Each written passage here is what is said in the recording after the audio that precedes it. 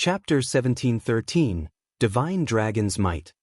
Chapter 1713, Divine Dragon's Might. When the Divine Beast's Descent magic arrays activated, two pillars of golden light rose from inside the movement-type defensive magic array. The two light pillars pierced the sky and cast a dazzling glow over the primordial divine ruin. The light pillars also purified the overflowing evil energy in the area and returned a massive fraction of the gray sky to its original blue color. Two gigantic magic arrays then appeared and swallowed Zero Wing's defensive magic array, draining the mana around the ruin. Everyone at the ruin gaped at the grand, magnificent scene. What are those?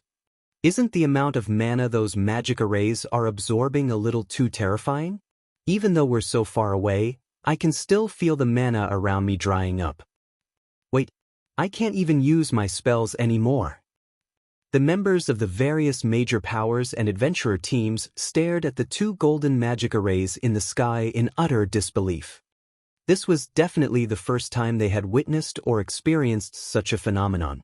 The two golden magic arrays had actually sucked away all mana in at least a 5,000-yard radius, even preventing them from using any of their skills and spells. Even Aqua Rose and Zero Wing's other upper echelons, who recognized the two golden magic arrays, were shocked and confused right now. This certainly wasn't their first time activating the Divine Beast's Descent magic array. At most, the magic array would stir the mana in a 500-yard radius in the past. Even when they had activated several Divine Beast's Descent magic arrays simultaneously, the arrays hadn't absorbed so much mana that players in the affected area hadn't been able to use their skills or spells. Yet, not only did the two Divine Beast's Descent magic arrays affect 5,000-yard radius, but they had also devoured almost all of the mana in the affected area. Amazing! Using elemental sources as the magic array's cores can actually improve them to such a degree? Feng couldn't help his astonishment over the spectacular scene before him. Based on his knowledge, even advanced summoning magic arrays couldn't cause such a huge mana drain. Unfortunately, he had never seen a master summoning magic array, so he couldn't make a good judgment. As mana continued to flood into the two gigantic magic arrays, the figures of two divine beasts gradually emerged. Shortly, two golden dragons with wingspans of up to 600 meters appeared above the defensive magic array. Both golden dragons were covered in dark purple runes, which gave the dragons a sacred and majestic feeling. Roar! Once the golden dragons fully manifested, they released roars that echoed throughout the primordial divine ruin. Following their bestial announcement, they released powerful shockwaves, which repeatedly shoved back the rapidly approaching evil demons and beasts. Even the defensive magic array beneath the two golden dragons trembled violently, looking as if they would shatter at any moment. The two golden dragons had also fully unleashed their auras, freezing the space around them.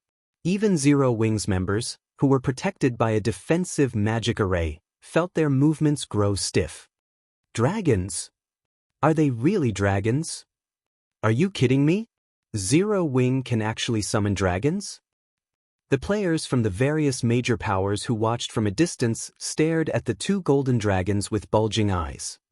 The various major powers knew what kind of monsters dragons were in God's domain. They were the personification of destruction. Their life ratings were only second to ancient gods, and a single dragon was more than enough to destroy an entire kingdom. Yet two of these great monsters floated in the sky before them. Under the pressure the two dragons emitted, they didn't even dare to think of resisting. It felt as if these two dragons were this land's absolute overlords. The pressure the two golden dragons exuded was no longer a matter of basic attributes. This was the difference in life ratings. However, after using advanced identification skills, some players soon discovered that these monsters weren't real dragons. Rather, they were merely creatures that contained a small trace of a dragon's soul. Divine Magic Dragon, Elemental Creature, Archaic Species, Mythic. Level 80. HP 600, 000/600, 000/000. Although the Divine Magic Dragons weren't real dragons, they still surprised Feng. These two divine magic dragons actually possess domains, which was also why their mere presence affected the space around them so drastically. Go! It's time for the slaughter! Feng commanded Flying Shadow and Shadow Sword, who controlled the divine magic dragons. A level 80 mythic ranked archaic species was already a nightmare for current players, let alone a mythic ranked archaic species that could use a domain. The reason that Tier 4 NPCs could go toe-to-toe with a mythic monster of the same level was their control of a domain. While inside their own domain, Tier 4 NPCs could enhance their abilities and suppress their enemies at the same time. However, it would be a different story if the targeted mythic monster had its own domain. Such an existence would be practically invincible among those of the same rank and tier. Even the High Demon, Baphomet, would receive a one-sided beating if it tried to face the divine magic dragon in a one-on-one fight. Hearing Feng's command, Shadow Sword and Flying Shadow, who stood in the center of two magic arrays on the ground, nodded. They then controlled the divine magic dragons to charge at the approaching evil demons and evil beasts. In response, the divine magic dragons flapped their massive wings once and disappeared. By the time the spectators had reacted to the divine magic dragon's disappearance, the two dragons had already crossed over 100 yards. After 2 seconds, one of the two dragons arrived before a mythic evil demon. Before the 150-meter-tall divine magic dragon, the 5-meter-tall level 80 mythic evil demon looked like an ant. The dragon then swiped its claw at the evil demon before it, and as its claw passed, numerous tears ripped apart space. Although the mythic evil demon tried to dodge the attack, its movements were sluggish due to the pressure from the dragon's claw. The dragon's domain also suppressed the mythic evil demon in every aspect. Not only did the domain decrease the evil demon's basic attributes, but the evil demon's reaction speed had also slowed. In addition, the divine magic dragon's claw was frighteningly fast. In the end, the mountain-like claw struck the mythic-ranked evil demon before it could even begin to move out of the way. Boom! The mythic evil demon's body immediately sank into the ground under the immense force, 30-meter-long cracks splitting the ground around it. All nearby chieftain-ranked evil demons and evil beasts died instantly, and only those at the Lord rank and above managed to survive. However, the surviving monsters sustained a heavily injured state. In the meantime, the other divine magic dragon had stomped on a level 80 evil earth dragon, crushing the mythic evil beast's 40-meter-tall body into the ground. The divine magic dragon then swiped its tail, flattening the ground around it and sweeping away a large number of low-ranked evil beasts and evil demons. Seeing this, the watching players from the various major powers and adventurer teams were dumbfounded. Too strong. The difference in strength between the divine magic dragons and Beast Emperor's monster army was past the point where the latter could compensate with numbers. The mythic-ranked evil demons and evil beasts couldn't pin down the divine magic dragons for even a moment. As a result, the divine magic dragons were free to attack the Grand Lord and Great Lord-ranked evil demons and evil beasts, who were trying to attack Zero Wing's defensive magic array. When the divine magic dragons struck, even the Grand Lords instantly became heavily injured, drastically decreasing their combat powers. Even if these heavily injured Grand Lords and Great Lords reached Zero Wing's defensive barrier, Zero Wing's experts, who wielded mana weapons, could repel and kill them easily. Following which, the two divine magic dragons wreaked havoc across the battlefield. Although the mythic-ranked evil demons and evil beasts tried to pin the two dragons down, the divine magic dragons didn't bother with their mythic opponents. Instead, the two dragons sent their mythic opponents flying and focused on the lower-ranked evil demons and evil beasts. Even when these mythic-ranked evil beasts and demons targeted Zero Wing's defensive magic array, the divine magic dragons got ahead of them and sent them flying again. With their massive frames, the two divine earth dragons could protect Zero Wing's members almost perfectly. At the very least, none of the enemy's mythic monsters could touch Zero Wing's defensive magic array. Before even 1 minute had passed, nearly 2,000 evil demons and evil beasts had been killed. The two divine magic dragons were like colossal killing machines that continuously earned EXP for Zero Wing's members. So, this is why Zero Wing was so confident. Watching Zero Wing's forces rapidly wear down the evil demon and beast army, the various major powers finally understood why Zero Wing had dared to dive into enemy territory with so few members. Black Flame. Beast Emperor wore a solemn expression as he watched his minions being massacred by the dozens and hundreds from inside the evil god's branch temple in ancient Rock City. He had carefully nurtured these evil demons and evil beasts so that they could serve as the foundation for his rule in the Orc Empire, yet his hated enemy was slaughtering them for EXP. If the battle continued at this rate, it was only a matter of time before Zero Wing annihilated his minions. Considering the situation, Beast Emperor gritted his teeth and left to meet with an old man in black robes within the temple. Very respectfully, he said, "Lord Byrne, I wish to hire Lord Dairo to annihilate these ignorant adventurers personally. I hope that you will grant me your permission." "You want to get Dairo to take action?" the black-robed elder asked indifferently. "That won't be a problem, but Dairo's services aren't cheap. It'll cost you 12,000 contribution points per hour." "So expensive?" Beast Emperor could not help his frown upon hearing this price. He had already spent 7,000 CPs to hire Dairo to cast a sealing barrier over the primordial divine ruin. Now, he only had a little over 14,000 CPs remaining. If he spent another 12,000 CPs now, he'd have to cancel or considerably delay many of his original plans. "Have you decided?" Ernest. "Lord Byrne, I wish to hire Lord Dairo for 1 hour, Beast Emperor responded after giving the matter some thought. The last thing he could afford to lose right now was another evil god's apostle. As soon as Beast Emperor finished speaking, 12,000 evil gods temple contribution points vanished from his stockpile. At the same time, Dairo, the mythic NPC at the distant primordial divine ruin, became a mercenary under Beast Emperor's control. Black Flame. You will suffer in death. The first order Beast Emperor gave to Dairo was to slay Shifeng, who stood inside Zero Wing's defensive magic array. Meanwhile, back at the primordial divine ruin, Dairo, who quietly stood atop a flying evil beast, abruptly opened his eyes. Suddenly, the mana around him vanished, and a powerful surge of evil energy replaced it.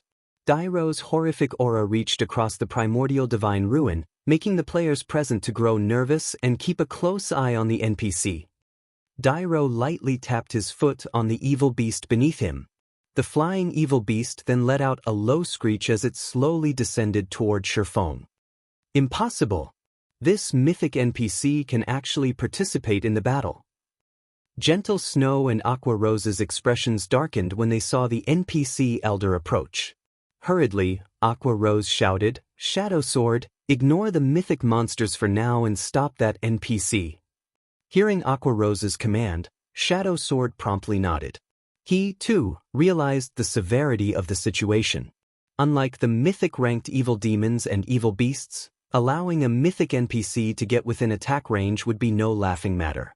Immediately, Shadow Sword controlled his divine magic dragon to charge at Dairo. Scram! Shadow Sword then directed his divine magic dragon to slap at the NPC elder.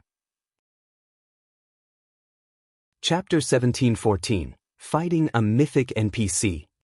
Chapter 1714. Fighting a Mythic NPC. This Beast Emperor can actually convince a Mythic NPC to join the fray. Is this a joke? That's a Tier 4 NPC we're talking about. The various major powers and adventurer teams members at the primordial divine ruin stared with wide eyes as they watched Dairo descend to the battlefield, their hearts palpitating in fear and shock. None of these players were strangers to Tier 4 NPCs. Tier 4 NPCs ruled over every major NPC city in the various kingdoms and empires, and anyone who had met such an NPC would know just how powerful they were.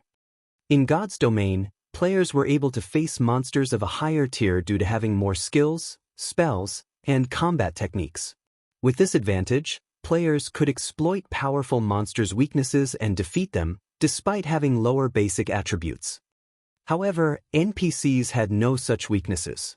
Unlike monsters, both the quality and quantity of NPCs' skills and spells was far superior to players. They were capable of executing many complex combination attacks with these skills and spells, making them far more difficult to deal with than monsters. To make matters worse, although NPCs' basic attributes were lower than monsters of the same rank and tier, they were still overwhelmingly higher than players.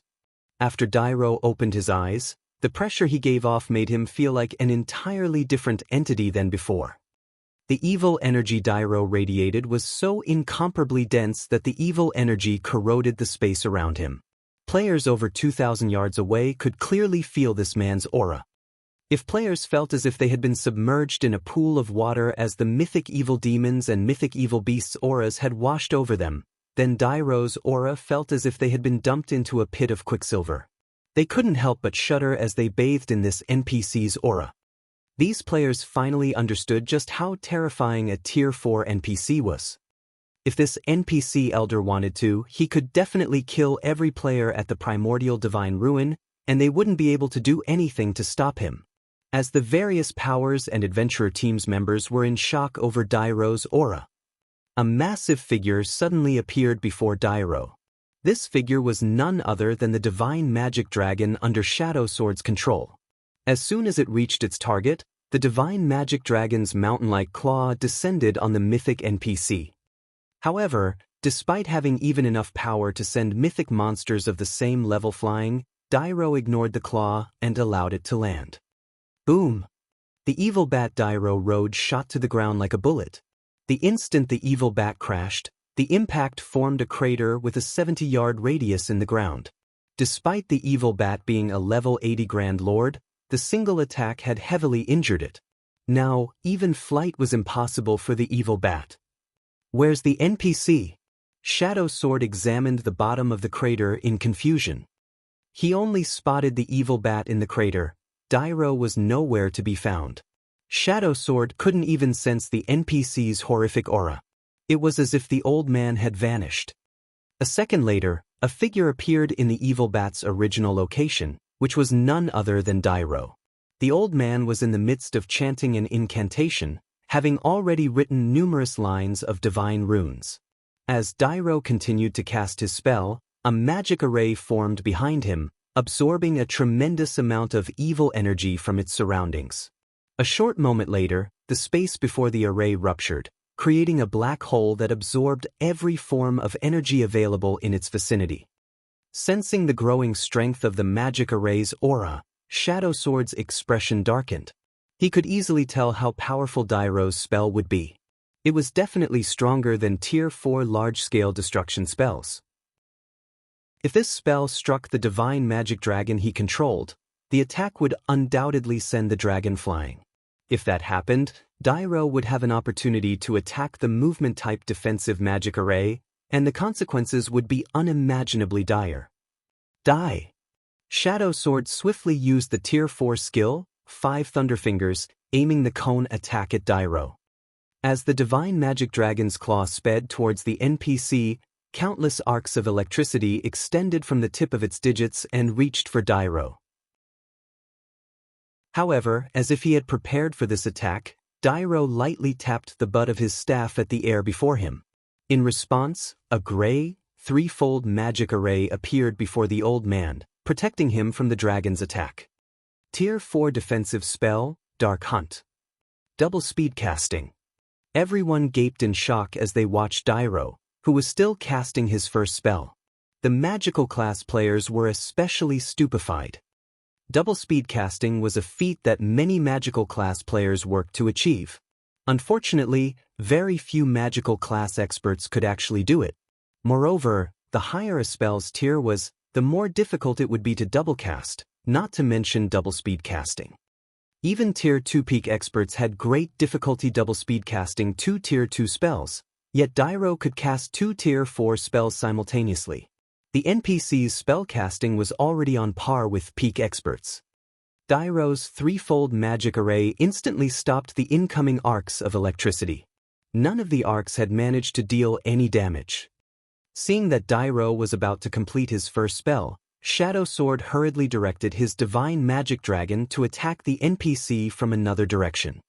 Dark Hunt could only block attacks from one direction. It was useless against attacks from other angles.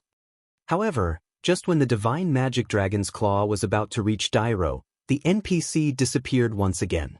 This time, he reappeared 100 yards away from the attacking dragon. Tier 3 spell, Advanced Movement.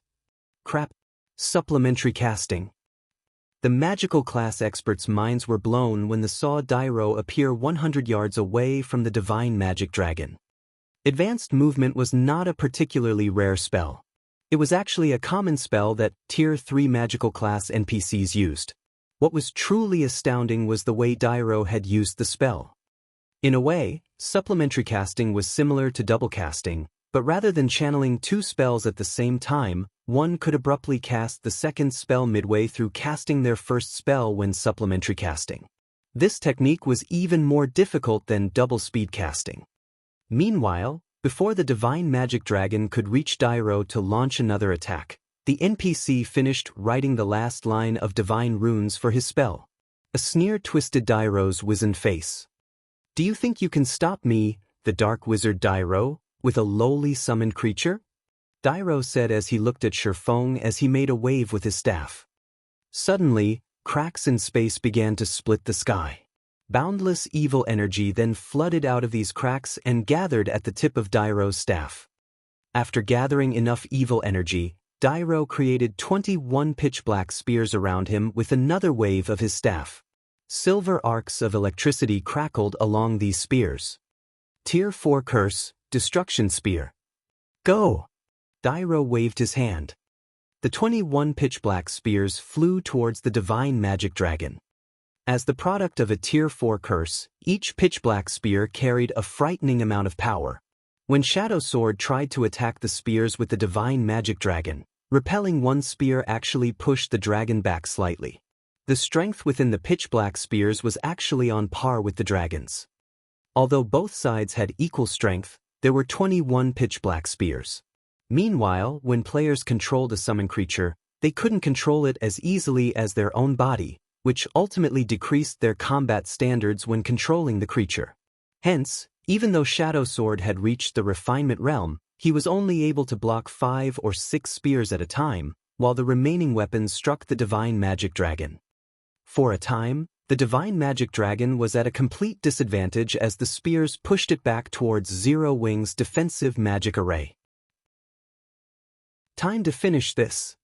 Dairo waved his staff again, joining 2 of the pitch-black spears into one weapon and striking at the Divine Magic Dragon, the attack carrying far more strength than the individual summoned weapons. However, just before the combination attack reached the Divine Magic Dragon, suddenly, a flash of black light bloomed before the Divine Magic Dragon.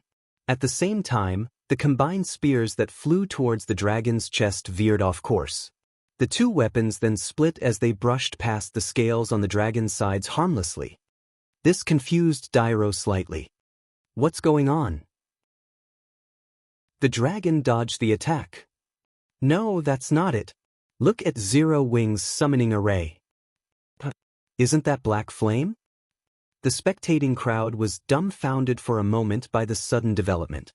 They failed to understand how the Divine Magic Dragon had become powerful enough to stop the pitch-black spear's combination attack. However, some players with keen eyesight quickly noticed that Shadow Sword was no longer standing in the summoning array for the Divine Magic Dragon. Shifeng had actually taken his place. Black Flame, do you think you can change this outcome just by switching controllers? Beast Emperor could not help but laugh when he saw Shifeng controlling the Divine Magic Dragon. Summoned creatures were not as easy to control as a player's body. Naturally, a Domain Realm expert would have far more control of a summoned creature than a Refinement Realm expert. The realms of refinement improved a player's 5 senses, but players simply couldn't merge their senses completely with a summoned creature's. As a result, one's combat power when controlling a summoned creature was considerably limited. They changed controllers? Dairo muttered as he glanced at the distant summoning array. As a mythic NPC, his intellect was incredibly high. Hence, he was quickly able to assess any changes on the battlefield. However, the surprise in Dairo's eyes quickly faded, replaced by ridicule. Foolish mortals, do you think you can stop my destruction spears because you've gained more control of a lowly summoned creature? All you've done is prolonged your suffering." Saying so, Dairo combined 20 spears into 10 pairs, attacking Shifeng with all of them at once.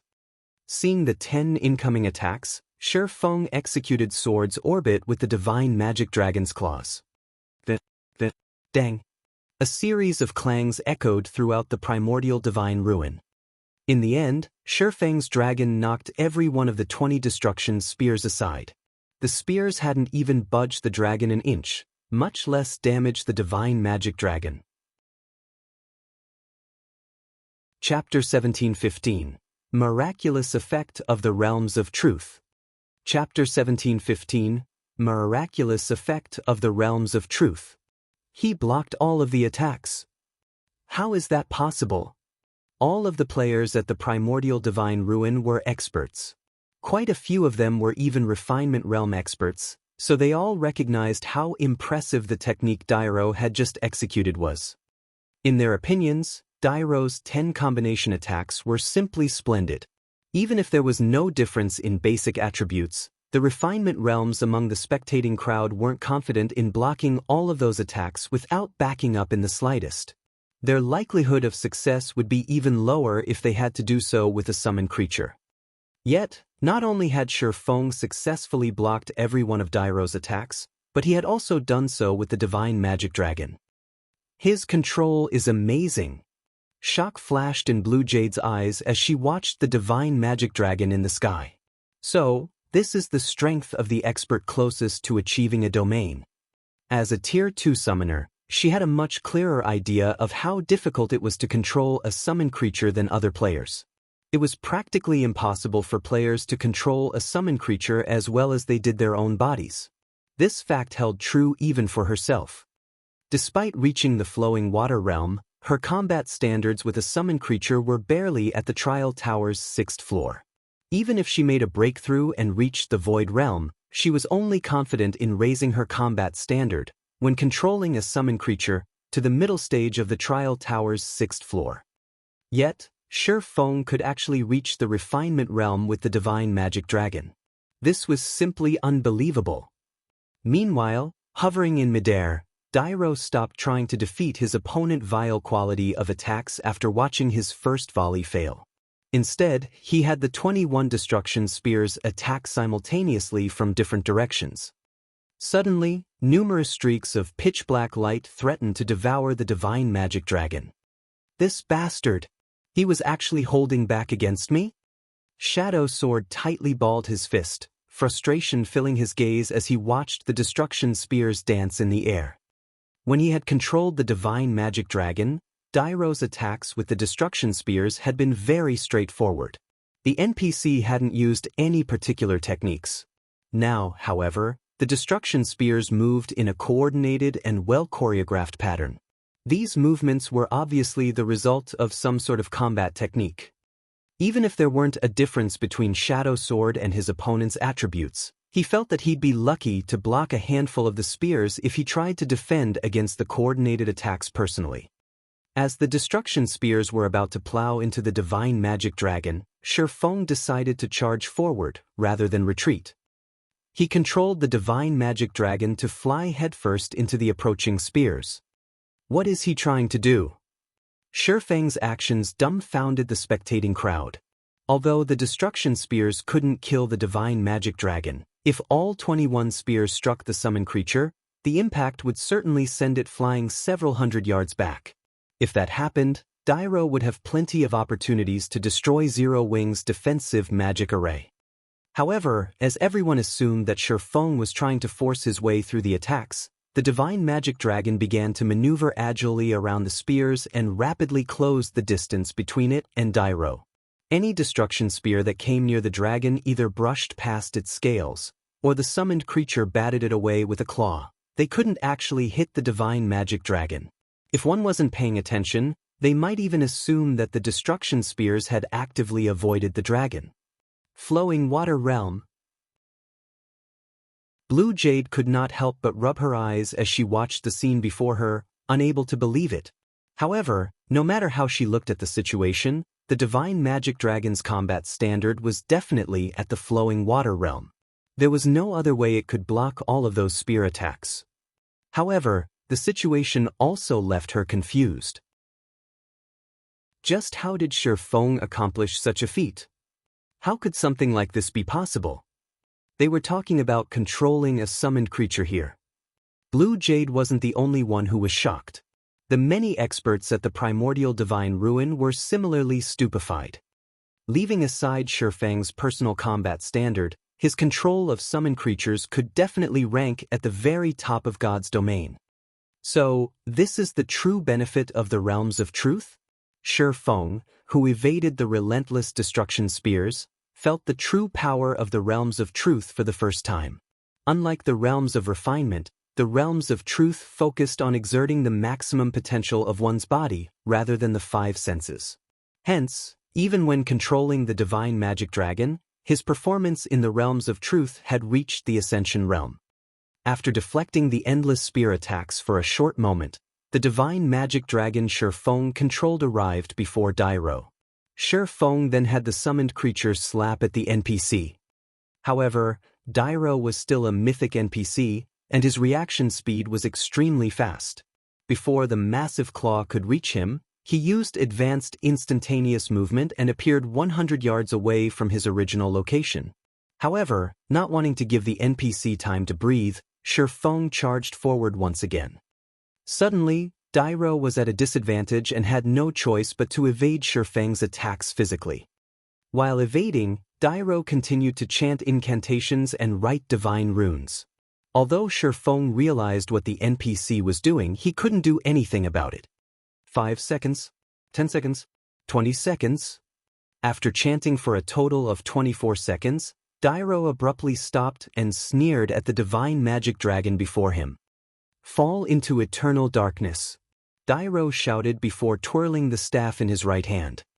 Suddenly, the sky darkened, and 36 gigantic magic arrays appeared around the Divine Magic Dragon.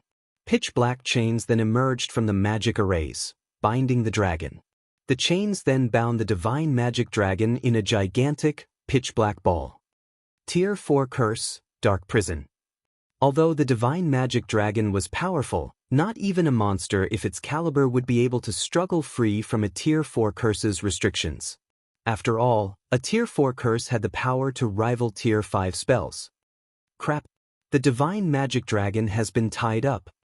Shadow Sword's expression darkened when he saw Dairo fly towards Zero Wing's defensive magic array after casting the Tier 4 Curse. Although the movement-type defensive magic array was strong, it would only last a few hits from a Tier 4 NPC. Moreover, unlike monsters, a magical class NPC like Dairo would have an acute understanding of magic arrays. Breaking through a defensive magic array would be child's play for Dairo. Once the defensive magic array was gone, the remaining evil demons and evil beasts would be more than enough to annihilate Zero Wing's army several times over even if Dairo didn't get involved. Black Flame, your time is up. Beast Emperor revealed a victorious grin as he watched Dairo move closer to Zero Wing's defensive magic array. He had been slightly concerned that the Divine Magic Dragon would be too much for Dairo to handle, but at the end of the day, a Tier 4 NPC was still a Tier 4 NPC. Although Dairo was no match for the Divine Magic Dragon in a direct confrontation, he would have no trouble binding it for a short time, just long enough for Dairo to wipe out a bunch of Tier 2 players. This made Zero Wing's members in the defensive magic array nervous. Elsewhere, 2 mythic evil beasts had managed to force their way past Flying Shadow's Divine Magic Dragon. The 2 mythic evil beasts then coordinated with Dairo. It was obvious that they planned to break through the defensive magic array with a single attack. The watching players could already picture the defensive magic array shattering under the 3 Tier 4 existences combined assault when Dairo and the 2 mythic evil beasts were less than 100 yards away from the barrier around Zero Wing's members. "It seems Zero Wing is doomed this time," Quiet Melody said, sighing. Although this battle had been a close one, Zero Wing still wasn't strong enough. She had never imagined that not only would Beast Emperor convince a Tier 4 NPC to take action for him, but that the NPC would also wield so many Tier 4 curses. So, this is the true strength of a Tier 4 NPC. Despite watching Dairo and the two evil Earth dragons approach, Shifeng didn't reveal any signs of fear or despair. Instead, he quickly gave Shadow Sword control of the Divine Magic Dragon as he took out the Tier 4 Domain Scroll that he had obtained after killing the Tyrant Soul. When he activated the Tier 4 Domain Scroll, a blue light rippled away from him, extending to a 1,000-yard radius. Suddenly, all enemies within range of the domain skill were suppressed. Because of this, Dairo, who had already been suppressed by the Divine Magic Dragon's domain skill, lost even more attributes and reaction speed. Now, he only had 80% of his original basic attributes. Against a Tier 4 NPC like Dairo, the effects of the Tier 4 Domain Scroll were quite astonishing. Unfortunately, Dairo was still unstoppable for players. After activating the Domain Scroll, Shifeng took a Summon Guard Scroll from his bag and summoned Anna. Why is the guild leader summoning his personal guard? Aqua Rose, Gentle Snow, and the Zero Wings' other members were confused to see Anna join the battlefield. They were no strangers to Anna. She, without a doubt, had the most frightening growth potential of any personal guard they had seen in the game. In one-on-one combat, she could even defeat opponents of a higher tier. However, Anna was only a Tier 2 NPC. Even if Dairo's attributes and reaction speed were suppressed, Anna still had no hope of taking him down. However, as Zero Wings members doubted Shifeng's sanity, Shifeng retrieved a crimson potion from his bag and handed it to Anna. After receiving the potion, Anna removed the lid on the bottle and drank it without hesitation. Players weren't the only ones who could use potions in God's domain. NPCs could as well. The Crimson Potion was none other than the Grandmaster-ranked growth potion Shifeng had obtained after killing Baphomet. When consumed, the potion would forcefully elevate the user by 1 tier. After consuming the potion, Anna's physique began to transform. The surrounding ambient mana flooded into her, and as it did, golden divine runes began to decorate Anna's body, adding a hint of holiness and beauty to her appearance. Anna's aura had also undergone a heaven-defying transformation. If her previous aura was like flowing water, her new aura felt like the endless ocean. If one paid close attention, they would notice that Anna was no longer a Tier 2 NPC, but a bona fide Tier 3 NPC. How is this possible? Even the various major powers and Beast Emperor had noticed Anna's transformation, let alone Zero Wings members. After all, her rise from a Tier 2 NPC to Tier 3 had caused quite the commotion. Alright, let's begin the second round. Shifeng smiled at the approaching Dairo. Chapter 1716, Tier 3 Anna. Chapter 1716, Tier 3 Anna. A Tier 3 personal guard? Beast Emperor, who watched the battle through a crystal ball in the Evil God's Branch Temple, was slightly surprised when Anna appeared beside Shifeng. However, his surprise quickly turned into a sneer as he said, "Do you really think that a measly Tier 3 personal guard can stop a Tier 4 NPC?" To put it simply, personal guards were hired NPCs in God's domain. However, since they were enhanced through a contract, personal guards' basic attributes were slightly higher than ordinary NPCs of the same level. Although Anna had been promoted to Tier 3, she was only slightly stronger than other Tier 3 NPCs. She might be invincible against current players, but she was still far from being able to contend with Tier 4 existences. Meanwhile, when the Tier 4 Curse Dark Prison was used on ordinary mythic monsters of the same level, it could trap the monster for at least an hour. Although the Divine Magic Dragon was extremely powerful, Beast Emperor guessed that the Dark Prison should hold it for at least 20 minutes. Although no one could damage the sealed monster during that time, it couldn't do anything either. Meanwhile, relying on a Tier 3 personal guard to distract a Tier 4 NPC like Dairo was a joke. Beast Emperor wasn't the only one who thought so. Every player at the Primordial Divine Ruin agreed with the sentiment. Although only one tier separated Tier 3 and 4, the gap between the tiers' strength increased with each subsequent tier. In front of a Tier 4 NPC, a Tier 3 NPC didn't even qualify to buy time. As Dairo and the two level 80 evil Earth dragons drew closer, Anna began to chant an incantation from within Zero Wings' defensive magic array. With her left hand, She swiftly drew line after line of divine runes in the air. Shortly after, two colossal magic arrays, one white and one black, appeared beside Anna. The ambient mana then began to flow towards the arrays, and Zero Wings members could feel the mana density increase around them by several times. Double speed casting. That personal guard is quite good. She actually knows how to double speed cast. It's a pity that she's going to die here today. When the various major powers upper echelons saw Anna double speed cast, envy gripped their hearts. While NPCs were indeed powerful, there were significant differences between them. Magical class NPCs capable of double casting were already extremely rare, not to mention NPCs capable of double speed casting. This was also why they had been so surprised to learn that Dairo could both double speed cast and supplementary cast. If a personal guard grasped these techniques, they would have an advantage over other NPCs when they reached higher tiers. Take Dairo, for example. Despite Dairo clearly being no match for the divine magic dragon under Shifeng's control, the NPC could rely on his techniques to mitigate the divine magic dragon's attacks and even entrap it. As the spectating crowd pondered such things, two pillars of light rose from the two colossal magic arrays, each taking on the color if the array it emerged from. In the next moment, three summoned creatures stepped out of each of the two light pillars. Three knights in silver armor had emerged from the white light pillar, each of which wielded a silver sword in their right hands and a shield that could easily serve as a mirror in their left.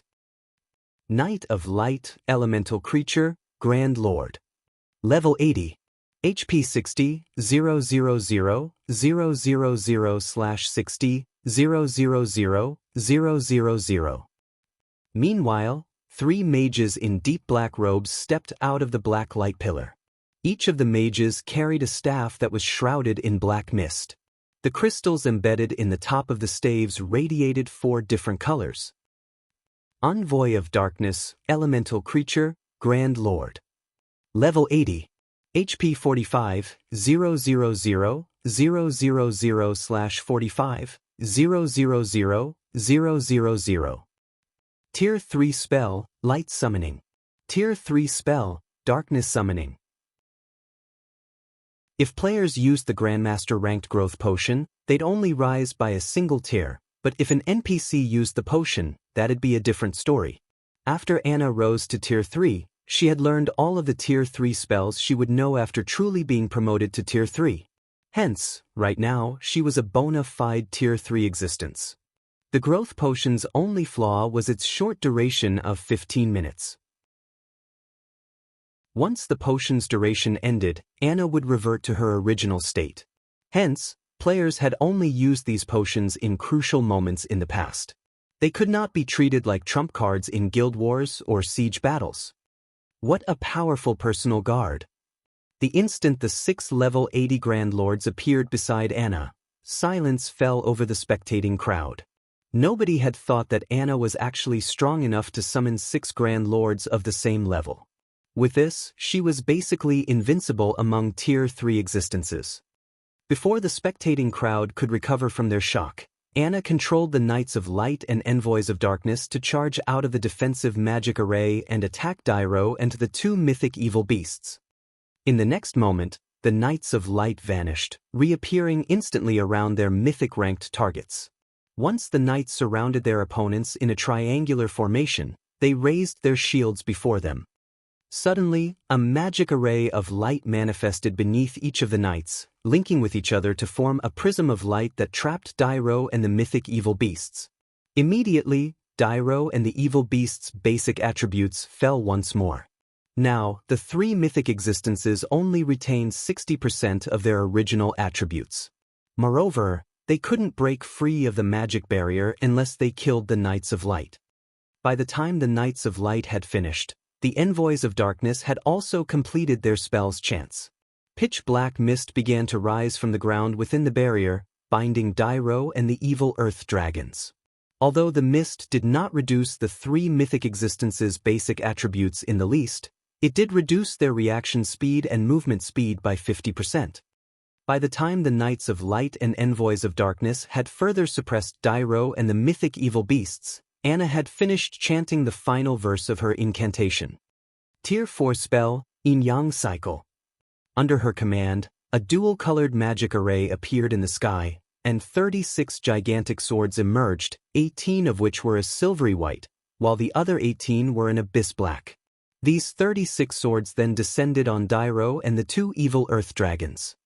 Despite seeing the approaching swords, the two mythic evil beasts showed no intention of dodging the weapons. Instead, they swiped their claws at the incoming attacks. However, the moment one of evil beast's claws met one of the silver swords, the impact flung its claw backward, bending its arm at an awkward angle. When the other evil beast touched a black sword, the sword passed through its claw and struck the evil earth dragon, dealing over -1 million damage. As the 36 swords fell, one after another, the two mythic evil beasts screamed in pain and their HPs plummeted. Although the two evil beasts wanted to escape, the falling swords pinned them in place.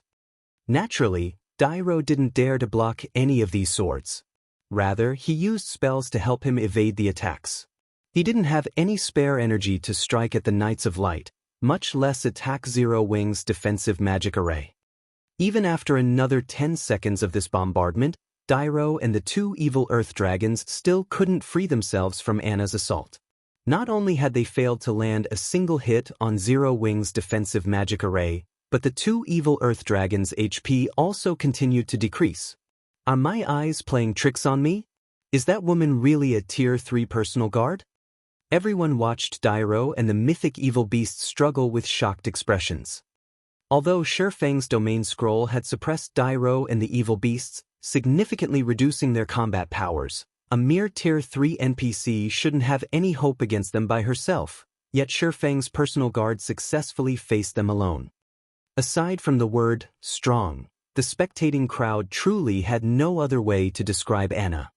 Despite Anna standing alone, her skills made her look like a team of NPCs. So, this is the strength of an epic personal guard?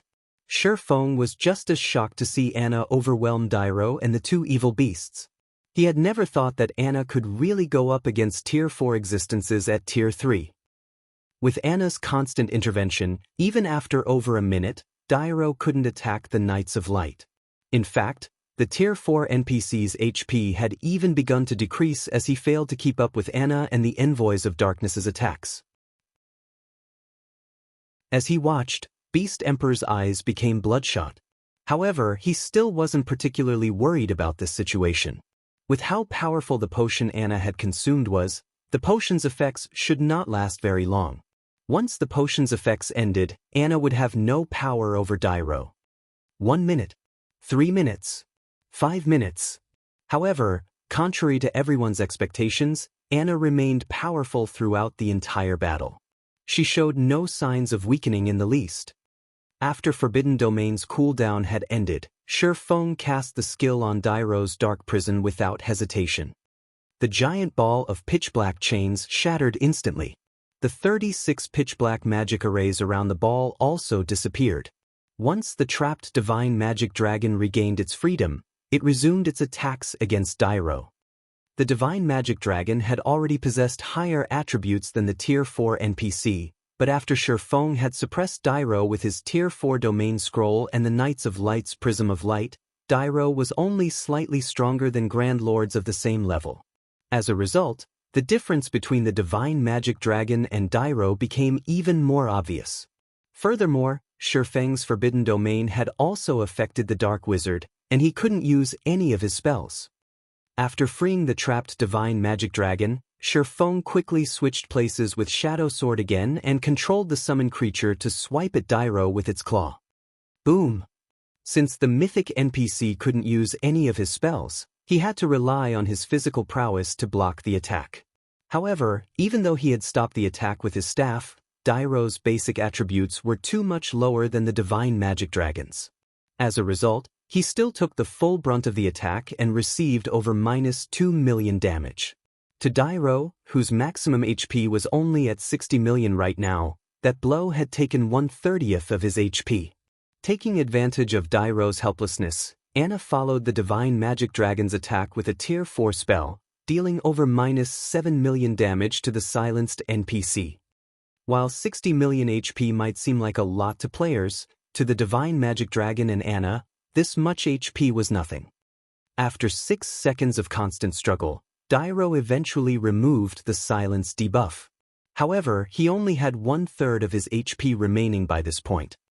To make matters worse, although Dyro could again defend himself with powerful spells, the massive difference in attributes between himself and the Magic Divine Dragon was beyond the reach of spells. As a result, the enemy dragon broke through his defense, again and again, and his HP visibly decreased. Finally, when less than 1 minute remained on Anna's growth potion, Dyro's HP hit 0. The NPC elder then collapsed to the ground with a face of frustration and reluctance. Chapter 1717, Shocking Numerous Countries. Chapter 1717, Shocking Numerous Countries. As Dyro died, the dark gray evil energy consuming the sky above the primordial divine ruin faded. The land once again bathed in the sun's glaring rays. Many of Zero Wing's army abruptly leveled up as the Tier 4 NPC awarded more abundant EXP than any ordinary mythic monster. Unlike mythic monsters, the NPC dropped only 2 items when he had died. After these 2 items appeared, the evil energy surrounding the old man's body quickly dissipated, and shortly after, his body transformed into ash that scattered with the wind. He died. A Tier 4 NPC was killed, just like that. Everyone at the primordial divine ruin watched Dyro's disintegrating corpse in utter disbelief. After playing God's Domain for so long, everyone was terrifyingly familiar with the strength of Tier 4 NPCs. They were powerhouses that could guard and rule over major NPC cities. They were definitely invincible to current players. Yet, players had just slain one such NPC. This situation had overturned everything they thought they had known about God's Domain. How is this possible? That's a Tier 4 Dark Wizard we're talking about. Beast Emperor's countenance twisted as he stared at Dyro's corpse through the gigantic crystal ball in the Evil God's Branch Temple. He had spent nearly all of his Evil God's Temple contribution points to get Dyro to participate in the battle. Aside from getting rid of Zero Wing, he also wanted to give the various superpowers a warning. He wanted everyone to know that the Orc Empire was his territory, yet both his main and side objectives had failed. Back on the battlefield, the players from the various major powers and adventurer teams weren't the only ones shocked by Dyro's death. Even Zero Wing's members stared at the NPC's corpse with dumbfounded expressions. "Did we succeed?" Aqua Rose muttered, finding what had just happened a little hard to believe. "Relax. He's dead. Although Tier 4 NPCs are powerful, they're not invincible. Everyone continue killing the evil demons and evil beasts. The battle is not over yet," Shifeng said, chuckling. "Shadow Sword, come take back control over the dragon." While Tier 4 NPCs were very powerful, they were not insurmountable. As players reached higher levels and gained more strength, some would even take out the level 200 Tier 4 NPCs that protected major NPC cities, let alone a lowly level 80 Tier 4 NPC. "Understood." Shadow Sword snapped out of his daze and nodded. Once Shadow Sword took control back, Shifeng activated Gale Domain, transforming into a blur as he dashed towards Dyro's ashes. NPCs like Dyro rarely dropped loot, which was why players weren't usually interested in killing God's Domain's NPCs. Not only were NPCs built to counter players, but they also didn't drop much loot even after they died. Normally, players wouldn't bother with such a thankless task unless they had no other choice. As for the Tier 4 NPCs that protected cities, they almost never dropped loot. And due to the city's magic arrays, these NPCs would command even more combat power. To make matters worse, if players killed a city's protector, the city's kingdom or empire would post a bounty on their head. If players had a working brain, they wouldn't provoke an NPC city's Tier 4 NPCs without a very good reason. However, in the rare event such NPCs dropped loot, the items would definitely be top tier. Although Shifeng didn't need to worry about anyone stealing Dyro's loot due to the evil beasts and demons on the battlefield, He thought it would be best to be safe, rather than sorry. On the off chance that some suicidal players decided to give it a go, reclaiming the loot would be troublesome. The two evil earth dragons were still trapped in the Knights of Light's Prism of Light, and Anna and the Divine Magic Dragon had them thoroughly pinned down. This allowed Silverwing to reach Dairo's partly disintegrated corpse easily. After retrieving the two items the NPC had dropped, he immediately turned and fled back to the defensive magic array. When the major powers players saw this, their eyes became bloodshot with envy.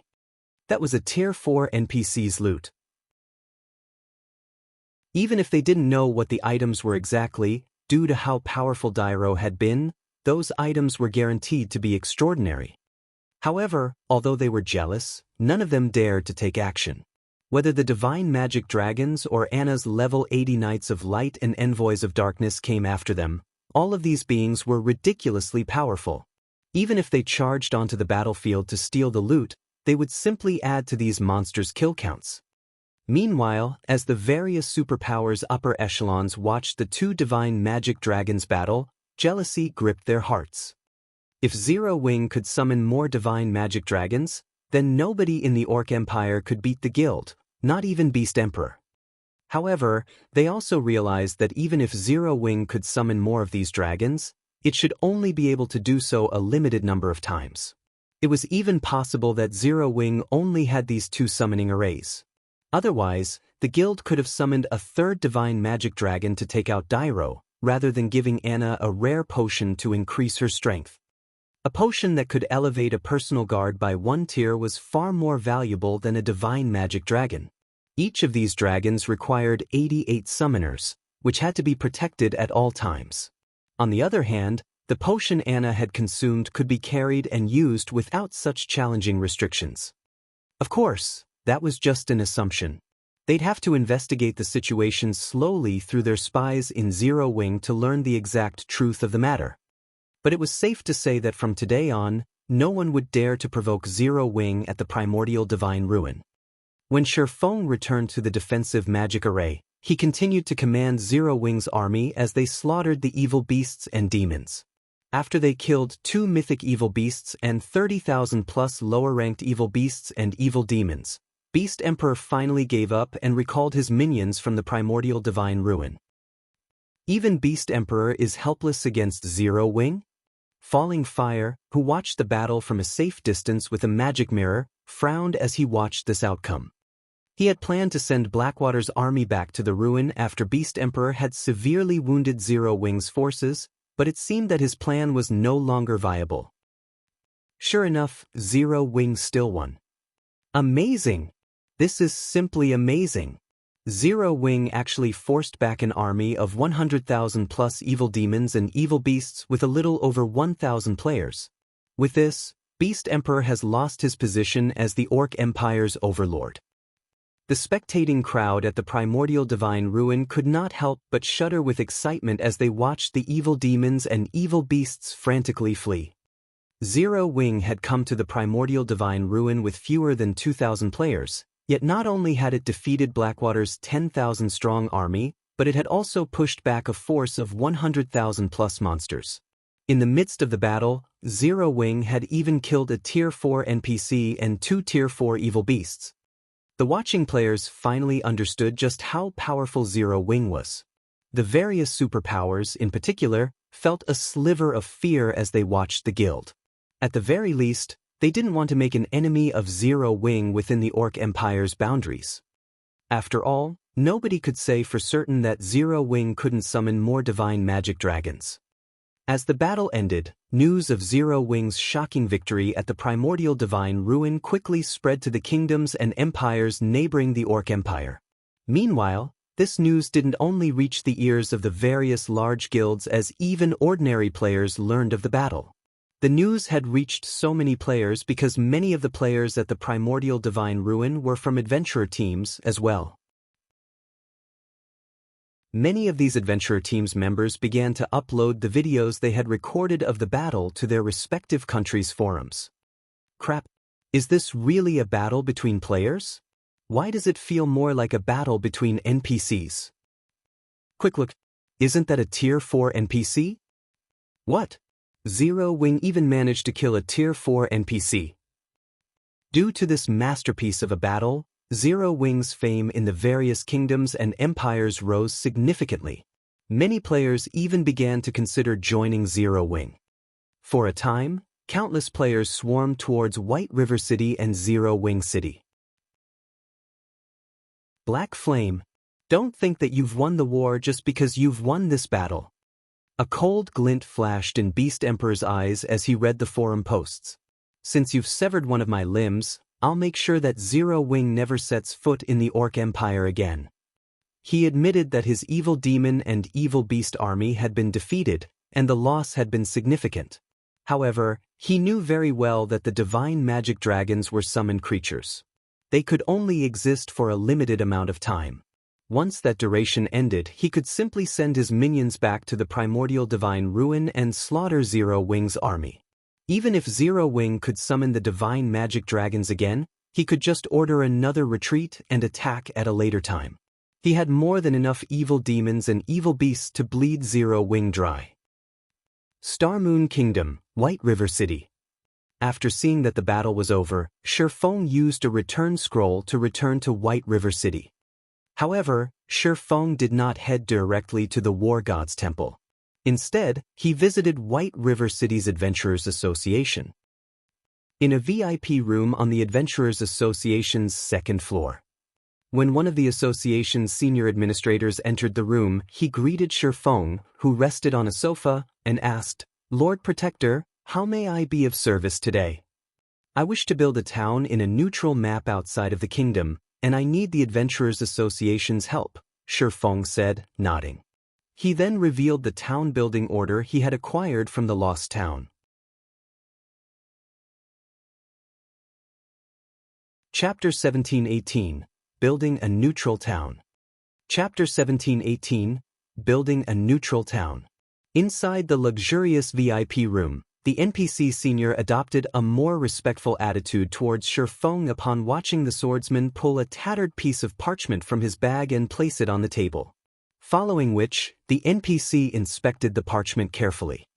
Although the town building order was nowhere near as valuable as a Star Moon Kingdom city building order on its own, it could rival, even surpass, the value of the kingdom's city building order depending on how it was used. This was because the town building order didn't have location restrictions. One could even construct a town in a neutral map if they wished to. Neutral maps were not under any kingdom or empire's jurisdiction, so building a town in one of these maps was akin to securing rule over the map. On the other hand, while the Star Moon Kingdom city building order was indeed very valuable, the city built had to be constructed within Star Moon Kingdom's borders. In other words, the city would still be under the kingdom's jurisdiction and would be largely influenced by the kingdom. The simplest example of such influence was the monthly management fee towns and cities had to pay the kingdom. For a basic city like Zero Wing City, players had to pay a monthly management fee of 30,000 gold. If the city were promoted to an intermediate or advanced city, the fee would increase by several times. However, if a town or city were constructed in a neutral map, players wouldn't be required to hand over an exorbitant management fee to any kingdom or empire. Instead, players only had to pay a small management fee to the system. Of course, such a benefit had a huge drawback: the lack of safety. Towns and cities within a kingdom or empire were under that kingdom or empire's protection. Monster attacks were the greatest threat these towns and cities would have to face. However, monsters weren't the only threat in a neutral map. Raids from other races would be commonplace as well. If a guild weren't strong enough, building a town in a neutral map would simply be a waste of manpower and resources. In fact, guilds had often overestimated their strength during Shifeng's previous life, constructing towns in neutral maps, which were subsequently destroyed. However, this drawback included another benefit, which was the greatest benefit of building a town in a neutral map. Since neutral maps were not under a kingdom or empire's jurisdiction, guild towns and guild cities in neutral maps could trade with other races. God's domain had many different races.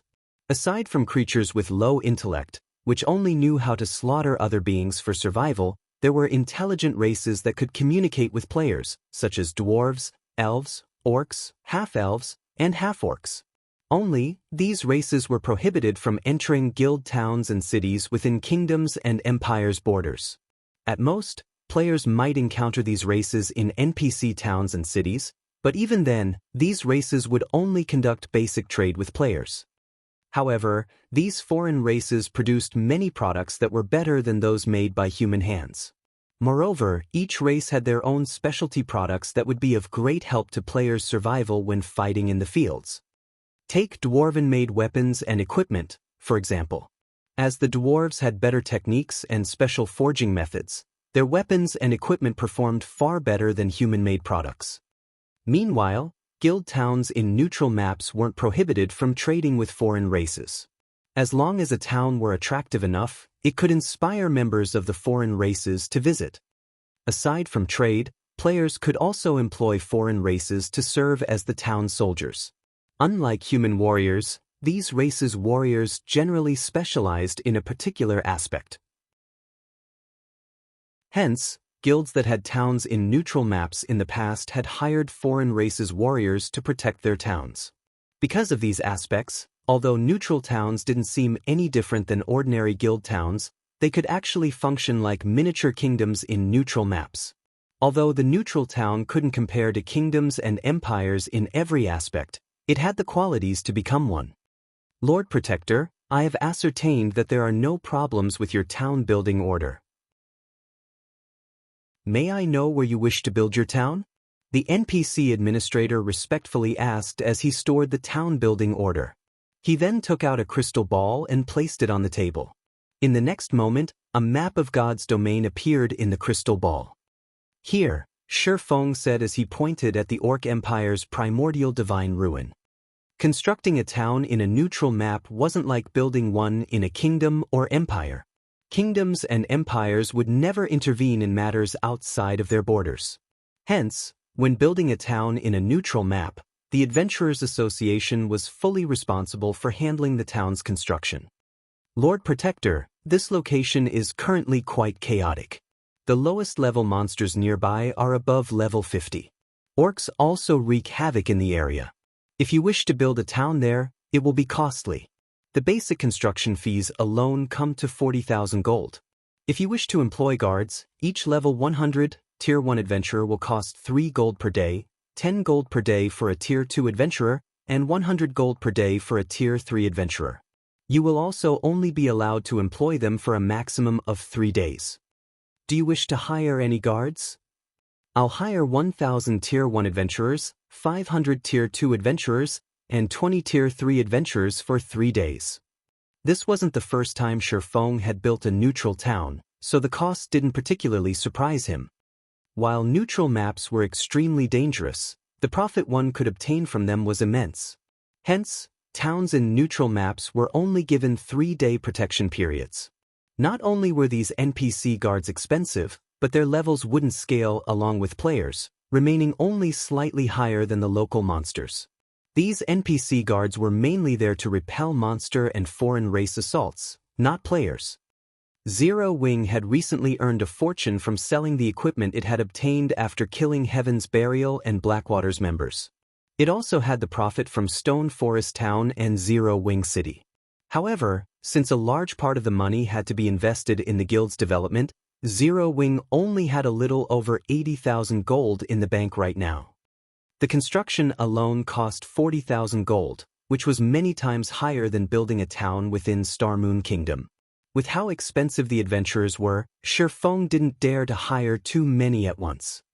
Furthermore, if a town wished to survive in a neutral map long-term, relying on temporary guards definitely wasn't a viable solution. Hence, the guild had to set some money aside to build static defenses in the town as well. Alright, your total bill comes to 70,000 gold. No discounts are available at this time, the NPC administrator said, nodding. Once you complete the payment, the Adventurers Association will send our people to the chosen location within 1 minute. It will take them roughly 20 minutes to complete the town's construction. 20 minutes? The senior administrator's explanation surprised Shi Feng a little. He had never thought that the town's construction would take so long. When the Adventurers Association constructed a town in a nearby neutral map, it normally completed the construction within 10 minutes. Unlike cities, towns had fewer facilities and structures, after all. But his town required twice as long to construct. One could just imagine how dangerous the area around the primordial divine ruin was right now. However, Shifeng did not give the matter much thought. He handed 70,000 gold to the NPC and departed from the Adventurers Association. He then headed to the War God's Temple to earn himself some merit points. While Shifeng was on his way to the War God's Temple, he received a call from Aqua Rose. Guild leader, another problem has cropped up at the primordial divine ruin. As soon as we left the ruin, Beast Emperor sent his evil beasts and evil demons to surround the ruin again. We still can't send our elite members to garrison in the ruin, Aqua Rose reported with a somber expression. She hadn't expected Beast Emperor to be so shameless, making such a move. One of Beast Emperor's subordinates has also contacted us, informing us that he won't stop harassing us at the primordial divine ruin unless we release flame blood. Although Beast Emperor's actions were shameless, Zero Wing couldn't do anything about it. Zero Wing only had 2 magic arrays that could summon divine magic dragons, and both had been used during the previous battle. Now that Zero Wing had nothing to counter the evil beast and demon armies, sending in a player army would be suicidal. He's prepared to fight to the bitter end? Shifeng could not help but chuckle. Since that is the case, let him have his fun. We'll see how long he can continue his struggle. But what about Primordial City? Aqua Rose could tell that Shifeng was determined to destroy Beast Emperor thoroughly. However, Primordial City played a key role in helping Zero Wing's members reach Tier 2. Just ignore him, Shifeng said. For now, gather every architect in the Candlelight trading firm and have them gather in the guild residence. Then, contact Melancholic and tell her to prepare these materials for me. I'll need them in a moment. After saying so, Shifeng disconnected the call and quietly waited for his horse carriage to reach the War God's Temple. Meanwhile, Aqua Rose stared at the darkened screen before her with a confused look. Is it really fine to leave him alone? Aqua Rose muttered to herself worriedly. However, the expression Shifeng has worn during their conversation indicated that he had a well-thought-out plan in mind. Immediately, she shook her worries out of her mind and sent Beast Emperor's subordinate a reply. Once that was done, she started to gather the necessary manpower and notified Melancholic Smile to collect the necessary materials. Ancient Rock City. Good. Very good. When Beast Emperor received Aqua Rose's reply via his subordinate, his complexion turned frighteningly ashen, and killing intent radiated from his entire body. He had never thought that Shifeng would be mad enough to fight him to the bitter end. Just as Beast Emperor was about to declare a war of annihilation on Zero Wing, the sound of a system notification reached his ears. System announcement. Congratulations to Zero Wing for being the first guild to construct a town in a neutral map, rewarding 30,000 guild popularity and 10,000 popularity to the new town. Chapter 1719, Zero Wings Town. Chapter 1719, Zero Wings Town. A town in a neutral map? Beast Emperor stared at the system announcement, stunned. He wasn't unfamiliar with the town's construction. After all, many guilds had constructed towns within the various kingdoms and empires before. However, the building a town in a neutral map held an entirely different meaning.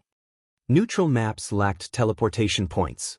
Players could only rely on their own power to travel to neutral maps. If a guild constructed a guild town in a neutral map, its guild members could guild transfer scrolls to teleport to said town once it had a guild residence, saving plenty of travel time. Moreover, unlike a captured town which had a fixed location, the owner could construct their town wherever they wished. Neutral maps were rich in resources, but the various major powers had only captured pre-made towns thus far. Nobody had successfully built a town in a neutral map yet. Even so, these powers had reaped plenty of benefits from their captured towns. If they could build a town in a strategic location and occupy it, they could definitely secure more resources.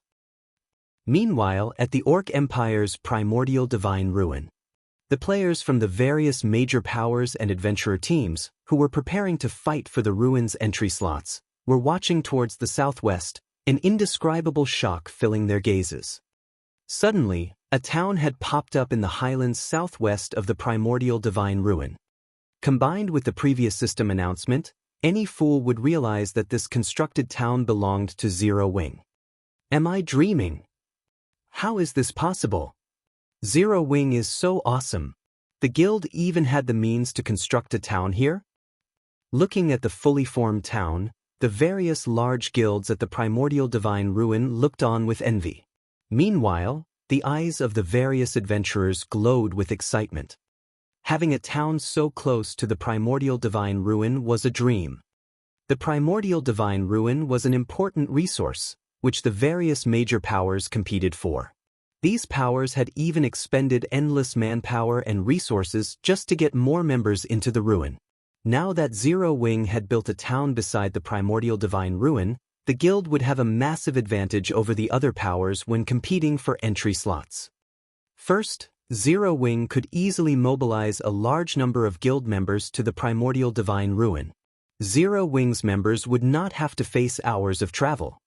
Second, the players that Zero Wing garrisoned in the ruin wouldn't have to worry about repairing gear and replenishing supplies.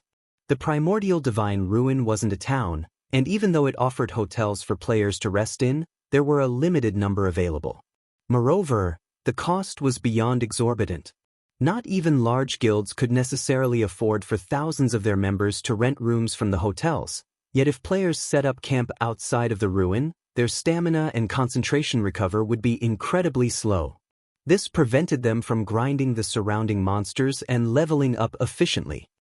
However, towns were a different story.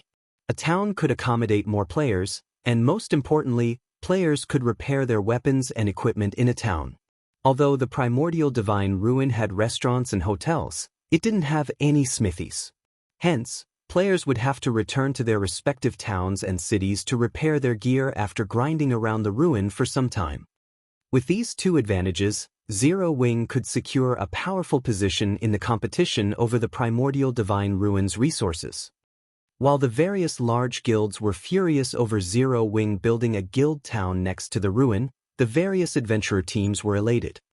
The participating adventurer teams were still far weaker than the various large guilds in the competition for entry slots.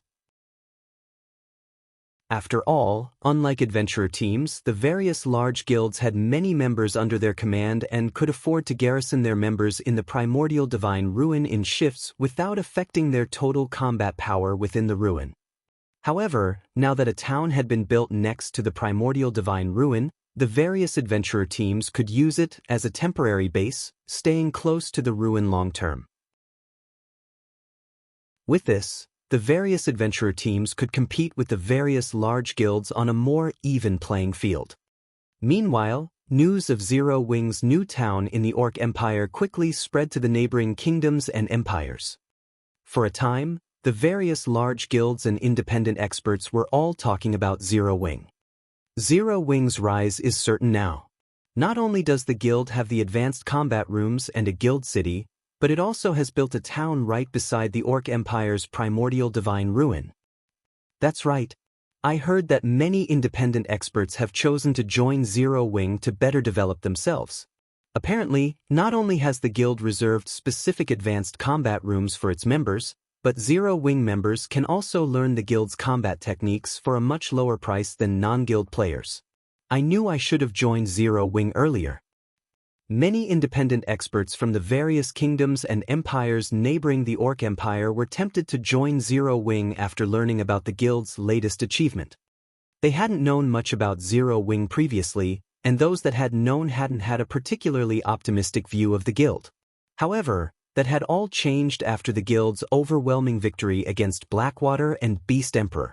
Now that Zero Wing had constructed a guild town beside the primordial divine ruin, even a fool could tell that the guild had a very high chance of becoming a super first-rate guild in the future. Many expert players targeted super first-rate guilds. If one could become an internal member of such an organization, they'd be able to live a life free of worry in the real world. However, super first-rate guilds had plenty of expert players, and only a limited number of people could become internal members. Hence, the competition within super first-rate guilds was intense.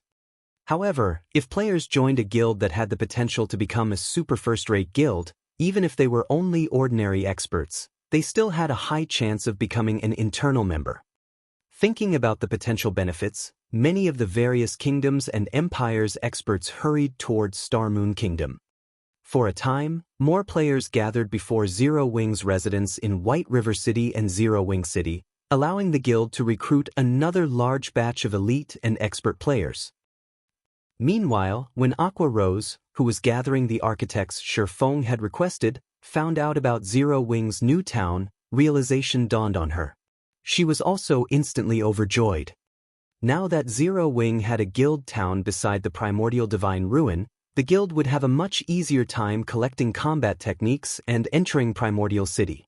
Most importantly, the town would bring in a massive amount of income for Zero Wing. Nowadays, a large number of players grinded and leveling in the Orc Empire.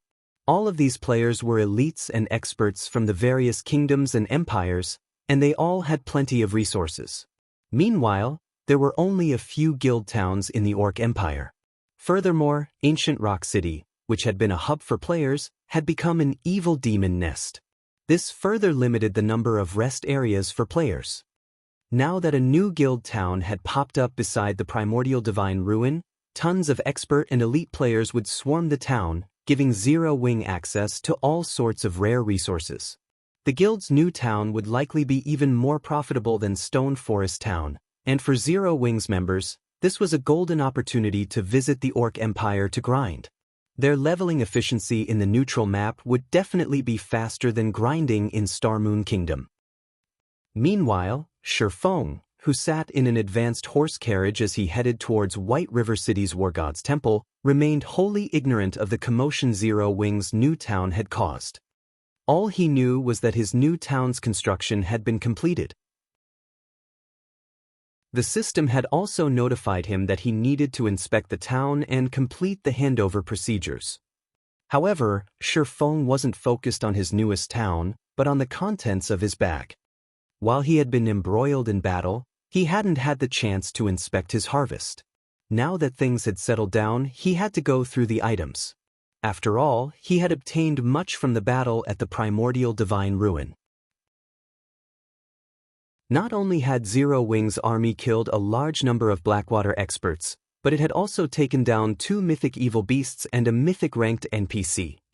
Among the top-tier equipment Blackwater's experts had dropped, the best had to be the magic weapon from Singular Burial. The magic weapon was a longbow called Firmament Striker. Magic weapons were even rarer than epic weapons. They were also much stronger than epic weapons. Unfortunately, wielding a magic weapon came with some severe risks. The 2 mythic-ranked evil beasts had also dropped splendid items. The monsters had dropped a growth-type epic-ranked mage robe and an evil energy potion recipe, an advanced alchemy recipe. The evil energy potion was a precious potion that when consumed, increases player's strength attribute by 15% and gave its user a certain amount of evil energy resistance for 2 hours. Naturally, the potion's main material was evil energy crystals. However, these items did little to hold Shifeng's attention as he was most eager to find out what the mythic NPC, Dairo, had dropped. Mythic NPCs rarely dropped items, but when they did, the items were definitely top tier.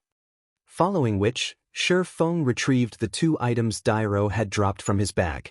He then appraised them with omniscient eyes. Chapter 1720, Evil God's Inheritance.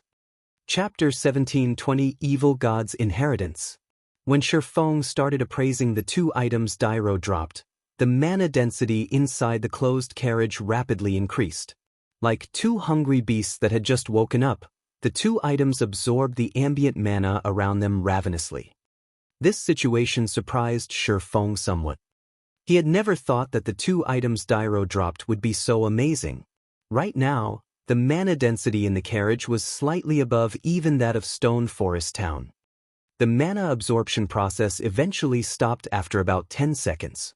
The situation inside the carriage then quickly reverted to its original state. Previously, the two items Shifeng obtained had been sealed, which gave them the appearance of purplish gold crystal balls and made it impossible to discern their identity. In fact, the only information Shifeng got when he tried inspecting the items was their name, sealed crystal ball, and nothing else. Meanwhile, upon seeing the two unsealed items, Shifeng could not help but be stunned. Of the two items, one was a broken longsword, and the other was a gemstone that radiated 5 different colored glows. Evil God's Inheritance, One-Handed Sword. A treasured sword that the evil god once used. However, the sword was destroyed in a battle, shattered into 3 pieces. Although the evil god's treasured sword was destroyed, the power of the evil god contained inside it remains intact. As long as one gathers all 3 fragments, it is possible for the sword to regain its past glory. This piece is the broken hilt of the sword. By permanently sacrificing 10 points of all attributes, the user may execute 1 slash with the sword. Although this sword has been severely damaged, it can still exert 1/10 of its original power. When this fragment is within 1,000 yards of other fragments, the fragments will resonate with each other. Drops upon death. Cannot be traded. Limit Gemstone, Epic Consumable. Can be embedded into a weapon or equipment to permanently improve it.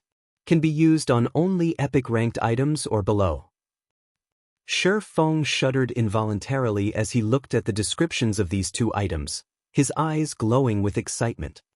Although he had long since known that the loot of a Tier 4 NPC would be extraordinary and certainly superior to epic items, he had never imagined that Dairo would drop these 2 items. The Evil God's Inheritance was a weapon the evil god had used frequently when it was still intact. In its complete form, it should be a legendary weapon at the very least. Although he had only a fragment of the weapon, it could lead to obtaining a real legendary weapon. Its value was definitely higher than that of a fragmented legendary weapon. After all, legendary items were exceedingly rare in God's domain, and every one of them had extraordinary origins. Not to mention, most of the clues players found that were related to legendary items were usually fake. Meanwhile, the most valuable aspect about the Evil God's Inheritance was the fact that it could be used. Even though it was capable of exerting only 10% of its original power, that was 10% of a legendary weapon's power, not something a fragmented legendary weapon could hope to compare to. Only, the price to use the weapon was a little steep. Let alone other players, even Shifeng would feel a sting if he had to pay 10 points in all attributes just to swing the weapon once. As for the other item Dairo dropped, it was something Shifeng had only ever heard about before. During his previous life, the Limit Gemstone had appeared in an auction hosted by a super guild. However, the Limit Gemstone sold back then wasn't supplied by the hosting super guild. Instead, it was an item some other player had put up for trade. When this item appeared during the bartering session of the auction, it had immediately caused an uproar at the auction venue. After all, the best weapon and equipment that peak experts could get their hands on back then were only epic rank. Fragmented legendary items were still far out of their reach. Hence, to them, an item capable of improving epic weapons and equipment was far more valuable than even epic weapons. In the end, the Limit Gemstone had been traded for 1 epic weapon and 3 pieces of top-tier dark gold equipment of that time. Back then, nobody had a strong opinion on this price. It was neither too expensive nor too cheap. Only sometime later did everyone find out that the buyer of the Limit Gemstone had ended up making a huge profit. The Limit Gemstone turned out to be even more amazing than everyone thought it to be. Just like its name implied, it improved a weapon or equipment to its maximum limit, not just slightly. From then onward, whenever a Limit Gemstone appeared, it would sell for astronomical prices, even as much as 3 epic items. Back then, however, Shifeng was only qualified to use the Limit Gemstone as a topic of conversation. Actually owning one had been far beyond him. He never dreamed that he would obtain one himself in this life. It can upgrade only weapons and equipment at the epic rank or below. As Shifeng looked at the resplendent gemstone in his hand, he could not help but think of the sacred sword Killing Ray. As one of the 36 famed swords of God's domain, Killing Ray was much stronger than any ordinary epic weapon. Moreover, it also had immense growth potential as it was one of the fragments of Solomon's sword, one of God's domain's 10 great legendary weapons. Since it was once part of a legendary weapon, the quality of the materials used to forge Killing Ray went without saying. One could say that it was the best item to improve with the limit gemstone. Immediately, Shifeng unsheathed Killing Ray and placed the limit gemstone on the flat of the sword. Following which, the sound of a system notification entered his ears. System, do you wish to embed the limit gemstone in Killing Ray? Embed it. Shifeng agreed decisively. Suddenly, the 5-colored gemstone liquefied and spread itself across Killing Ray. A short moment later, the sacred sword was encased entirely in a layer of 5-colored liquid as if the long sword had just put on a 5-colored sheath. Following which, the glow from the 5-colored liquid intensified, so much so that Shifeng couldn't look at the sword directly. After several seconds the phenomenon subsided, and Killing Ray reverted to its original state. At this moment, however, several divine runes graced the sword's body, adding a hint of divinity to the sacred sword. As Shifeng wielded Killing Ray, he felt a pleasant feeling like never before. Right now, aside from his impression that the sacred sword was more powerful than before, Shifeng sensed that his compatibility with it had improved substantially. Now, Killing Ray felt more like an extension of his arm rather than a weapon. He could clearly perceive the layers of air the sacred sword was cutting through. In addition, golden arcs of electricity were sparking along the edges of the sword. Even after the sacred sword had moved away, arcs of electricity still lingered in the space it occupied before, vaporizing the air and anything else that came across them. Amazing! It is actually capable of causing continuous damage to places I've attacked before? Is this the true power of Killing Ray? Shifeng was astonished as he looked at Killing Ray. Epic weapons and equipment were extremely rare in God's domain. Those that had hidden effects were even rarer. These hidden effects went unstated in the attribute panel and did not appear to be salient. However, only players that had wielded these kinds of weapons and equipment before would realize how significant these hidden effects actually were toward improving one's combat power. In fact, they were much more important than the attributes listed in the attribute panel. Take Fire Dance's 1,000 transformations for example. The hidden effect the fragmented legendary weapon possessed was simply heaven-defying. No matter what kind of attacks Fire Dance faced, she could easily block it by executing a random swing with her short sword. It was as if the entire space around her was within the attack trajectory of her weapon. It was simply impossible to predict her trajectory with 1,000 transformations. Due to 1,000 transformations' hidden effect, even if Fire Dance's combat standards were lacking, she could still hold her ground against apex experts. Meanwhile, although Killing Ray's hidden effect was not a match for 1,000 transformations', it was still very frightening. Being able to cause damage to places he had attacked before would undoubtedly increase his DPS significantly. If utilized properly, he could even seal his opponent's movements, preventing all retaliation. Killing Ray's hidden effect would pose trouble even for Void Realm experts, not to mention other experts. After playing with Killing Ray's hidden effect for a while longer, Shifeng could no longer hold back, tapping open the sacred sword's attribute panel. He was very curious to find out just how much Killing Ray had improved. Chapter 1721, Upgraded Sacred Sword. After Shifeng opened Killing Ray's attribute panel and read it, he could not help but gasp. Killing Ray.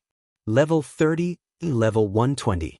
Equipment requirement, Strength 1200, Agility 1000. Attributes adjust according to user's level.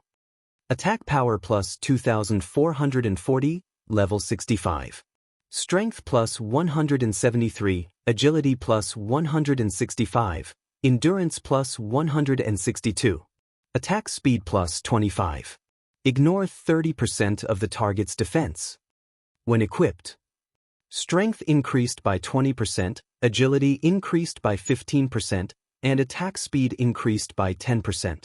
Ignore levels plus 20. All sword skills plus 3 levels.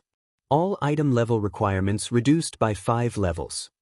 Attacks have a 40% chance to trigger the lightning effect, increasing initial attack speed to 50% of the maximum and damage by 260%.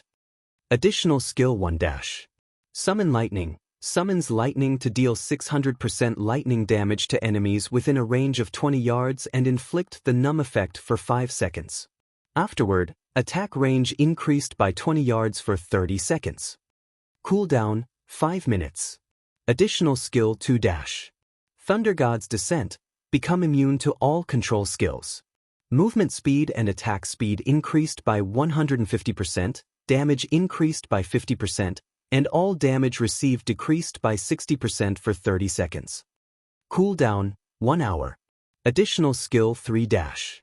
Lightning Slash. Imbue the power of lightning on the body of the sword, increasing strength by 330% and attack speed by 100% to execute a frontal attack that covers an area of 3 by 80 yards. Cooldown, 15 minutes.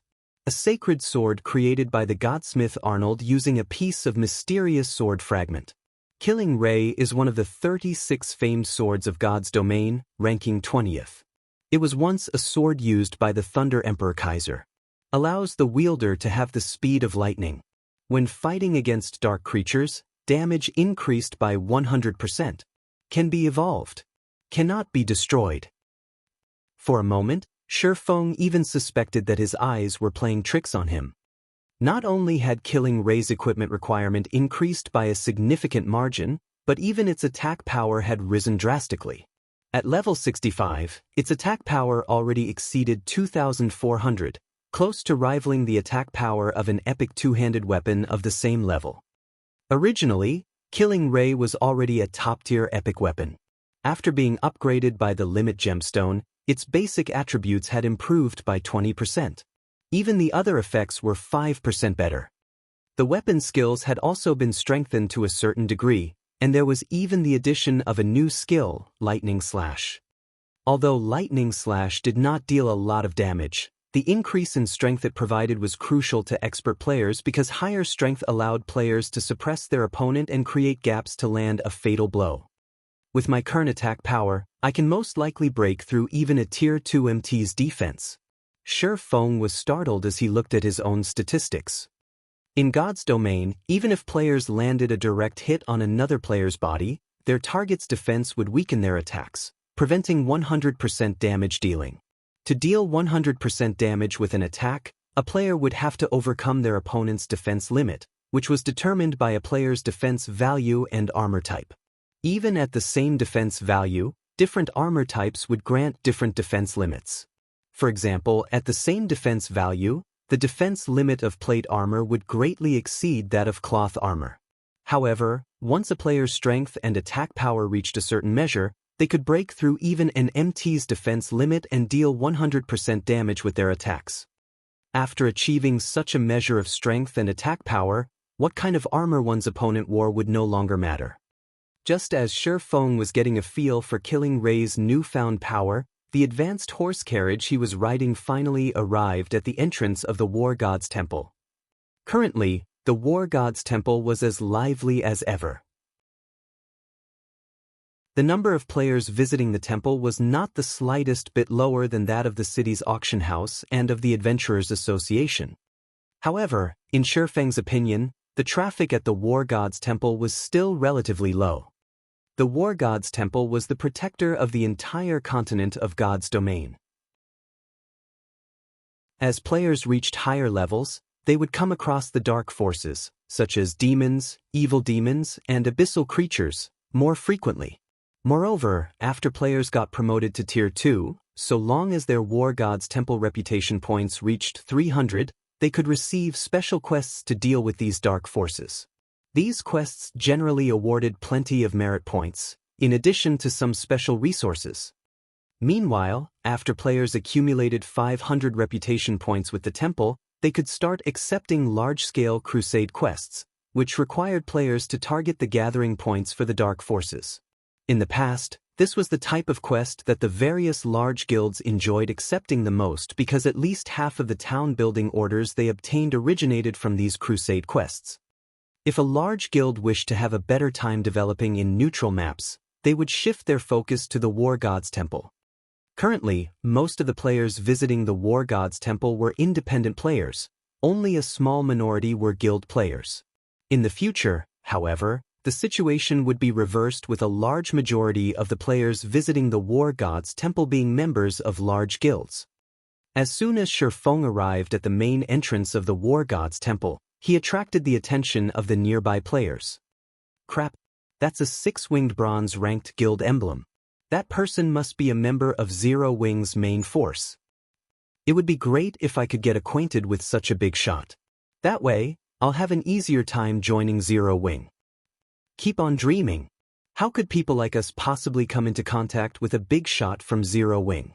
He belongs to an entirely different world. Not to mention, everyone trying to join Zero Wing has to go through the same entrance test. I heard that even players personally introduced by Zero Wing's guild leader, Black Flame, have to pass the test to join the guild. The eyes of the players standing outside the War God's Temple's main entrance were filled with awe and envy as they looked at the guild emblem pinned on Shifeng's black cloak. From the recent battle at the Primordial Divine Ruin, both the various large guilds and independent players could already tell that the odds of Zero Wing becoming a super first-rate guild in the future were excellent. Super first-rate guilds were powers that stood at the apex of God's domain. Even a first-rate guild backed by multiple major corporations would have to treat super first-rate guilds with great respect lest it provoke them. Meanwhile, who wouldn't want to join a guild with such great potential? In the virtual gaming world's past 100 years of history, players that belonged to first-rate guilds that eventually grew into super first-rate guilds had received great benefits. Particularly, expert players that originally belonged to the first-rate guild had been able to live the rest of their lives without worry. Those that had contributed greatly towards the guild's promotion into a super first-rate guild even lived an enviable and affluent life. Now that Zero Wing had displayed the potential to become a super first-rate guild, let alone Star Moon Kingdom's players, even players from other kingdoms and empires had come to Star Moon Kingdom to apply to Zero Wing. When Shifeng overheard the hushed conversations of the surrounding crowd, he simply chuckled as he continued into the War God's Temple. After entering the temple's lobby, he immediately went to the third-floor hall. "Lord Protector, how may I be of service to you today?" Senior Administrator Roland asked as he approached Shifeng. "I have caught an evil god apostle and wish to hand him over to Vice Temple Lord Capra," Shifeng said. "Another evil god apostle?" Roland's eyes twitched slightly as he looked at Shifeng in surprise. Every evil god apostle was incomparably cunning and extremely difficult to catch. Since Shifeng had already caught an apostle before, logically, other evil god apostles should operate with even greater care, increasing the difficulty of capturing them. Yet now, Shifeng had actually managed to capture another one shortly after he captured the last one. "Lord Protector, please follow me."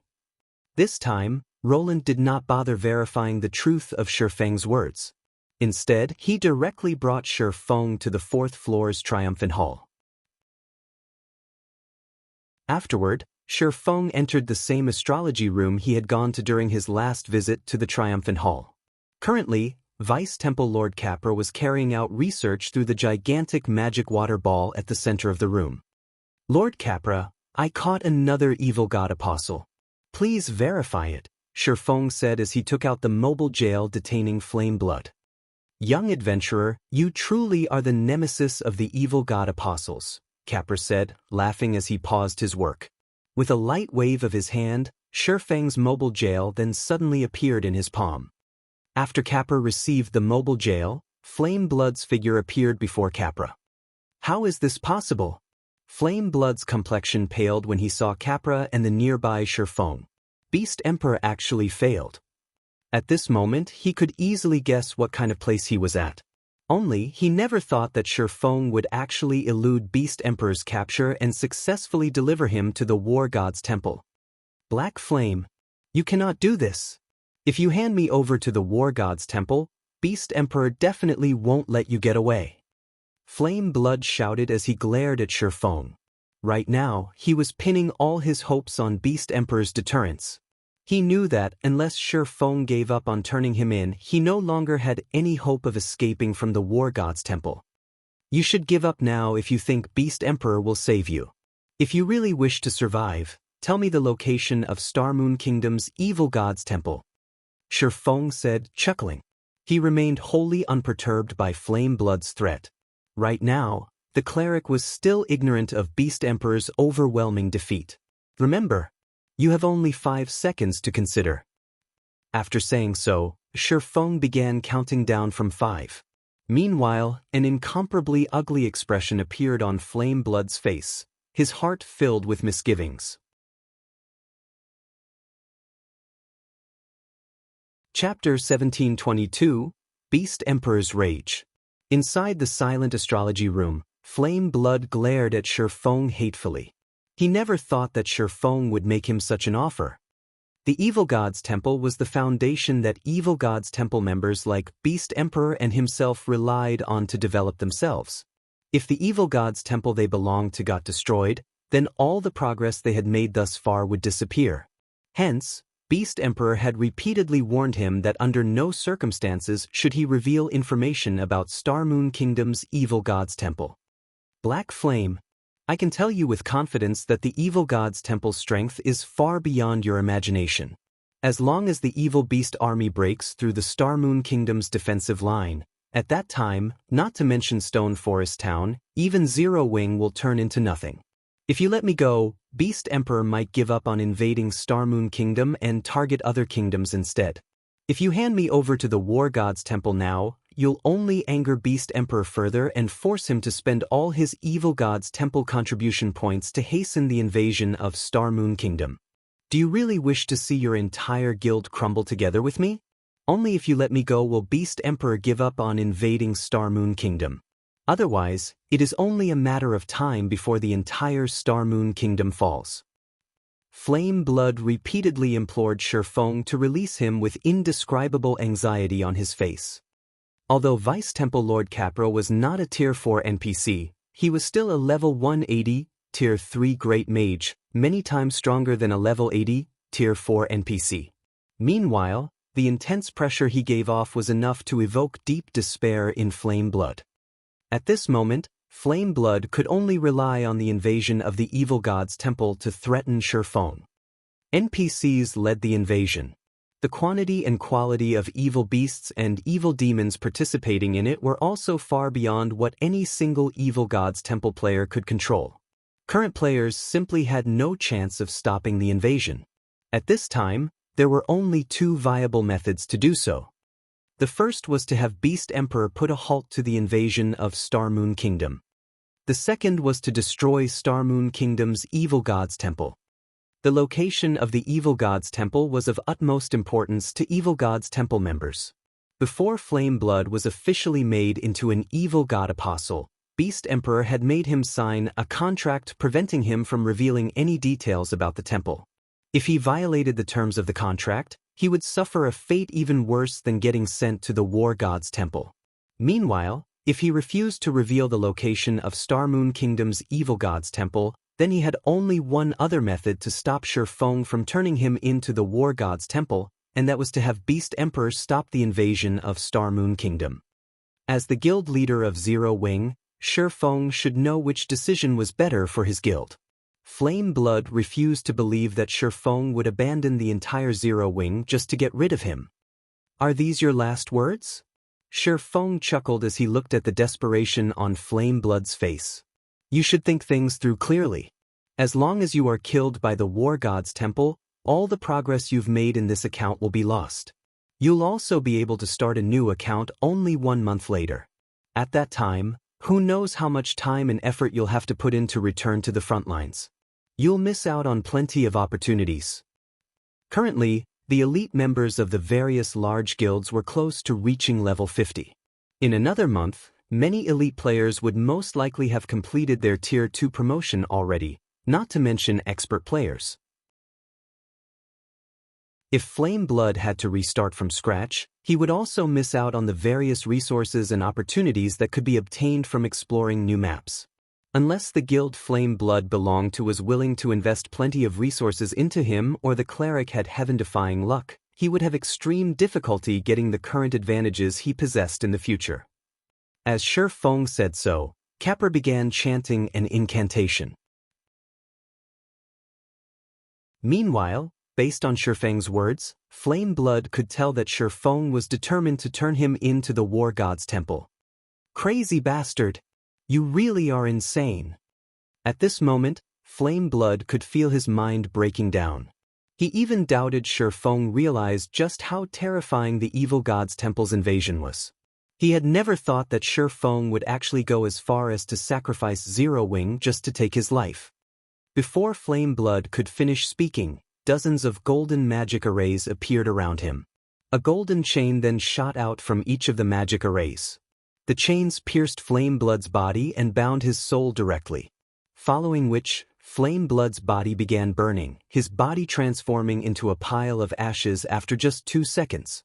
The cleric's immortal soul was destroyed as well and completely disappeared from God's domain.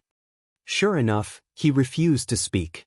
Shi Feng could not help but sigh as he watched Flame Blood disappearing. He did not believe that Flame Blood refused to reveal the evil god's temple's location out of loyalty. There was an 80% chance that Beast Emperor had anticipated such a situation and made preparations. However, this outcome was within Shi Feng's expectations. The evil god's temple was the foundation of evil god's temple members. Without the evil god's temple, Beast Emperor would lose the authority he had in Star Moon Kingdom. He naturally wouldn't let his minions reveal the location of the evil god's temple so easily. System, congratulations! You have captured an evil god apostle.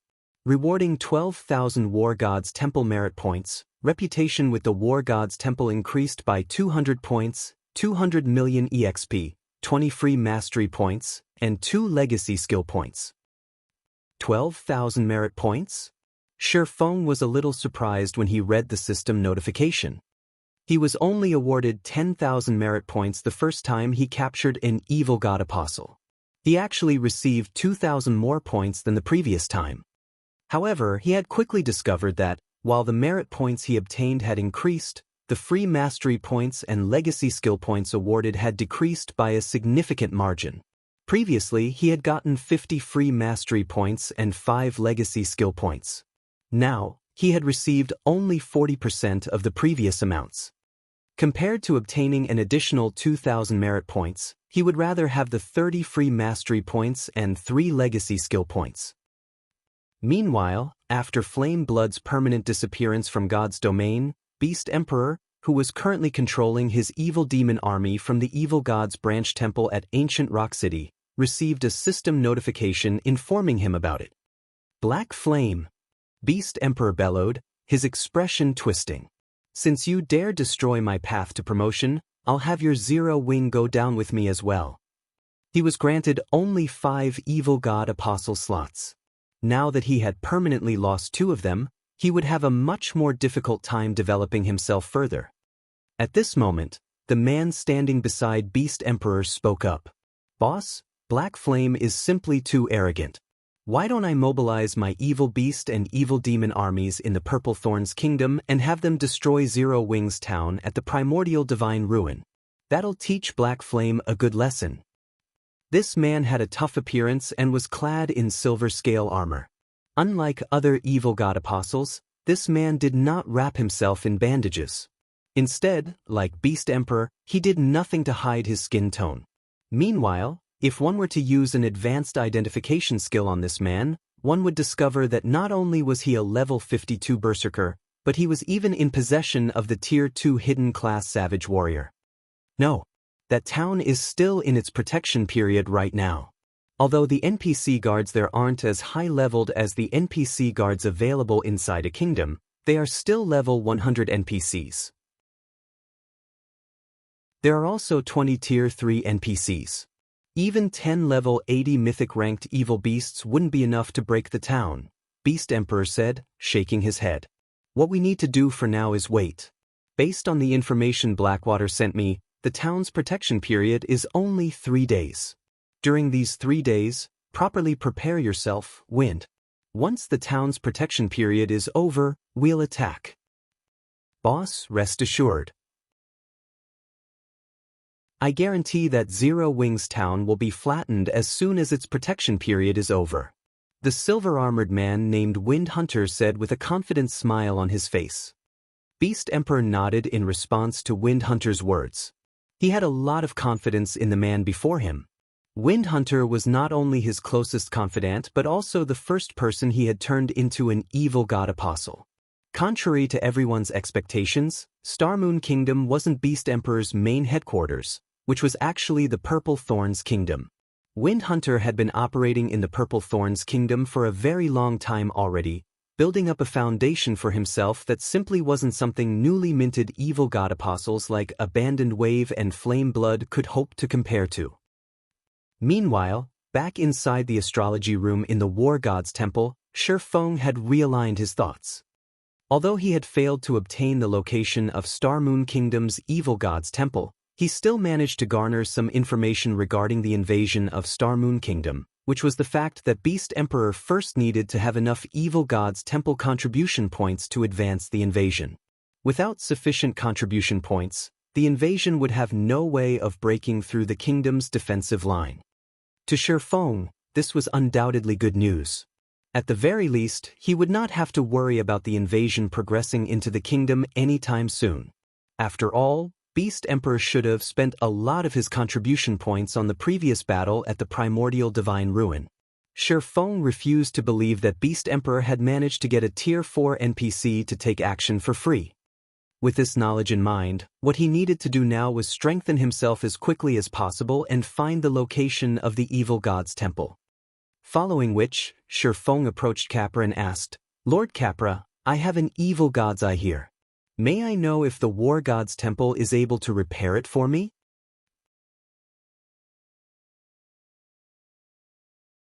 Chapter 1723, Complete Evil God's Eye. An Evil God's Eye? A hint of shock flashed across Capra's wizened face as he stared at Shifeng.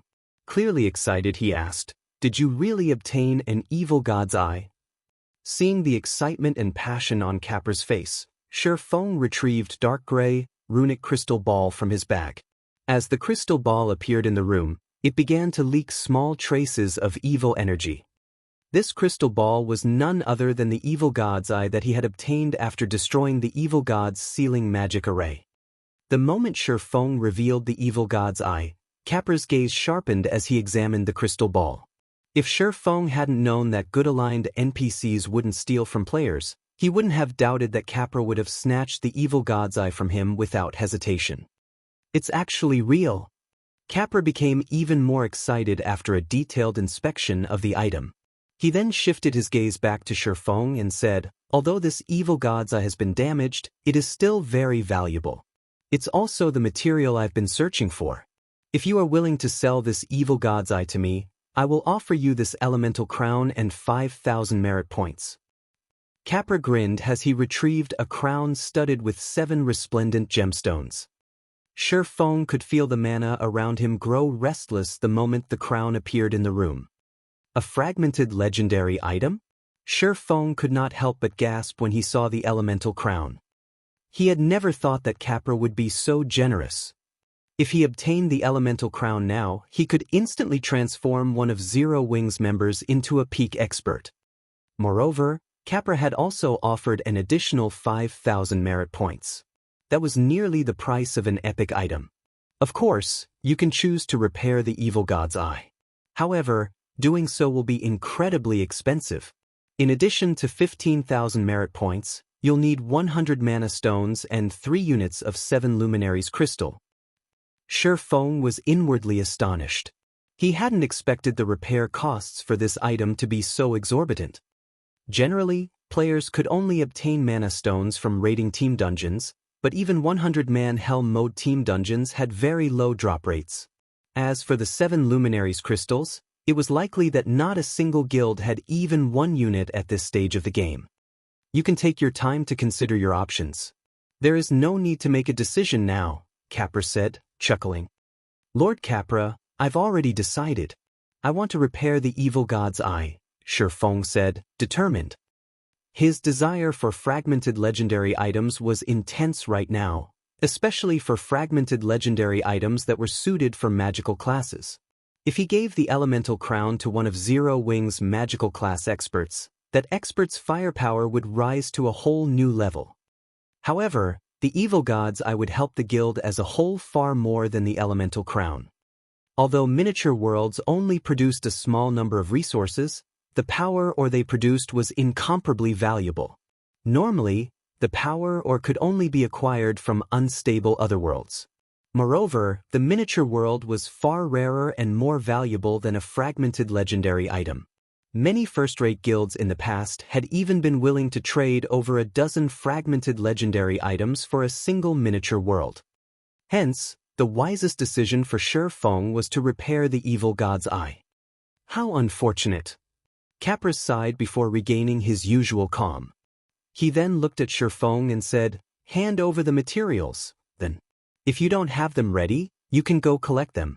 You can find me again once you have the required materials. Shifeng nodded in response. He then left the War God's temple and rushed to the candlelight trading firm. Others might struggle to gather 100 mana stones and 3 units of 7 luminaries crystal, but the task wasn't difficult for Shifeng in the least. With the Philosopher's Stone, he could synthesize the 2 items from magic crystals and 7 luminary shards. Following which, Shifeng transformed 5,000 magic crystals and 100 plus 7 luminary shards, which had been left over from the 4 Towers of Elements construction, into 100 mana stones and 2 7 luminaries crystals. He then hurried back to meet with Capra. When Capra saw that Shifeng had the required materials, he gave the swordsman a serious look before asking, do you really wish to repair the evil god's eye? System, repairing the evil god's eye will cost 15,000 merit points. As you have 3,700 War God's Temple reputation points, you can pay 20% of the merit points with coins. Do you wish to pay with coins? System, based on the system's analysis of the current market, each merit point is worth 2 gold, 10 silver. Do you wish to proceed? Yes. Shifeng answered without hesitation. He currently had over 12,000 merit points. If he paid 3,000 merit points with coins, he would have just enough merit points to repair the evil god's eye. Instantly, 6,300 gold vanished from Shifeng's bag. After Capra received the materials, he began to chant an incantation and write line after line of divine runes. The ambient mana in Capra's runes then gradually flowed into the evil god's eye, which hovered before the Vice Temple Lord. As this process continued, Shifeng could see the runes on the surface of the evil god's eye sharpen. The density of the evil energy the dark gray crystal ball radiated also increased. When every mana stone and 7 luminaries crystal had merged with the evil god's eye, the runes on the orb released a dazzling, gray glow. As he watched the dark gray crystal ball, Shifeng could feel a dangerously malicious intent radiating from it. At this point, the evil god's eye stopped leaking evil energy. Now, it merely looked like a crystal decorated with mysterious runes. Alright, I've repaired the evil god's eye. Hopefully, you can utilize it properly. Make sure that you don't let those from the evil god's temple find out that you have it. Otherwise, they'll use everything in their power to destroy you, Capra warned as he reluctantly handed the evil god's eye back to Shifeng. When Shifeng received the evil god's eye, he felt an immense weight in his hands. Rather than an ordinary crystal, he felt as if he had just received a miniature mountain. If he weren't a Tier 2 player with over 1,500 points in his strength, he might not even be able to carry the fist-sized crystal ball. It's so heavy. So, this is the intact evil god's eye? As he held the evil god's eye, Shifeng inspected the item's attribute panel. Evil god's eye, fragmented legendary rank item. This item had been created by the evil god for the specific purpose of opening a path through the world's barrier. The evil god's eye contains a sealed miniature world, and can be used as a conduit to transfer the miniature world's power to the outside world. The evil god's eye also grants its holder sovereignty over the miniature world within. Additional skill 1-. World's power can be used as a magic array's power source, improving the magic array's effects by a maximum of 120%. Cooldown, 48 hours. Additional skill 2-. Teleportation pathway opens a pathway to the sealed miniature world. The pathway lasts for 10 minutes. Cooldown, 96 hours. Amazing! Shifeng was utterly dumbfounded after inspecting the intact evil god's eye. He finally understood why the various superpowers in the past had valued miniature worlds to such an extreme. As Shifeng quietly admired the evil god's eye, Aqua Rose contacted him. Guild leader, Melancholic Smile has gathered the materials you require. I have also gathered the architects you've requested in Zero Wing City, Aqua Rose reported. Alright, I'll head over right away. Shifeng could not help but smile when he heard Aqua Rose's words. With this, Zero Wing would soon have a second stone forest town. Only this time, it was in a neutral map.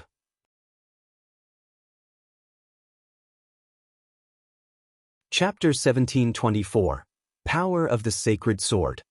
Chapter 1724, Power of the Sacred Sword. After Shifeng disconnected the call, he left the War God's temple and used a guild transfer scroll to teleport to Zero Wing City. He then used the 4 Towers of Elements teleportation function to travel to the Orc Empire, making his way towards the primordial divine ruin.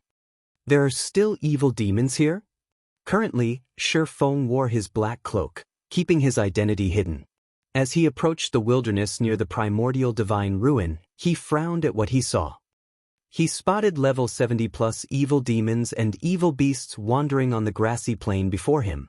There were easily over 5,000 monsters, which were even stronger than Beast Emperor's evil beasts and evil demons that Zero Wing had recently fought.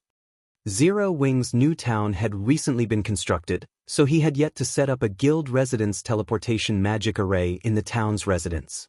Hence, he had rushed towards the primordial divine ruin to complete the town's handover procedures and set up the teleportation array. Fellow friend, I take it that you haven't visited the Orc Empire recently, huh? A level 49 male ranger in dark blue leather armor, who had been passing by, approached Shifeng and asked when he noticed the swordsman's frown. The youth then smiled and continued. Zero Wing fought a massive battle against Beast Emperor's evil beast and evil demon armies just some time ago. Although Beast Emperor was defeated and eventually forced to retreat, he didn't give up on his mission to keep Zero Wing from visiting the ruin. On the contrary, he sent a massive group of stronger evil beasts and evil demons from ancient Rock City to surround the primordial divine ruin.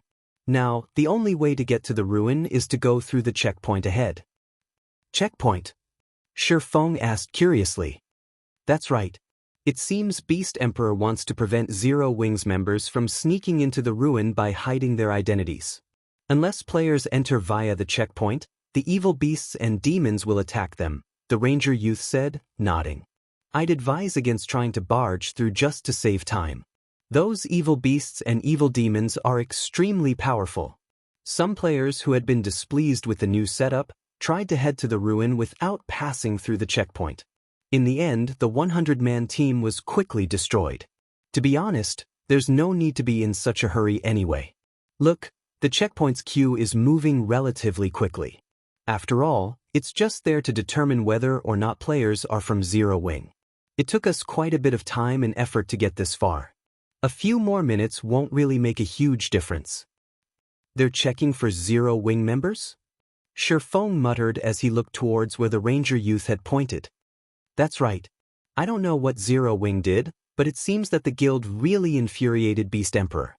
He's already announced that he intends to fight Zero Wing to the bitter end, the ranger youth said, nodding. So, he made this checkpoint for that purpose? Not only has Beast Emperor stationed his subordinates at the checkpoint, but there are also plenty of powerful evil demons there. I see, Shifeng muttered. He then walked straight towards Beast Emperor's checkpoint. At the end of the day, evil demons were monsters. As long as players wore a black cloak, evil demons couldn't determine their identities. However, players could. As long as Beast Emperor's subordinates forced passing players to remove their black cloaks, they could determine the players' identities. Although Zero Wing's members could avoid discovery by hiding their guild emblems, doing so would seem like the guild's players were afraid of Beast Emperor. "Fellow friend, where are you going? That's not where the end of the line starts," the ranger youth called out as he watched Shi Feng walk straight towards the checkpoint. "If you don't follow the rules and try to skip the queue, they'll definitely kill you." "It's fine. I'm the Zero Wing member they're looking for," Shi Feng casually replied as he waved a hand. As Shi Feng finished his statement, he accelerated and vanished. "The Zero Wing member." Shi Feng's reply dumbfounded both the ranger youth and his companions. What was going on? One of Zero Wing's members actually dared to rush towards Beast Emperor's checkpoint. Moreover, that member approached the checkpoint by himself. Didn't the swordsman realize that hundreds of evil demons guarded the checkpoint? Beast Emperor had even stationed a mythic-ranked evil demon there. Such a force would even annihilate a 100-man expert team in the blink of an eye. When the ranger youth and his companions finally recovered from their daze, they chased after Shi Feng to stop his insane actions. They were all independent players, and in a fight between Beast Emperor and Zero Wing, they were strong supporters of the guild. Not only was Beast Emperor's attitude overbearing, but he was also an evil god's temple member who saw players as potential sacrifices. On the surface, they lacked the courage to condemn Beast Emperor's actions, but inwardly, they hated him to the bone. However, the ranger youth and his companions were simply too slow to catch up to Shi Feng. After a few seconds of running, Shi Feng had already reached the checkpoint and had been discovered by Beast Emperor's subordinates. "Who are you? Don't you realize that this is a checkpoint? Everyone must queue up and remove their black cloaks to pass through," a level 50 shield warrior in silvery gray armor shouted at Shi Feng. Although Zero Wing had defeated Beast Emperor's army once before, the Orc Empire was still the evil god's temple's territory. As Beast Emperor's subordinates, even Super Guild's members had to treat them with respect. Even a peak expert would have to lower their head in the Orc Empire. "Me?" Smiling leisurely, Shi Feng responded, "I'm one of the people you are looking for." Saying so, Shi Feng took a step forward. With his extraordinary attributes, the swordsman arrived before the level 50 shield warrior in an instant. He then unsheathed Killing Ray and swung it. Hua! A blue flash bloomed before the shield warrior.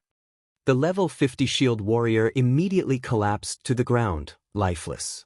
Even after dying, he hadn't reacted to what had just happened. When the shield warrior's corpse hit the ground, a level 45 fine gold ranked armor piece dropped beside him. He died.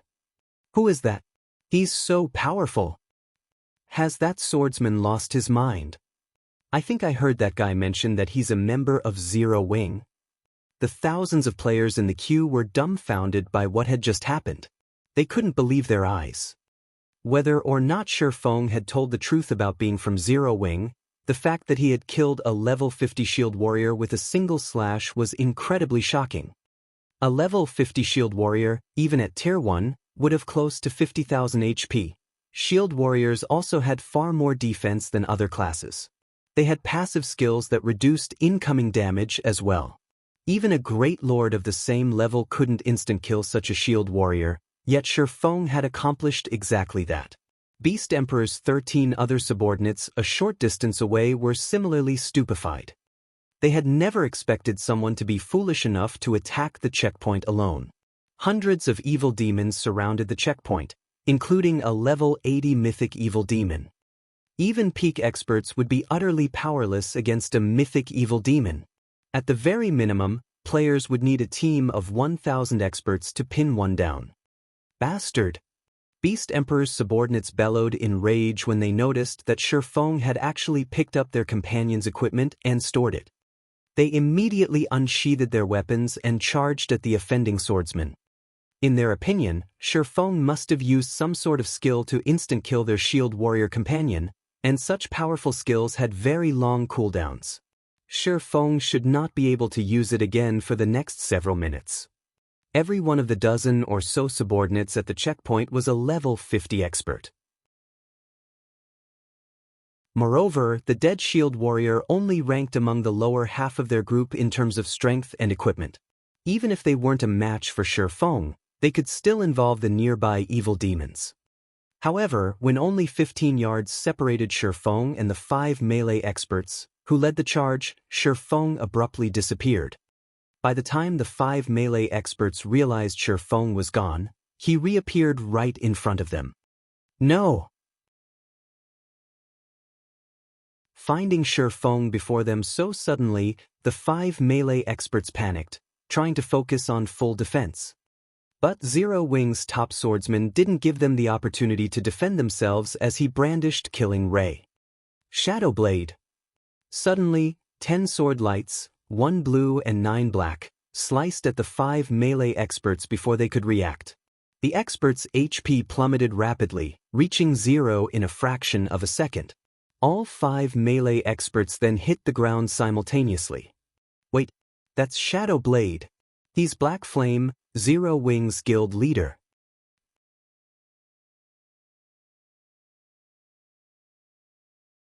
Chapter 1725. Fighting a Mythic with Brute Force. Chapter 1725. Fighting a Mythic with Brute Force. Shadow Blade. Is he really the Sword King? Surprise overcame the thousands of players in line for Beast Emperor's checkpoint when they saw the 10 sword lights and the 5 melee players.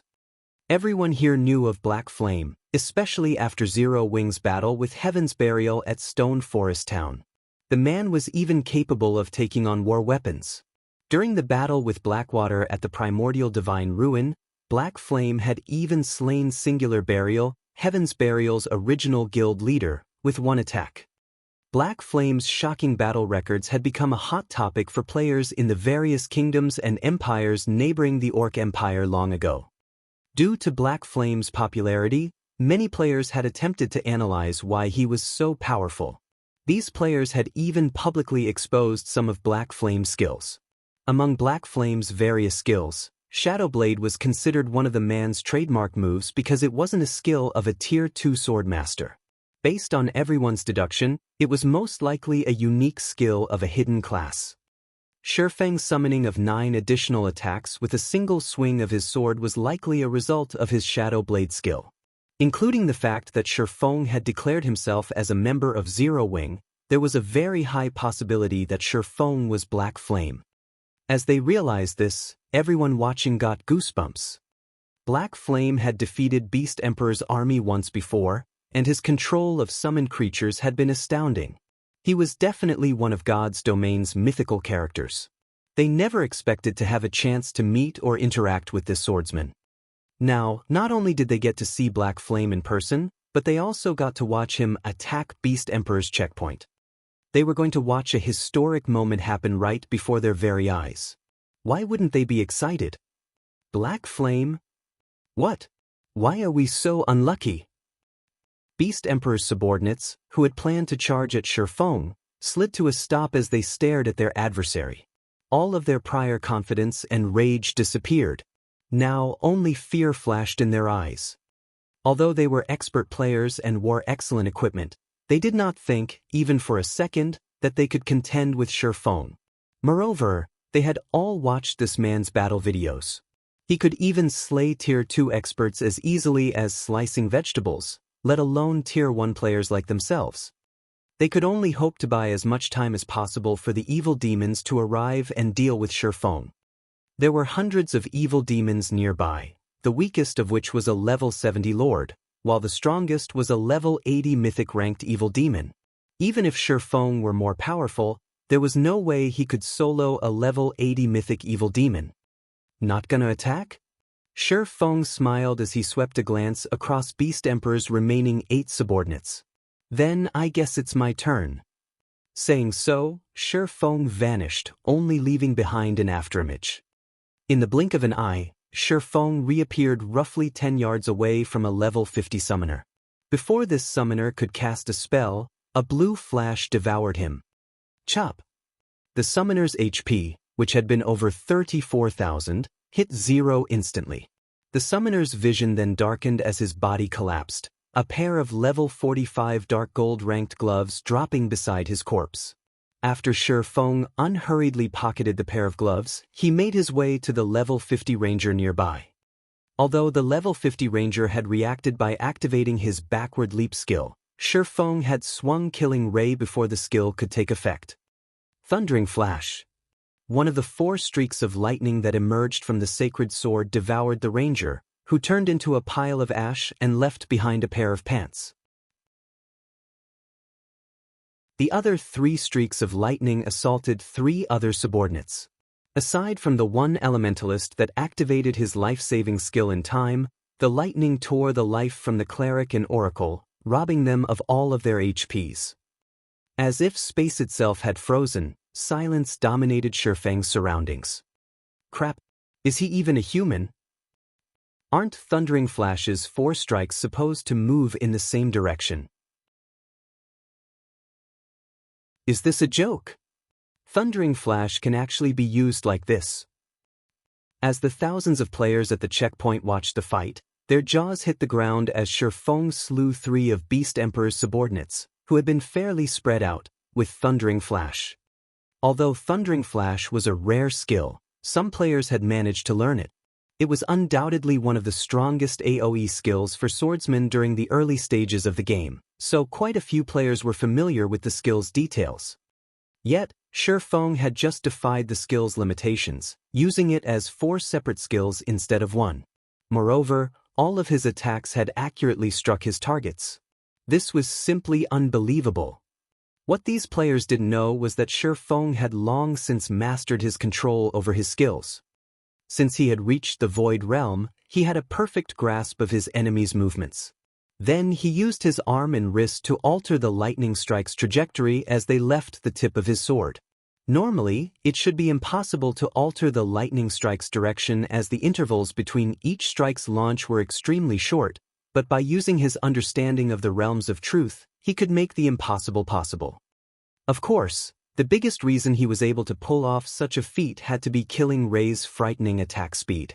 Otherwise, the most he'd be able to do was manipulate the trajectory of 3 of the 4 lightning strikes.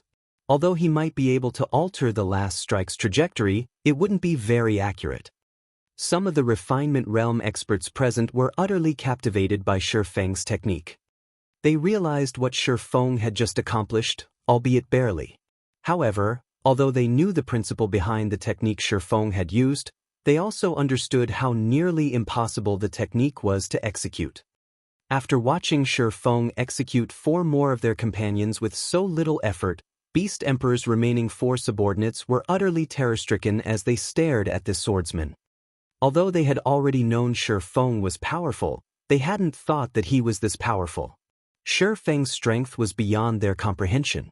This swordsman from Zero Wing could slaughter them without trouble even if he had the same basic attributes as they did. As the 4 were about to fall to their despair, however, the evil demons finally arrived. Seeing that their demonic reinforcements were only 40 yards away, the 4 survivors breathed a deep sigh of relief. A little confidence turned to their gazes as they looked back at Shi Feng. They had reacted in such a way because, among the evil demons rushing to their aid, one was a level 80 mythic evil demon. Black Flame, let's see how arrogant you'll be now, the elementalist, who had sealed himself in a coffin of ice, revealed a gleeful expression. Suddenly, the 5-meter-tall mythic evil demon pounced at Shi Feng and swung its right claw, which was shrouded in dark gray fog, at Shi Feng's head, tearing space as the claw passed. A mythic evil demon. Glancing at the approaching mythic evil demon, Shi Feng activated Heavenly Dragon's power, his strength, agility, defense, and HP skyrocketing. Shi Feng then countered the incoming claw with a slash from Killing Ray. Lightning Slash. Killing Ray released a golden glow as it moved towards the evil demon's claw. The sacred sword sliced the space before it like a piece of paper, a pitch-black tear appearing before Shi Feng. As this tear continued to extend away from its creator before a massive lightning bolt shot through it. In an instant, this lightning bolt stretched 80 yards away from Shi Feng. Before anyone had realized it, killing ray had met the mythic evil demon's claw. Boom! Following the sound of an explosion, an intense shockwave shook its surroundings as it spread out from its epicenter. Even the players standing over 100 yards away felt the shockwave's severity. To everyone's surprise, the mythic-ranked evil demon actually took 3 steps back. Its right claw sported a deep cut, so deep that the evil demon's bone was exposed.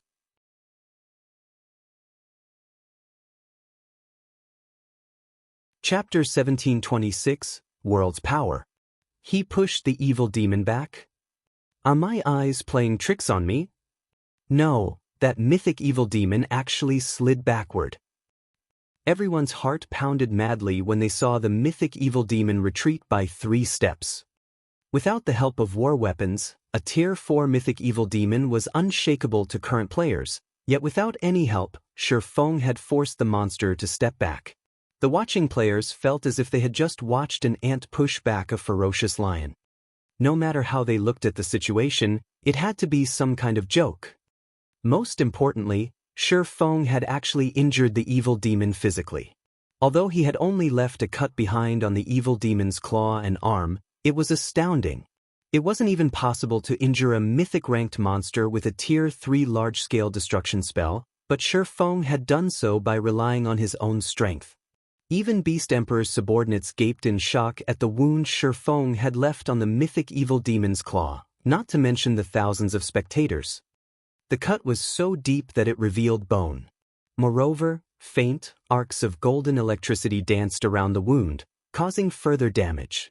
The evil demon couldn't even move the claw since it had been subjected to a paralyzed state. Seeing this, the shreds of joy and confidence that had returned to Beast Emperor's reaming subordinates instantly vanished. A chilling sensation then assaulted their minds, making them shudder. When they looked at Shifeng now, they felt as if they were staring down a primordial beast, not some player. Shifeng's aura also felt more oppressive than it had before, stifling their breathing as they bathed in it. They no longer felt as if their lives rested in their own hands, but in Shifeng's instead. If Shifeng wished it, he could crush them with a thought. However, a mythic evil demon was still a mythic evil demon at the end of the day, and although one of its claws was temporarily paralyzed, its other claw didn't remain idle. The mythic evil demon immediately launched another attack with its uninjured claw. This time, however, Shifeng did not try to stop the attack. Instead, he activated the disintegration armor's disintegration field. Suddenly, a bluish-gray ripple tore away from Shifeng, enveloping the mythic evil demon and Beast Emperor's 4 remaining subordinates, and as it did, the 4 players and evil demon felt an immense pressure descend on them. Beast Emperor's 4 subordinates watched their basic attributes decrease by 40%, while the mythic evil demon's basic attributes fell by 15%. Following which, Shifeng executed Purgatory Pentaslash. One sword light after another flew at the mythic evil demon's claw. A few of the sword lights even merged right before reaching the claw. Boom! Although the mythic evil demon did not retreat in the slightest this time, its assault had halted. Sure enough, a mythic monster really is powerful. Despite being weakened, I still can't solo it yet. Shifeng sighed ruefully as he looked at the mythic evil demon before him. He had only overwhelmed the evil demon previously due to Lightning Slash's 330% strength increase, but even after merging some of his attacks, his strength was barely a match for the weakened evil demon. After this, aside from activating Twofold Berserk, he had no means of taking the mythic evil demon head-on. Obviously, Twofold Berserk wasn't viable for this situation. Twofold Berserk only had a 20-second duration, but even after being weakened, the mythic evil demon still had a maximum HP of 127,500,000. He'd be lucky to shave off 2% of the evil demon's HP in 20 seconds. Following which, Shifeng used Divine Steps, and 10 doppelgangers split away from his body. Now, rather than dance with the mythic evil demon, he avoided it. While doing so, Shifeng took a Tier 4 single-target attack magic scroll from his bag. It was one of the scrolls he had obtained after killing a mythic evil beast. Dark Destruction. After activating the scroll, Shifeng immediately used World's power on the magic array within it. Suddenly, pitch-black magic arrays started to manifest, and in an instant, 33 arrays had the evil demon completely surrounded. Before the mythic evil demon could flee, the arrays began to fire darkness spears, piercing the evil demon's body. The 33 magic arrays quickly transformed the mythic evil demon into a porcupine. The mythic-ranked evil demon's agonized screams were all anyone could hear. After another 2 seconds, every darkness spear in the evil demon's body exploded, instantly stealing over 8 million of the evil demon's HP. After the massive explosion, the mythic evil demon was in an incomparably miserable state. It was covered in wounds, steadily seeping fresh blood. Even a fool could see that the mythic evil demon suffered a heavily injured state. What destructive power! He actually injured a mythic-ranked evil demon so severely. Did he use a magic scroll containing a Tier 4 curse or Tier 5 spell? The spectating crowd could not help but gasp when they saw the injured evil demon. If they couldn't see that the mythic evil demon still had plenty of HP, they'd assume that it was on its last breath, about to keel over at any moment. Even Shifeng was surprised. He hadn't expected the Tier 4 magic scroll to become so destructive after empowering it with World's power. The power of dark destruction was stronger than even a Tier 4 single-target curse. Seeing that the mythic evil demon was heavily injured, Shifeng immediately removed Disintegration Field and summoned his personal guards, Anna and Kite. At this point, Anna had reached level 81, whereas Kite was level 79. The two NPCs' leveling speed was simply staggering. Once the mythic evil demon had become heavily injured, its basic attributes had fallen by 35%.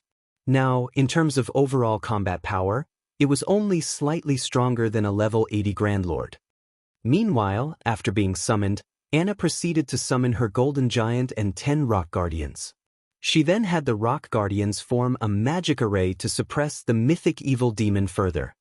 With this, the mythic evil demon only had 50% of its original basic attributes remaining. Now, even the Golden Giant could put up a fight against the mythic-ranked evil demon, not to mention Shifeng. With the Golden Giant serving as his MT, Shifeng focused on dealing damage. Phantom Kill. Flame Burst. Damages in the hundreds of thousands appeared, one after another, above the mythic evil demon's head. To the mythic evil demon, who only had a maximum HP of 75 million after being weakened, this was a considerable amount. Furthermore, Kite and Anna's damage kept up with Shifeng's. Although Lord and Great Lord ranked evil demons tried to intervene, the Rock Guardian's magic array kept them out of the fight.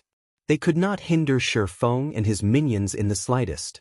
Meanwhile, Beast Emperor's 4 remaining subordinates could only watch as their supposed savior rapidly lost HP. 80%, 60%, 20%. When the mythic evil demon's HP fell to 20% and was about to enter a berserk state, Anna reacted by casting Chains of Light. Not only did the spell negate the evil demon's berserk state, but it also weakened the monster even further. Without the boost from its berserk state, the mythic evil demon couldn't free itself from this one-sided beating, and its HP continued to fall. 20%, 10%, 5%. When the mythic evil demon only had 1% of its HP remaining, Shifeng activated Divine Providence. He then activated Instant Strike and appeared before the evil demon.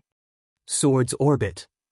Suddenly, a series of blue stars bombarded the mythic evil demon, plundering its final strand of HP. As the mythic-ranked evil demon died, a golden flash enveloped Shifeng. He had finally risen from level 65 to level 66. At the same time, 3 crimson balls of light emerged from the evil demon's corpse and hit the ground. When the watching crowd outside of the magic array saw the mythic evil demon's motionless corpse, their minds went blank.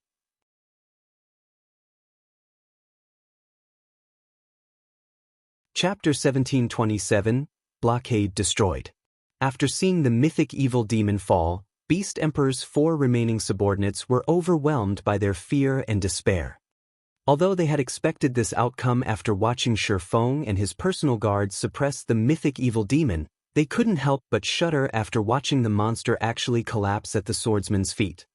To God's domain's current major powers, Tier 4 monsters were still insurmountable. Even super guilds had to expend a lot of time and effort to prepare and ensure that they killed one. Yet, Shifeng had accomplished this feat by relying on his own power and his 2 personal guards. Normally, if someone told them about such a situation, they'd laugh, assuming that the player was joking, but after such an impossible feat had occurred before their very eyes, they had no choice but to believe it. Regret filled their hearts. Had they known that something like this would happen, they would never have volunteered to work at the checkpoint. They had assumed that inspecting players that entered the primordial divine ruin would be a relaxing, glorious task. After all, even players from the various superpowers would have to lower their heads before them. How often did anyone get to brag about that? Now, however, the only thing awaiting them was death.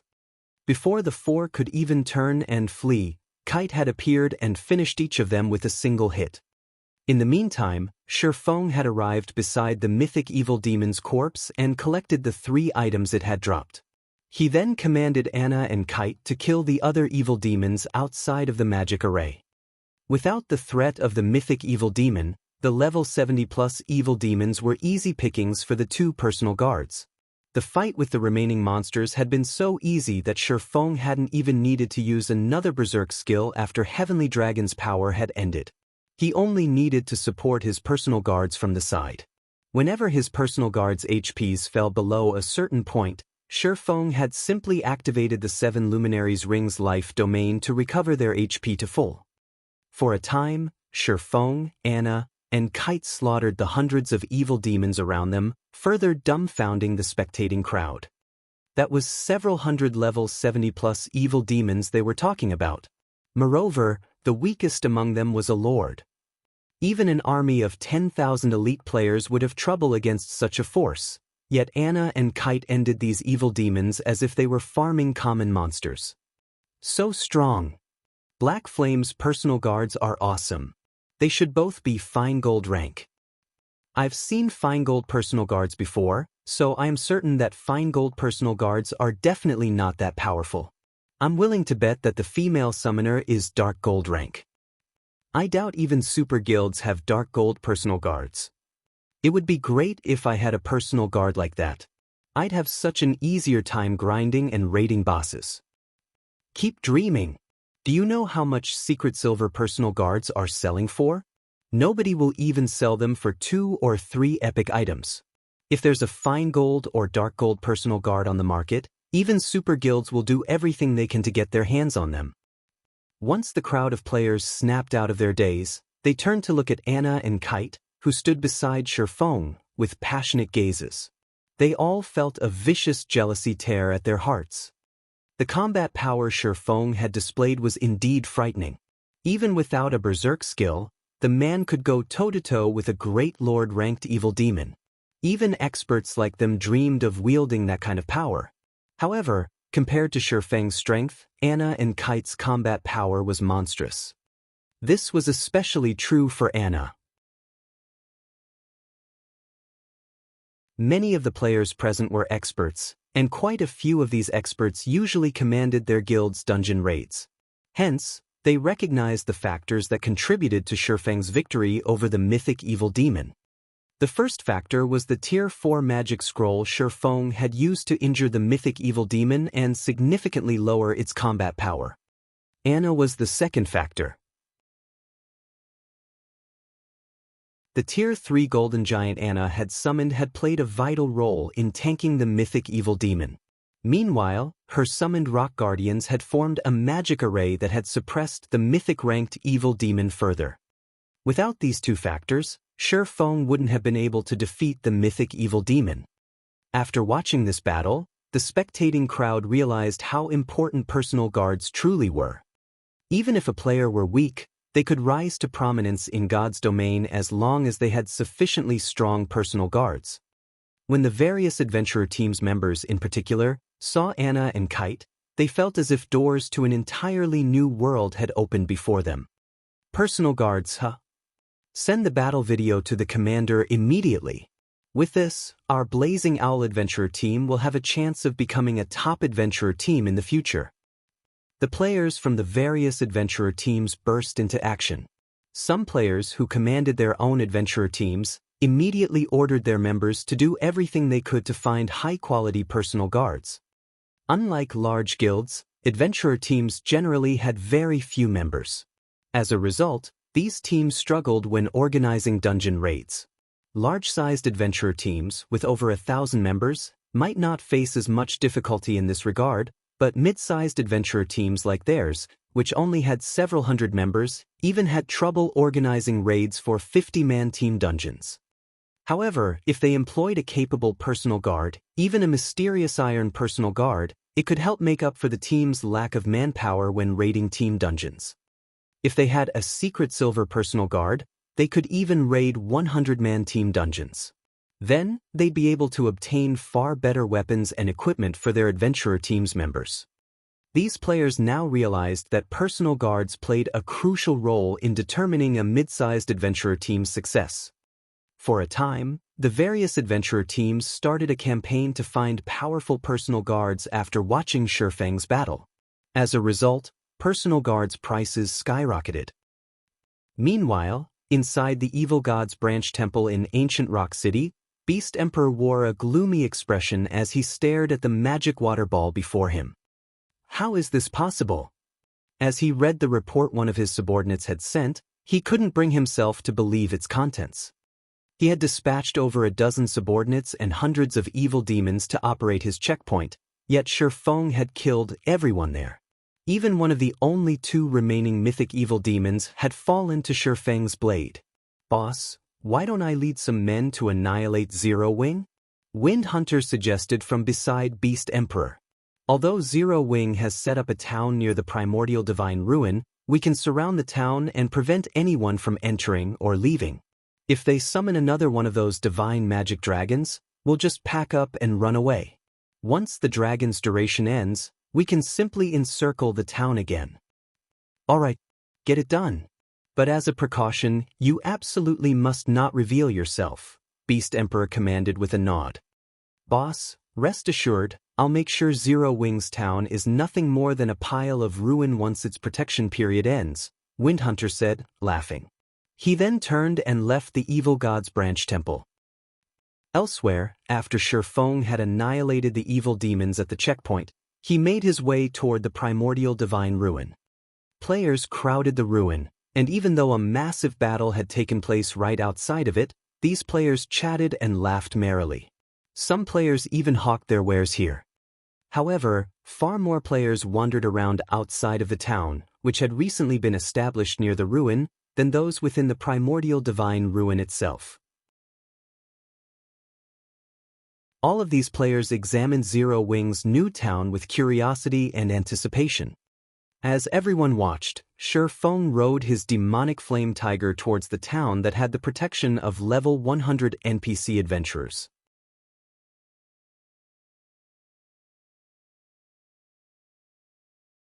Chapter 1728, Silverwing Town. As Shurfeng set foot in the town, the patrolling NPCs didn't move to stop him. However, once he reached the town's guild residence, a middle-aged man in dark blue robes appeared before Shurfeng. The logo of a silver sword had been embroidered on the chest of this man's robe. This middle-aged man was one of the senior administrators from White River City's Adventurers Association. Although the man was only Tier 2, he had reached level 150. Lord Protector, we have constructed your town according to your wishes. If there are no problems, please write its name on this town order, the NPC senior administrator said after approaching Shurfeng. System, please name your town. If you fail to do so within 5 minutes, a name will be automatically generated. A name, huh? After Shurfeng accepted the town order and pondered for a short moment, he entered the name of his new town on the town order. Silverwing. Since there was already a Zero-Wing city in Starmoon Kingdom, he couldn't name the town Zero-Wing Town. Meanwhile, as this town developed as a neutral town, it would definitely become well known. Hence, to ensure that everyone knew that it belonged to Zero-Wing, and to increase the guild's popularity, Shifeng decided to name the town based on Zero Wing's guild emblem, the silver, six-winged emblem. System: naming successful. Your town is now Silverwing Town. Once Shifeng named his new town, the nearby players watching received a system notification. System: you have discovered Silverwing Town. When the surrounding players tried to inspect the town, a window popped up, stating that the town belonged to Zero Wing and wasn't yet open to the public. Since the town wasn't open to the public, the town's NPC guards would kill any outsider that ventured too close. Sure enough, it really is Zero Wing's town. Zero Wing is set for life. With their town right next to the primordial divine ruin, any guild or player that wants to explore the ruin will likely have to gather in Silverwing Town. Zero Wing's development will definitely soar now. I know, right? Aside from Silverwing Town, there isn't anywhere to rest near the primordial divine ruin. Zero Wing will make a fortune on the repair fees alone. For a time, the various large guilds and adventurer teams were truly jealous of Zero Wing. Many guilds had already shifted the focus of their development to neutral maps, and as a result, neutral towns had become astronomically valuable. This was even more true for a neutral town beside a primordial divine ruin. Silverwing Town's value could likely rival that of 4 or more ordinary neutral towns.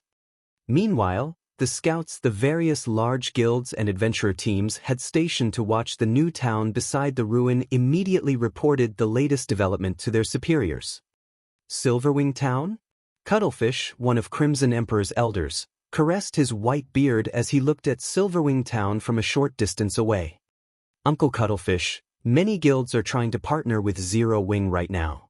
Should we send someone to contact the guild as well? A level 51, Tier 2 Berserker beside Cuttlefish asked. The Berserker wore dark red armor and carried a double-edged battle axe. No, let's wait for a while, Cuttlefish said, shaking his head. Although Zero Wing has built a town beside the primordial divine ruin, Beast Emperor isn't someone to be taken lightly. Moreover, this is a neutral map. There is simply too much profit involved with Silverwing Town. Even if Beast Emperor doesn't make a move, I doubt that the other superpowers will sit still. Whether or not Zero Wing can keep its town after the protection period is uncertain. Hearing Cuttlefish's thoughts, realization dawned on the Tier 2 Berserker. At the same time, a hint of pity also surfaced in his gaze as he looked at Silverwing Town. God's domain was a cruel place. In God's domain, holding a treasure without the power to protect it was a sin. Although Zero Wing had shown the world its extraordinary strength, this kind of power was short-lived. Powerful tools couldn't be used indefinitely. Like Zero Wing, many such guilds had risen in the virtual gaming world in the past, and they had been incredibly successful, developing rapidly by using various means and resources. Unfortunately, due to their lack of a sturdy foundation, they had become a target for stronger forces, struck down before they could become a superpower. Whether or not Zero Wing protected Silverwing Town could be considered a test for the guild. Meanwhile, after Shifeng entered Silverwing Town's guild residence, he began to set up the guild residence teleportation magic array. Once he finished and made teleportation to Silverwing Town via guild transfer scrolls possible, he instructed Aqua Rose to bring all of the architects he had requested and a large number of elite members to the town. When the group emerged from the guild residence, seeing Silverwing Town for the first time, they could not help but grow excited, especially the elite members. With Silverwing Town, they'd have a much easier time getting into the primordial divine ruin. After all, the town was so close to the ruin. Their guild would have a massive advantage over the other powers when contesting over entry slots. Even elite members like them might get the chance to enter the ruin, not to mention the guild's expert players. If they were lucky, they might even get to visit Primordial City. Guild leader, everyone's here. We can begin constructing the hotels and smithies right away, Aqua Rose excitedly reported as she walked up to Shifeng. Although Zero Wing had earned quite a lot of coins through Zero Wing City, coins were only coins. A lot of coins didn't necessarily equate a lot of resources. Furthermore, Zero Wing's range of influence was much smaller than first-rate guilds and superpowers. This greatly limited the guild's ability to collect and purchase resources. However, Zero Wing now had Silverwing Town. With a treasure trove of resources like the primordial divine ruin right beside the town, Zero Wing would have a much easier time acquiring the resources it needed. Most importantly, players had long since passed the Stoneclaw Mountains level range. As a result, Stone Forest Town's popularity had started to wane. Nowadays, Stone Forest Town's development was entirely reliant on its battle arena and advanced auction house. Its ability to collect resources was growing weaker. The rise of Silverwing Town just so happens to make up for this flaw. Good. Shifeng nodded approvingly. Following which, Shifeng arranged the basic and intermediate architects to start constructing the town's hotels and smithies. As for the advanced architects, he had them stay behind. As the advanced architects wondered what special tasks Shifeng had in store for them, Shifeng revealed the magic tower design he had obtained from the lost town in the Boneless Land. Seeing the design, the eyes of the advanced architects glowed with excitement and surprise. Even Aqua Rose was dazed when she saw the design. She was very familiar with the magic tower's power. It was thanks to the magic tower that Stone Forest Town had developed to its current state. However, the magic tower design was a consumable, and each design only allowed players to build 5 magic towers. Unfortunately, Zero Wing had expended all 5 of its last design's uses. Although they had done their best to find another magic tower design, their search hadn't borne fruit thus far. Even the various super guilds struggled to find one for themselves, yet Shifeng had just revealed a new magic tower design. Your task this time is to complete the magic tower's foundations.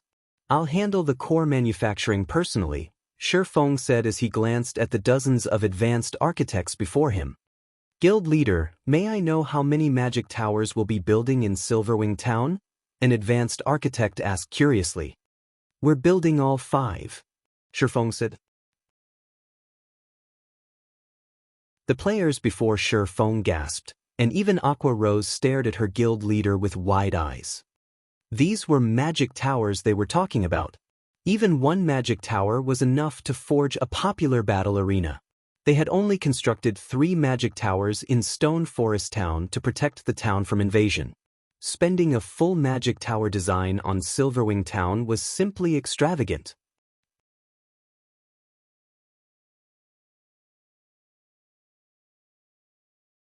Chapter 1729, Building Up Silverwing Town.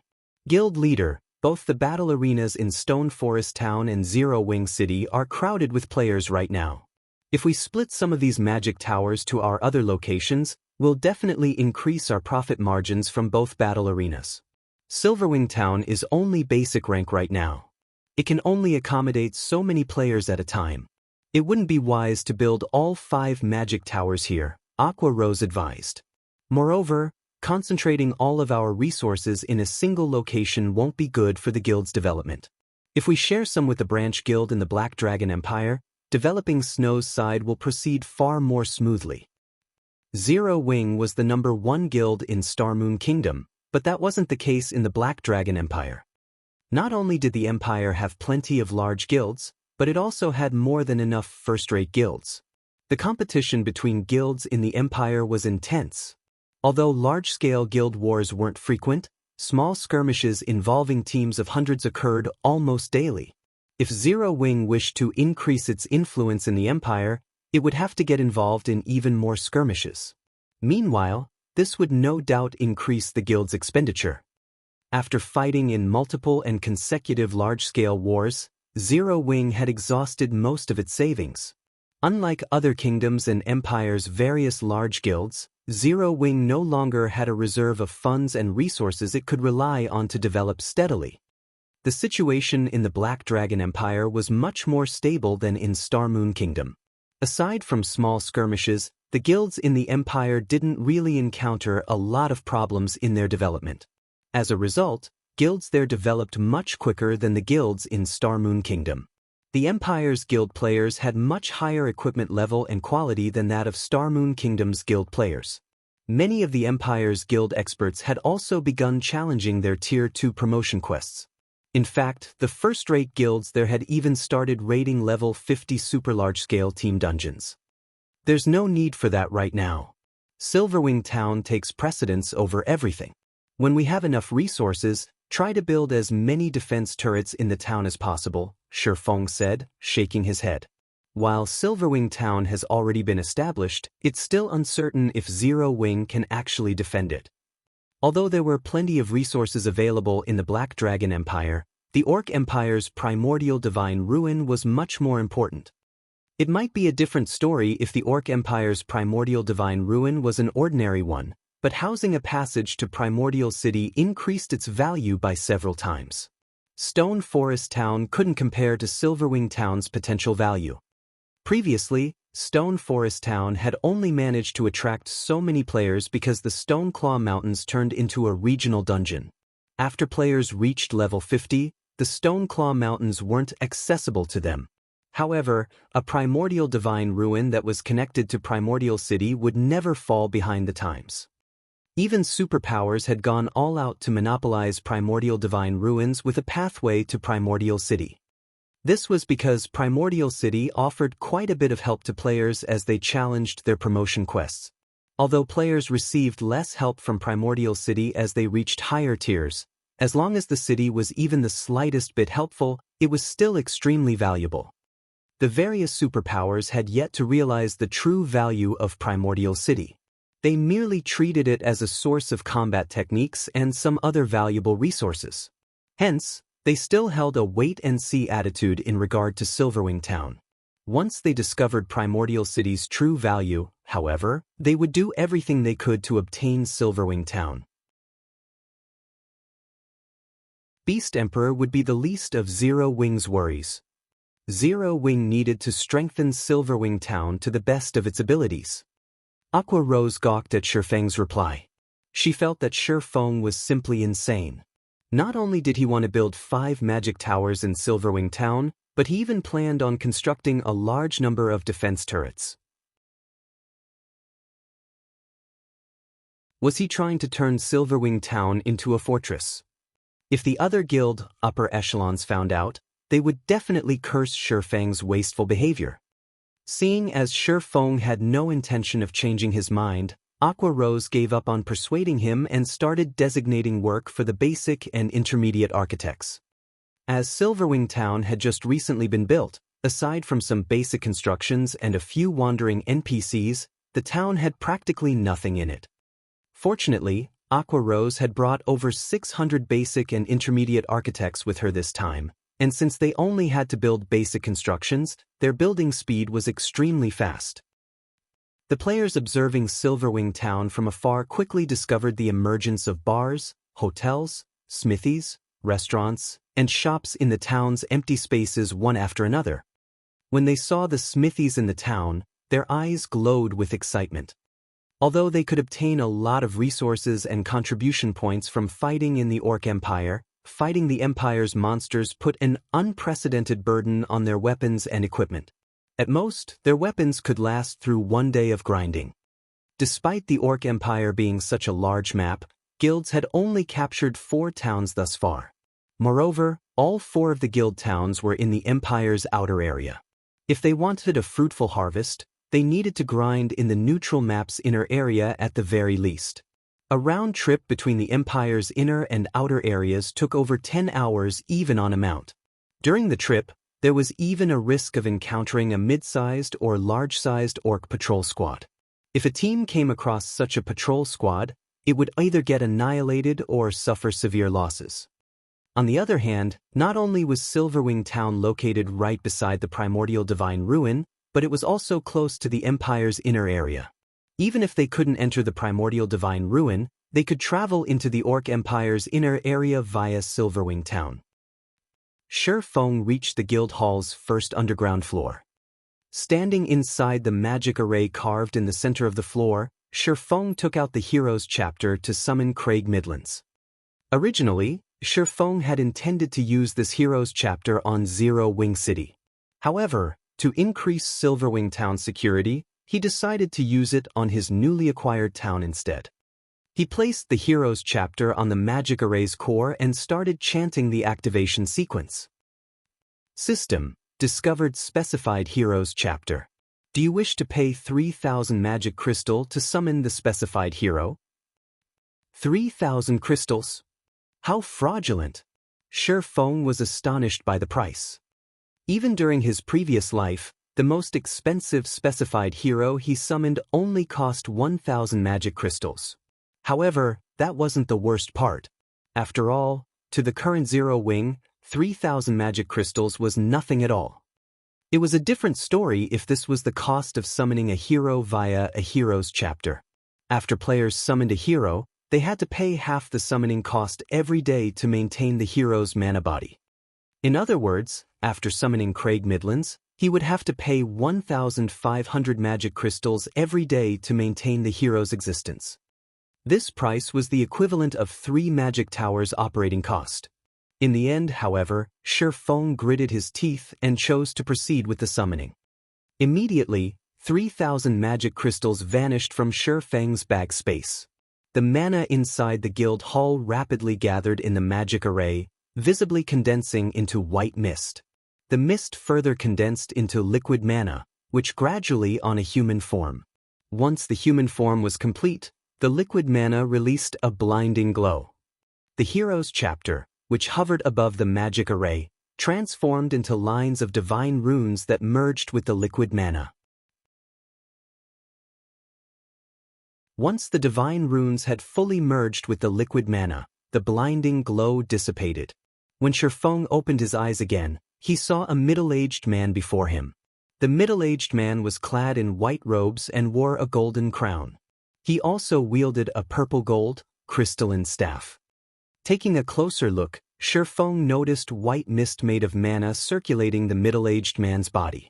It was as if the elemental mana within the floor had submitted to this middle-aged man and moved at the man's will. So, this is the Magic King Craig Midlands.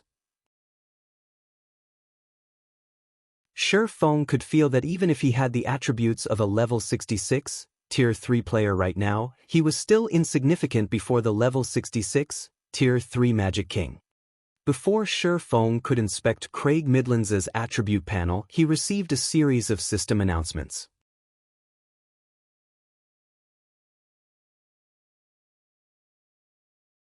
Chapter 1730, A Magic King's Ability. Inside the Silent Guild Hall, Feng could not help but be stunned when he looked at the system announcements he just received.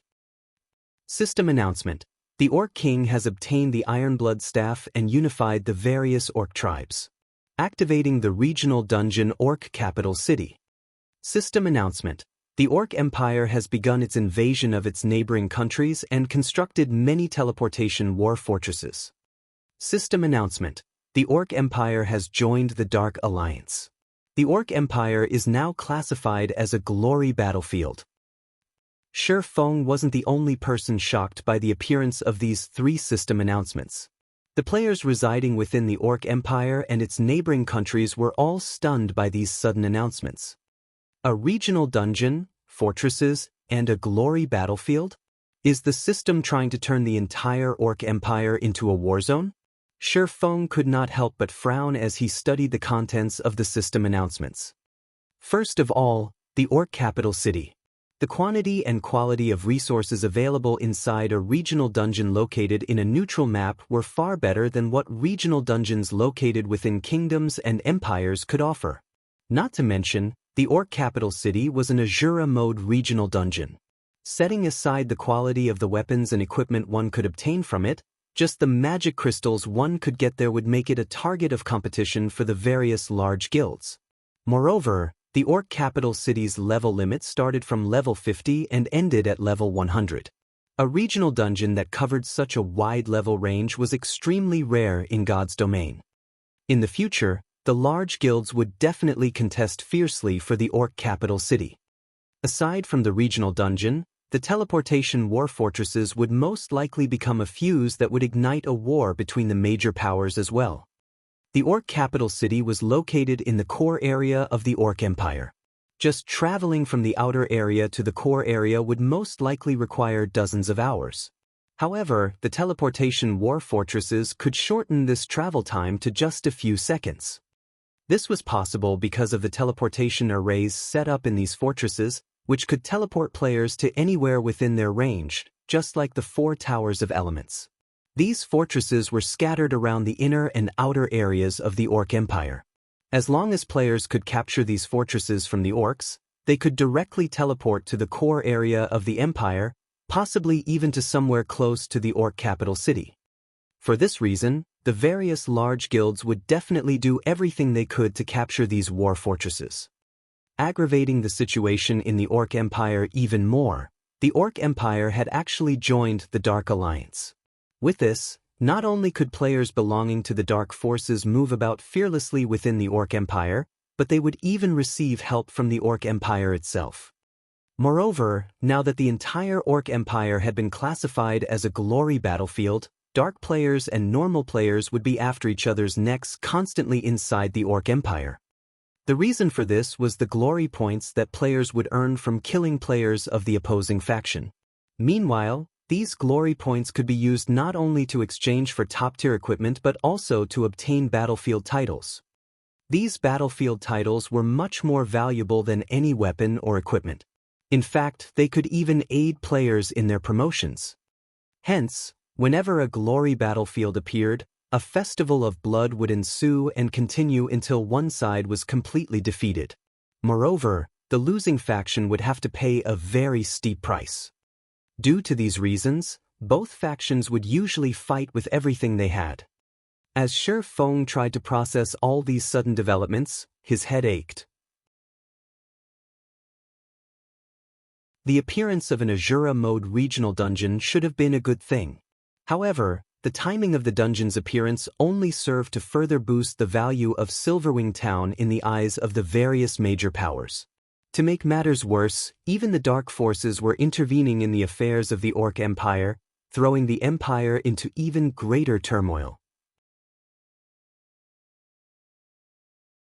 If Zero Wing was not careful, it was very likely to fall victim to the struggles of the various major powers.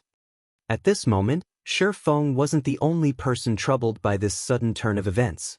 After finding out about the changes made to the Orc Empire, the upper echelons of many large guilds also held emergency meetings to discuss how to deal with this situation. Meanwhile, the dark guilds and dark players hiding within the different kingdoms and empires all grew ecstatic upon receiving the system announcements. Their time had finally come. Although neutral maps were not restricted by any kingdom or empire, they still weren't friendly to the Dark Forces. Dark players would have a much more inconvenient time leveling up in neutral maps than normal players. However, now that the Orc Empire had joined the Dark Alliance, the entire empire became the territory of dark players. They would have a much easier time moving in the Orc Empire than in other NPC kingdoms and empires. In fact, they could even teleport directly into the Orc Empire. Moreover, they also wouldn't have to keep sneaking around and hiding their identities in the Orc Empire, as the Orcs were now their allies. Now, they could not only kill other players in such a favorable environment but also earn glory points in doing so. The Orc Empire was basically heaven to dark players like them right now. Even if some independent dark players were not particularly interested in this matter, the various dark guilds would definitely exploit this situation to the fullest. After all, this was a good chance for dark guilds to develop themselves. Wonderful! This is an excellent opportunity for our guild to establish a town. Ha! The era of dark players is finally here. For a time, countless dark players swarmed towards the Orc Empire. Ancient Rock City, Evil God's Branch Temple. After finding out about the latest changes of God's domain, Beast Emperor was also beaming with joy. Although the Evil God's Temple had no allies in God's domain, that did not mean he could not take advantage of this sudden development. There was a saying, "The enemy of my enemy is my friend." With the various large guilds and dark players at loggerheads, he could cooperate with the dark players to deal with Zero Wing. Doing so would allow him to exact his revenge and destroy Silverwing Town, as well as accelerate the collection of enough contribution points to hasten the invasion of Starmoon Kingdom. Wind, get in touch with the dark guilds in the different kingdoms and empires and tell them that I have a proposition for them, Beast Emperor said, chuckling wickedly. Understood. Wind Hunter nodded. He then ordered his subordinates in the Purple Thorns Empire to arrange for a meeting with the upper echelons of the various dark guilds. Meanwhile, inside the first underground floor of Zero Wings Guild Hall in Silverwing Town, Shifeng had recollected himself and returned his attention to Craig Midlands. Craig Midlands, Hero, Great Lord, Wizard Saint. Level 66. HP 36, 000/36, 000/000. Growth potential, 96. As one of the 32 pillars, Craig Midlands had completed the God's Trial and gained the recognition of ancient gods for his achievements and strength. He possessed not only immense power but also some abilities that other heroes did not. In the past, the hero Shifeng summoned using the specified heroes chapter he obtained had only one ability. Nonetheless, Craig Midlands had two of such special abilities. The first ability was called Hero's Glory, which facilitated the recruitment of powerful NPC soldiers for the town Craig Midlands was residing in. The second ability was called Magic Strengthening, which temporarily strengthened the weapons and equipment used by the NPC guards, improving their combat power significantly.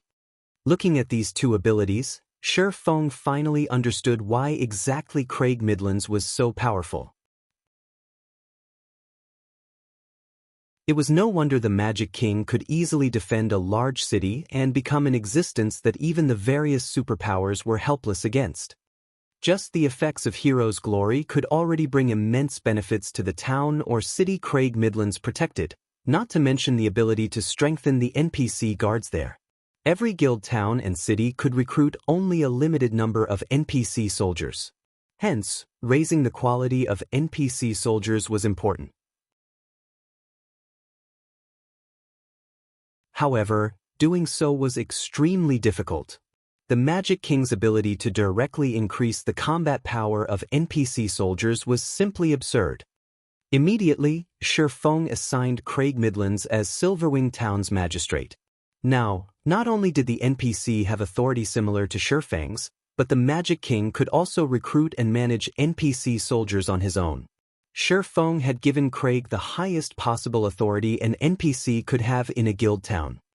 Just as Shifeng was about to have Craig start recruiting NPC soldiers, Aqua Rose suddenly sent him a message.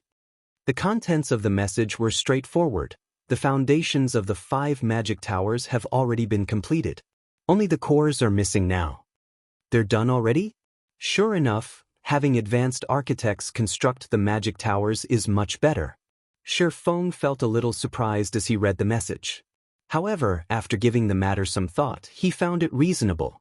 Constructing the foundations of the magic tower was a joke that even basic architects could handle with ease, not to mention advanced architects. With dozens of advanced architects working together, it was only natural that they completed the tasks so quickly. Following which, Shifeng had the Magic King take independent action. As for himself, he left the guild residence and hurried to the magic towers in Silverwing Town.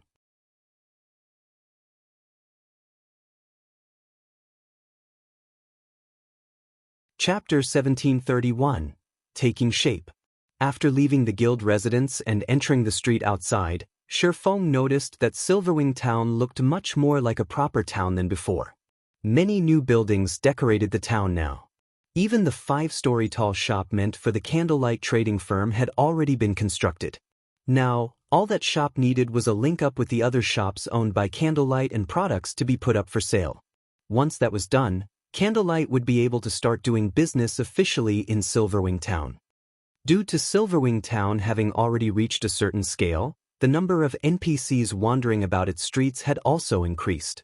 Now, the patrolling NPC adventurers and Zero Wings members weren't the only ones filling the streets. Moreover, Shifeng even noticed a few mercenary NPCs, wearing tattered armor, walking towards Zero Wings' residence, possibly drawn by the Magic King. Although these NPCs looked destitute, when Shifeng used Omniscient Eyes to inspect them, he discovered that even the weakest among them was a level 70, Tier 2 NPC. Normally, a recently established town would be fortunate to attract Tier 1 NPCs to become soldiers. Majority of the NPCs applying to garrison the town would only be at the elite standard. As for Tier 2 NPCs, those were basically impossible to find. Yet now, 3 Tier 2 NPCs were showing interest in becoming soldiers in Silverwing Town. For comparison, Zero Wing City had only a few hundred Tier 2 soldiers guarding it even until now. Although the 3 NPCs Shifeng spotted were not particularly high-leveled, they were more than enough to deal with current players.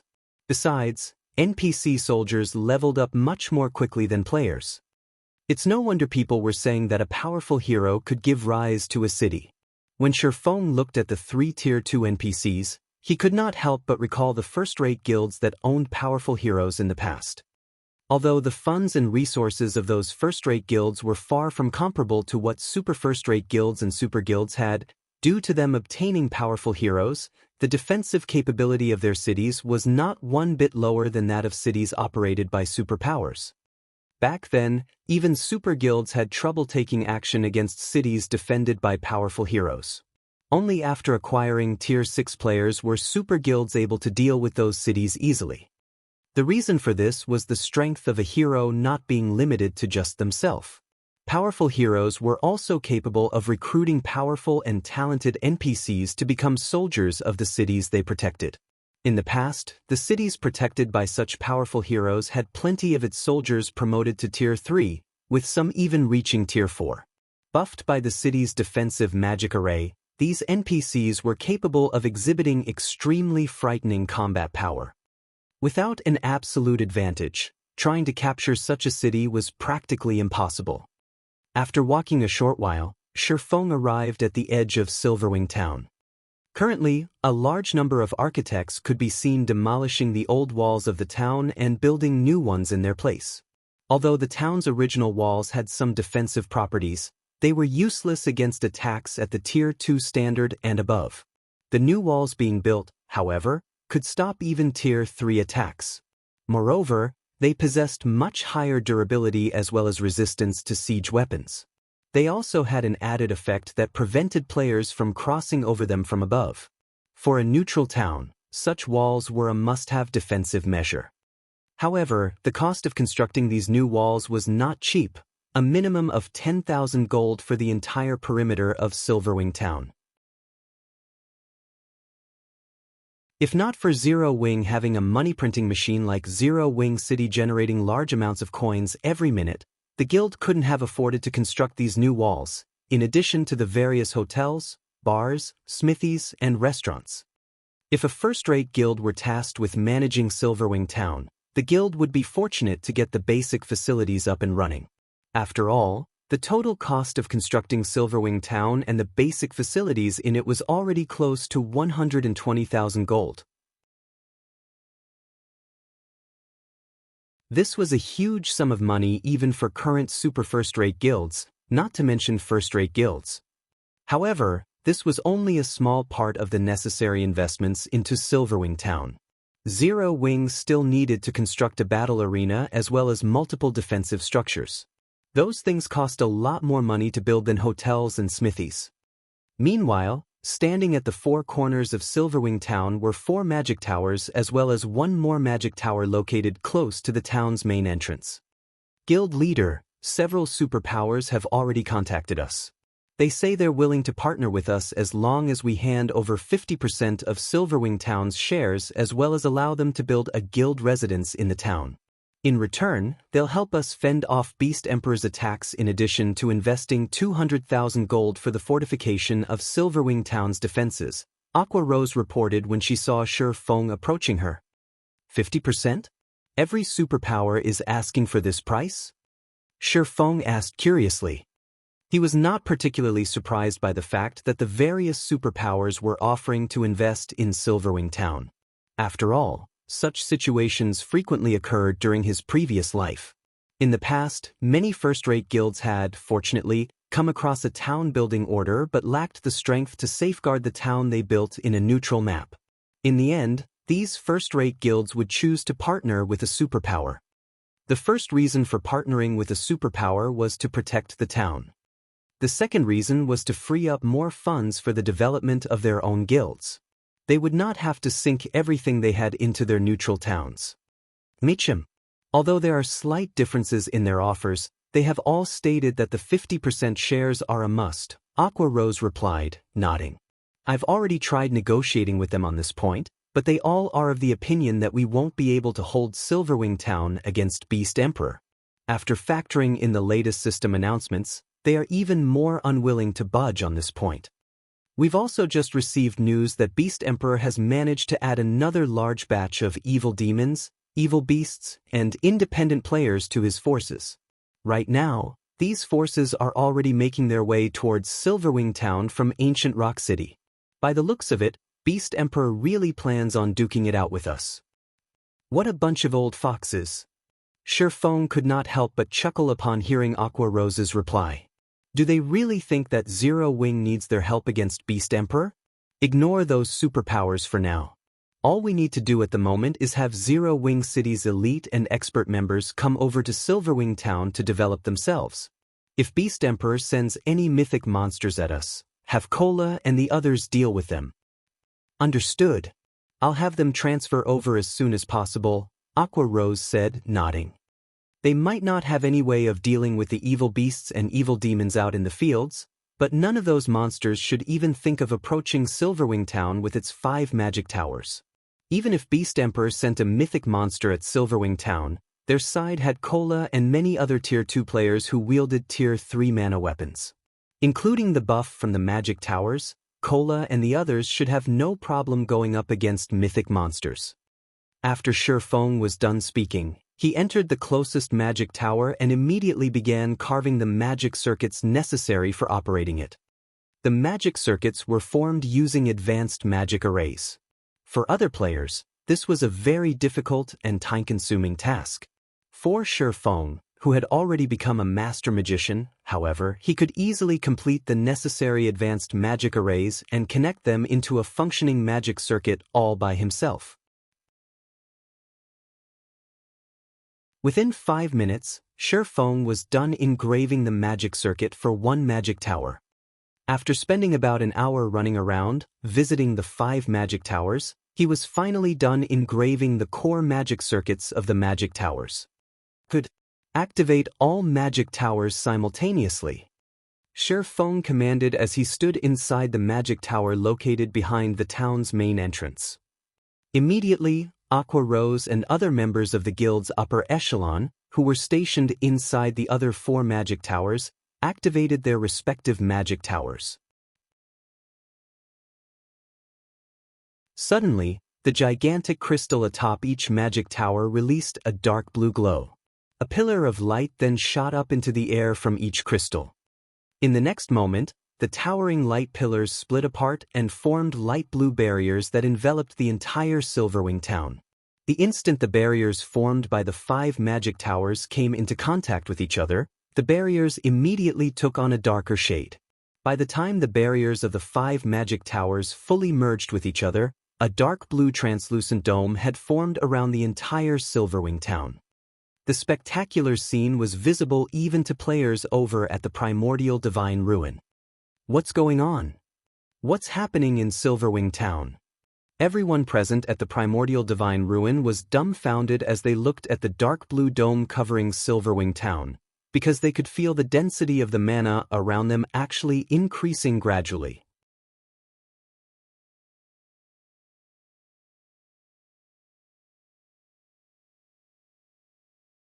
Chapter 1732, The Effect of 5 Magic Towers. Silverwing Town's sudden transformation immediately attracted the attention of the various major powers at the Primordial Divine Ruin. What's going on with Silverwing Town? It's actually causing such a powerful mana drain.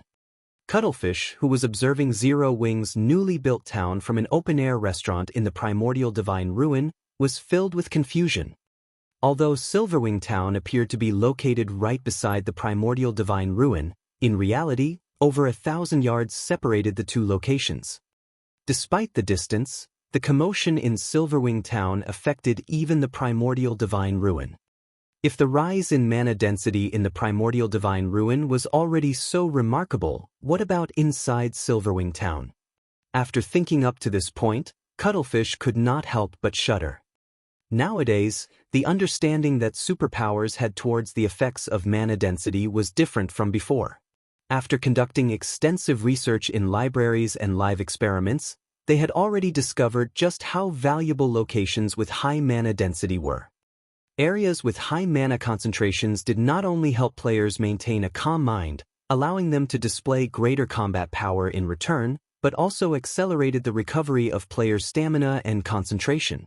This situation enabled players to practice their combat techniques for extended periods without having to worry about running out of stamina and concentration. Meanwhile, the execution of combat techniques was different from that of spells and skills. In the case of spells and skills, one could activate them properly so long as the general movements were correct. In the case of combat techniques, however, one's movements needed to be extremely precise. Otherwise, the combat technique would do more harm than good to the user. In short, the difficulty of executing a combat technique was much greater than activating skills and spells. One required arduous practice just to learn to execute a combat technique properly. Hence, if one wished to practice a combat technique efficiently, having an environment that boosted stamina and concentration regeneration was a must. Uncle Cuttlefish, a report just came in from our scouts. It seems Zero Wing has constructed magic towers in Silverwing Town. Moreover, the guild built 5 magic towers in one go. A crimson-armored Tier 2 berserker standing beside Cuttlefish reported. 5 magic towers? Did they see correctly? Cuttlefish revealed a stunned expression when he heard this. For a moment he even wondered if he had misheard. It's true. They've sent a video recording. There are indeed 5 magic towers in the town, the Tier 2 berserker replied, a bitter smile appearing on his face. He, too, had hoped that there was a mistake in the report. However, after watching the video recording, he couldn't deny this fact even if he wanted to. How is this possible? Cuttlefish's complexion darkened as he watched the video recording the Tier 2 berserker forwarded to him. Wasn't it stated that each magic tower design allowed the construction of only 5 magic towers? At this point in time, the various large guilds were no longer strangers to the magic tower. After the first magic tower appeared in Stone Forest Town, the various large guilds had fervently searched for information about it, especially since the magic tower's existence allowed Stone Forest Town to become the #1 town in Starmoon Kingdom. In addition, as an advanced defensive construction, the magic tower provided the town with considerable defensive power. Even until now, the Crimson Emperor Guild had yet to build a single magic tower. Nevertheless, 5 magic towers had now appeared in Silverwing Town simultaneously. This was simply unbelievable. With these 5 magic towers, Silverwing Town's defensive power had increased significantly. Even if Beast Emperor wanted to destroy Silverwing Town, he would face an uphill struggle to do so. Not to mention, with the drastically heightened mana density, Silverwing Town's popularity among players would definitely increase even further. While inside a neutral map, players' stamina and concentration depleted very quickly. And even if they returned to an NPC town or city to recover, a full recovery would take quite a long time. Meanwhile, the increased mana density would significantly shorten the amount of time needed for players to recover, granting players more time to grind and do quests. One could just imagine how attractive Silverwing Town would be to the players trying to develop in the Orc Empire. With this, Crimson Emperor would also have much greater difficulty in acquiring the shares of Silverwing Town. At this moment, besides Cuttlefish of Crimson Emperor, members of the other superpowers present in the Primordial Divine Ruin were also frowning at this situation. Damn it! Just where did Zero Wing obtain another magic tower design from? The upper echelons of the various superpowers were filled with envy as they looked at the 5 magic towers of Silverwing Town. Right now, even a fool could tell that Silverwing Town had a promising future ahead of it. News about Silverwing Town having 5 magic towers spread like wildfire. For a time, the expert players that had been hesitating over developing themselves in the Orc Empire started migrating to the Empire in large numbers. Meanwhile, inside Silverwing Town. So, this is the effect of having 5 magic towers in a single town? Shifeng was a little surprised as he felt the density of the ambient mana. He also noticed an additional buff appearing in his status window. Spirited State. If you remain in this state for 5 hours, your EXP gain will increase by 30% for 1 hour. If you remain in this state for 10 hours, your EXP gain will increase by 30% for 2 hours. Shifeng's eyes glowed when he read the description of this buff. Moreover, aside from this additional buff, the 5 magic towers also received a boost to their attack range, their defensive radius now covering 6,000 yards. Shifeng had never imagined that constructing 5 magic towers in a single town would bring such bonuses. This was his first time learning about such a matter. However, this was also a reasonable situation. After all, magic towers were incredibly precious. This was true even after 10 years had passed in God's domain. In his previous life, the various superpowers would split the magic towers they had to as many towns as possible. Even in important towns and cities, they would construct 3 magic towers at most. Nobody had been willing to spend an entire magic tower design on a single location. If the various large guilds in his previous life had found out that there was such a benefit from constructing 5 magic towers in a single location, most likely every guild that acquired a magic tower design would spend it entirely on a single town or city. After all, in Stone Forest Town, one needed to stay in a hotel to acquire this spirited state buff. Yet now, just being inside Silverwing Town granted players the buff. Only, the effects of the buff were inferior to the one gained by staying in Stone Forest Town's hotels, as the 30% increased EXP gain lasted only 2 hours. Even so, this buff was still extremely valuable. Now that such a benefit was available for free, the number of players willing to visit Silverwing Town would definitely increase even further. Most likely, the town would be able to develop into an intermediate town within a short period. Afterward, Shifeng called out Silverwing Town's system interface and allowed access to non-guild members. Quick look. Silverwing Town is now open to the public. Some observers quickly noticed the change in the town's status. Suddenly, countless players swarmed into the town. I'm in a spirited state. What's going on? Is this a joke? We can accumulate 2 hours of increased EXP gain buff just by staying inside Silverwing Town? All hail Zero Wing. The players that entered Silverwing Town could not help but gape in shock when they looked at their status windows. Originally, Silverwing Town was already a very attractive location for players. After all, it not only boasted a higher mana density than even Stone Forest Town but was also located right beside the primordial divine ruin. Now that players could even gain the spirited state buff just by being in the town, Silverwing Town was basically heaven for players. Within just a few minutes of opening to the public, Silverwing Town's player population had already shot past 100,000. Moreover, this number continued to skyrocket. The player population would most likely zoom past 200,000 before the hour was over. Guild Leader, we detected a large number of players and evil beasts heading in our direction through the magic towers. Many among these players are dark players. By the looks of it, they are planning to camp outside the primordial divine ruin and start a war of attrition with us, Aqua Rose said, frowning as she looked at the approaching evil beasts and dark players through the crystal ball of a magic tower. Beast Emperor Sure is persistent. Shifeng could not help but chuckle as he looked at the images Aqua Rose sent him.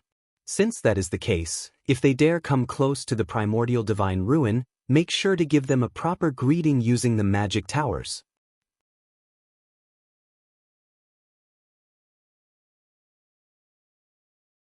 Chapter 1733, Earth-shattering blow.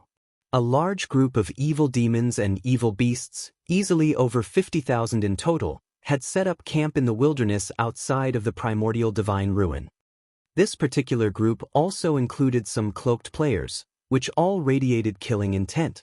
Just looking at these players could make one shiver. Some of these players didn't even bother with black cloaks to hide their identities, revealing the black IDs above their heads. It was obvious that these players had slain a frightening number of players. They were definitely not ordinary expert players. All of these players were very well geared. Despite recently reaching level 50, over half of their equipment consisted of level 50 mysterious iron and secret silver equipment. These pieces were definitely among the best available at this stage of the game. Wind, I'll say this first, the Crimson Horn Guild will only help you kill Zero Wings members. We won't be taking the initiative to attack and turn ourselves into cannon fodder. A tall, robust man carrying two short swords from his waist indifferently told the phantom of a person beside him. Relax. As long as Zero Wings members leave Silverwing Town, my evil demons and evil beasts will attack them immediately. All you and your men need to do is find an opportunity to kill them. However, don't forget, my goal involves more than making them lose a single level, Wind Hunter reminded the man. He hadn't only chosen to work with Crimson Horn because it was a famous dark guild in the Dark Knight Empire, he had also chosen the guild due to its production of a particular type of poison. This poison was called Soul Devourer and would be applied to a player's weapons.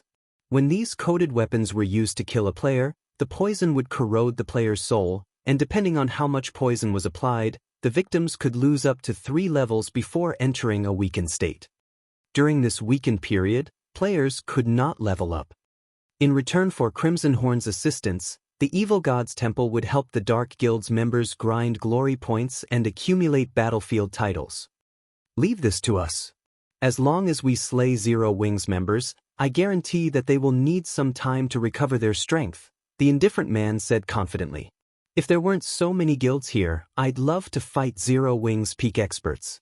I've heard that their combat standards are quite good, and every item they wear is a treasure. However, by the looks of it that doesn't seem possible. Saying so, the indifferent man turned to the 6 cloaked players behind him. He wasn't pleased that he couldn't see their appearances. These 6 players would be responsible for dealing with Zero Wings peak experts in the upcoming battle. Although these 6 people were dark players, they did not belong to a dark guild. Rather, they were members of an adventurer team called Dark Hunters. The adventurer team was quite famous in the Dark Knight Empire, and not even Crimson Horn avoided provoking the team. The Dark Hunters adventurer team consisted of monstrous players, and every member was a dark player. Not long ago, the Dark Hunters had dispatched a 20-man team to annihilate the first-rate guild, Tyrant Emperor's main force. Said force had included 1,000 players. Among the Dark Hunters' 20-man team, 8 were Tier 2 players who had absurd combat standards and basic attributes. Even Star Harvester, Tyrant Emperor's guild leader and a level 51, Tier 2 assassin, had died in the battle. Naturally, a Tier 2 assassin possessed much stronger life-saving skills than a Tier 1 assassin. Even 5 Tier 2 experts working together should not be able to stop a Tier 2 assassin's escape, yet Star Harvest had still been killed. Moreover, a single player from the Dark Hunters had accomplished the deed. The strength the Dark Hunters had displayed had thoroughly shocked the Dark Knight Empire. Star Harvester wasn't some ordinary expert. He was a Refinement Realm expert who ranked 305th on the God's Domain experts list. Not even ordinary Refinement Realm experts stood a chance against him. Yet, the Dark Hunters had killed him. Even before the battle with Tyrant Emperor, the Dark Hunters had created many frightening battle records. Only, these battle records had been carried out in secret, unknown to the various large guilds. The adventure team's accomplishments included the assassination of Crimson Horn's guild leader, Crimson Ghost. This was also why Crimson Ghost wasn't happy to see the 6 Dark Hunters members. In Crimson Ghost's opinion, the players from the Dark Hunters were inhuman, and he hadn't reached this conclusion just because of their monstrous strength. Rather, This opinion was based on the appearance they took on when they activated their true power. When they used their true power, they lost their human form, transforming into true monsters. They also used different combat methods than players like himself. Every one of the 6 players that had been sent from the Dark Hunters was a Tier 2 player. Even without the help of the evil demons and evil beasts, these 6 players were more than enough to deal with Zero Wing's main force members. Since everyone's all here, we'll proceed with the next phase of our plan. First, we'll set up an encirclement around the Primordial Divine Ruin and Silverwing town. But make sure you stay a safe distance away from the town. We estimate that those magic towers have a maximum attack range of around 1,500 yards. Do not enter that range. We won't be responsible for your deaths. Hearing Windhunter's warning, the various dark players nodded their heads. War weapons were no laughing matter. The magic tower's attacks possessed power at the peak of Tier 3. Moreover, the attacks had very large ranges. Unless one used an invulnerability skill or spell, no player at this stage of the game could block an attack from a war weapon and survive. No, there was one player who could block an attack from war weapon like the magic tower, but none of these dark players believed that they had the strength to rival Black Flame. When Wind Hunter finished speaking, the present players went into action. Wind Hunter then organized his evil demons and evil beasts to surround the Primordial Divine Ruin and Silverwing town. Shortly after the evil demons and evil beasts began to move, the players in the Primordial Divine Ruin discovered their advance. There are so many evil demons and evil beasts. That should be at least 50,000, right? Is Beast Emperor launching another assault? The crowd at the Primordial Divine Ruin gulped when they saw the approaching evil beast and evil demon army. Although they knew that Beast Emperor only planned to target Zero Wing, they couldn't help their growing fear and anxiety as they watched the monsters draw near. Good. They're finally here. When the various superpowers upper echelons saw the evil demons and evil beasts, their moods considerably brightened. Let's see how Zero Wing maintains its arrogance after this. As long as Beast Emperor was willing to fight against Zero Wing would be under a considerable amount of pressure regardless of whether Beast Emperor won or lost. In that case, they would have an opportunity to acquire the shares of Silverwing Town. However, when the evil beasts and evil demons were less than 1,000 yards away from the Primordial Divine Ruin, one of the magic towers in Silverwing Town, which stood over 3,000 yards away from the monster army, began to gather energy. The mana around the magic tower swiftly collected at the gigantic crystal atop the tower. After a 2-second charge, a pillar of black-white light shot up from the gigantic crystal. Even the players at the Primordial Divine Ruin could clearly see the pillar. What's Zero Wing trying to do? The sudden development confused everyone watching. As these players wondered about the light pillar, it angled downward and shot into the center of the evil beast and evil demon army. Following which, the light pillar expanded and devoured the nearby evil demons and evil beasts. Every monster at special elite rank or below died instantly as the light washed over them. Only chieftains and above had survived, although the monsters at chieftain rank had very little HP remaining. The attack had even heavily injured the Grand Lord ranked evil demons and evil beasts.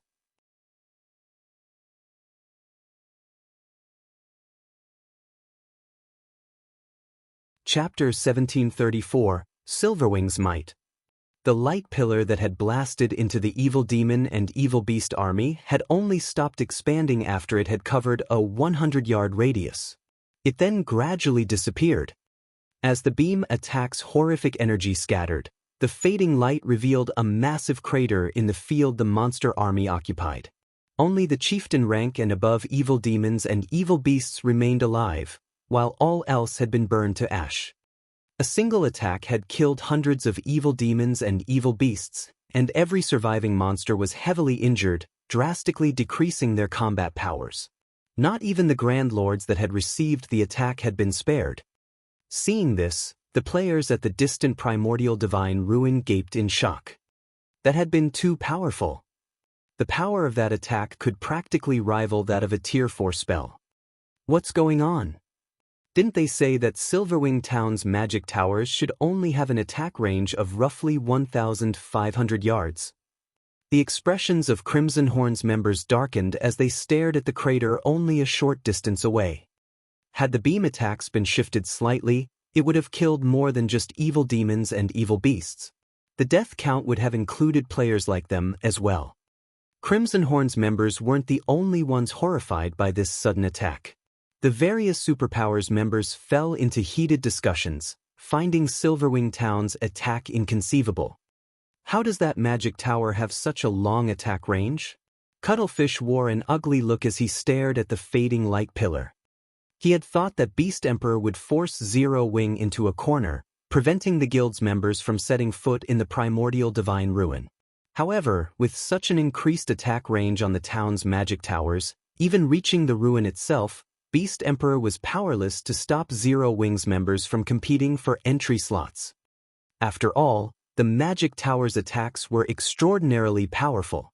If Beast Emperor sent his minions to block Zero Wing's path, the guild would retaliate without mercy. If the magic towers struck too many times, even mythic-ranked monsters would fall, much less the lower-ranked monsters. Before anyone could recover from their shock, another of Silverwing Town's mana towers began to gather mana. 2 seconds later, another black-white light pillar ascended into the sky. In the blink of an eye, another energy beam struck the evil demon and evil beast army, opening another clearing amidst the monsters. Damn it! How is this happening? Wind Hunter's heart bled as he watched his evil demons and evil beasts fall by the hundreds. He had gone to great lengths to nurture these evil demons and evil beasts. He could accept their deaths if their deaths had meaning, but right now, they were nothing more than living targets for Zero Wing. As Wind Hunter prepared to issue a new command, another beam attack slammed into his monster army. Boom! This time, the attack had taken the lives of more than just a large number of evil demons and beasts. Some of Crimson Horn's members hidden among the monster ranks had died instantly. Retreat! Everyone retreat! Crimson Ghost shouted through the team chat with an ashen complexion. Dark guilds had far fewer members than ordinary guilds. A very powerful dark guild generally only had around 30,000 members. Crimson Horn had barely over that count. For this operation, Crimson Horn had dispatched 2,000 expert members, nearly every expert in the guild. And that last beam attack had killed over 100 Crimson Horn experts. At this moment, Crimson Ghost developed a deep hatred for Wind Hunter. Because of Wind Hunter's misinformation, Crimson Horn had lost over 100 experts for no good reason. As dark players, the death penalty they suffered was much more severe than ordinary players. Even though their alignment with the dark forces would lighten their death penalty slightly, it was still harsher than what ordinary players faced. Now that over 100 Crimson Horn experts had been killed, the guild had lost over 5% of its peak combatants. If they suffered another blow like that, the consequences would be unimaginable. Just as Crimson Horn's members began to retreat, Zero Wing's members flooded out of Silverwing Town. Although only a little over 2,000 guild members had emerged, every one of them rode a majestic Thunderwolf. The spectacular scene of 2,000-plus Thunderwolves stunned both the spectators and Wind Hunter's group. Bastards! Wind Hunter bellowed in rage as he watched Zero Wing's army charge towards him. After bombarding his army with the magic towers, Zero Wing actually took it a step further and sent its members to pursue his remaining forces. It was obvious that Zero Wing wanted to show everyone that the evil god's temple was not a foe worth worrying about. To make matters worse, Zero Wing had only dispatched a little over 2,000 members for the pursuit. If news of this spread, the evil god's temple's prestige would be tarnished. The temple would become a laughingstock in the Orc Empire. Immediately, Wind Hunter had his evil demons and evil beasts charge at Zero Wing's army, even going as far as to mobilize 2 mythic evil beasts. Although the magic tower's attacks were powerful, they couldn't easily take down mythic-ranked monsters. In fact, the 2 mythic evil beasts would have no problems escaping the battlefield even after annihilating Zero Wing's force. Moreover, with how far the magic towers could reach, Zero Wing wouldn't dare to fire on the evil demons and evil beasts as they clashed with the guild's members. Suddenly, one level 60+ evil demon and evil beast charged towards the incoming players, but before they could reach their targets, 2 more beam attacks plowed into the monster's frontline. The beams wiped out any elites and special elites they struck while leaving the rest heavily injured. After the 2 beam attacks descended, Zero Wing's members, who wielded mana weapons, finally made contact with the evil demons and evil beasts. The moment they did, they started a slaughter. The Zero Wing experts wielding Tier 2 mana weapons could fight a Lord-ranked evil demon or evil beast, even when the monsters were at their peak, Toto. Hence, the weakened chieftains and lords posed no threat to Zero Wing's melee players. In addition, the ranged DPS provided cover fire, and the healers maintained everyone's HPs from the rear. Overall, the first wave of evil demons and evil beasts that met Zero Wing's army in combat was no match for Zero Wing's army. Finally, the 2 mythic-ranked evil earth dragons arrived before Zero Wing's forces, their massive frames looming like 2 mountains. The evil earth dragons then released deafening roars as they swiped their massive claws at the enemy players. However, before their claws could reach the melee players before them, 2 figures appeared before each monster.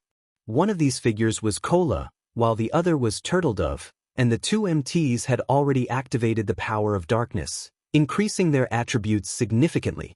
Silver divine runes illuminated the Tier 3 mana weapons in their hands, and once the 2 Guardian Knights reached the evil earth dragons, they swung these weapons at the incoming claws. Tier 2 skill, Divine Adjudication. A golden glow bloomed before the 2 Guardian Knights as the 2 evil earth dragons' gigantic claws abruptly halted mid-swing. No matter how much force they used, they couldn't even move their claws an inch farther. After a brief moment, 2 explosions shook the area. The 2 level 75 evil earth dragons stumbled 5 steps back, and the ground beneath them trembled as they moved. Before the mythic evil beasts could recover their stances, Kola and Turtledove advanced once again and arrived before their targets. They then swung their weapons, and the silver divine runes covering the Tier 3 mana weapons brightened as the blades fell on their targets. Tier 2 skill, Dragon Annihilator. Tier 2 skill, Current Blade. Kola and Turtledove used their respective legacy skills without hesitation. The moment their attacks connected with the evil earth dragons, the 2 mythic monsters let out agonizing cries as they were pushed back by 20 yards, a damage of over -800,000 appearing above each of their heads. Although the evil earth dragons' HP bars had only decreased by a very small fraction, barely noticeable to ordinary players, expert players with acute perception noticed the change. The players watching from the primordial divine ruin were frozen with shock, staring at Kola and Turtledove with dumbfounded expressions.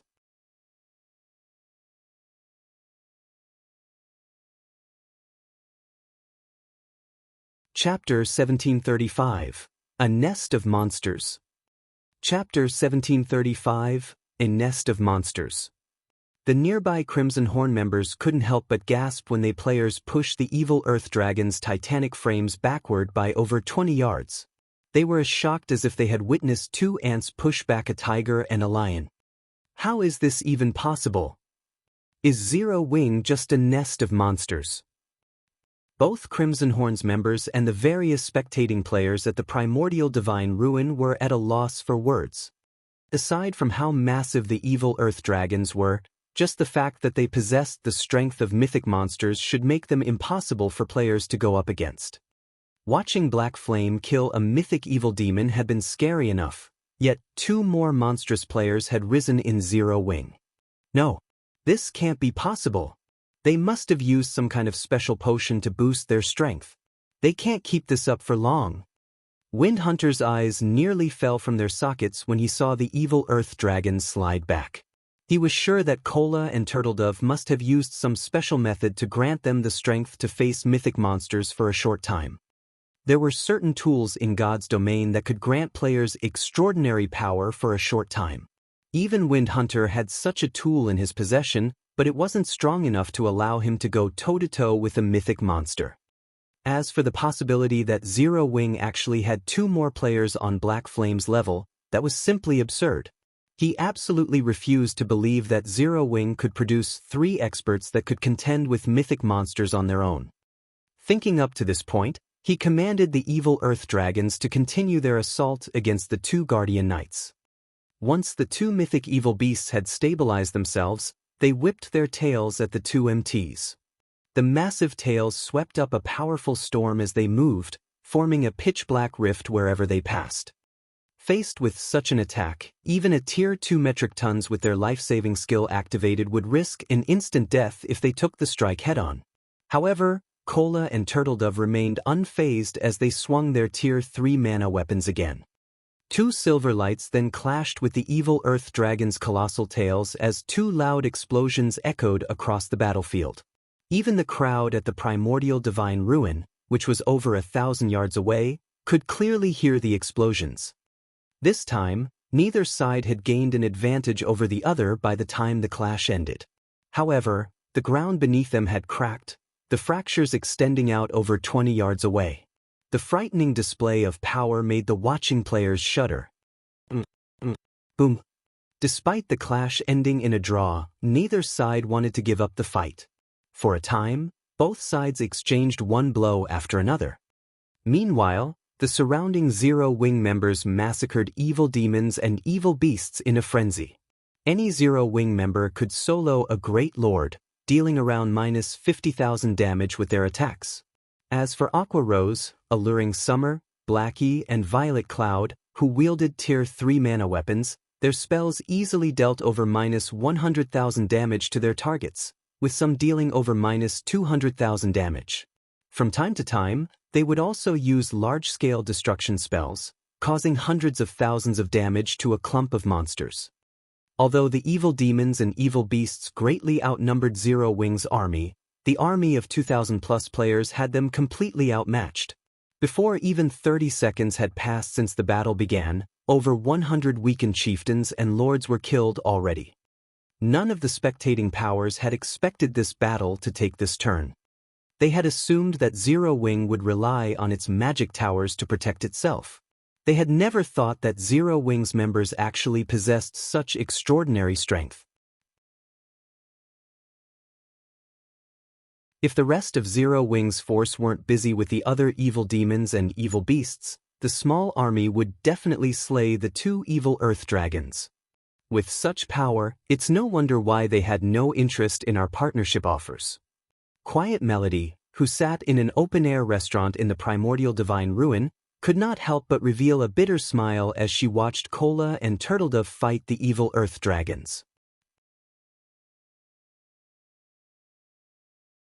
She had thought that Zero Wing was trying to keep up appearances by refusing the various superpowers offers for cooperation and would only lower its head after Beast Emperor's forces had cornered the guild. However, with Zero Wing's current display of strength, it certainly qualified to protect Silverwing Town without help. Not even the various superpowers could deal with mythic-ranked monsters so easily. With the 5 magic towers' absurdly long attack range, Zero Wing should have no problems defending Silverwing Town even after the town's protection period. That damned Wind Hunter! He nearly made us enemies with Zero Wing. Fortunately, we haven't actually fought Zero Wing's members yet. We should still have time to escape Zero Wing's notice. Crimson Ghost could not help but glare at the distant Wind Hunter as he watched the evil demons and evil beasts' extermination. Zero Wing's strength was nothing like what Wind Hunter had told him. Every one of Zero Wing's experts was ridiculously strong. Not even a Tier 2 player like him dared to face Cola and Turtledove head-on. With the MT's incredible destructive power, they could likely kill him in one hit. The fight before him could no longer be described as a battle. This was basically a one-sided slaughter. When Crimson Ghost recalled how he had lost over 100 guild experts, he truly felt fortunate. If not for that incident, he wouldn't have given the command to retreat. Had his army of 2,000 players assaulted Zero Wing's members, the consequences would have been disastrous. Seeing Zero Wing's frightening combat power also instilled an indescribable shock in Crimson Ghost.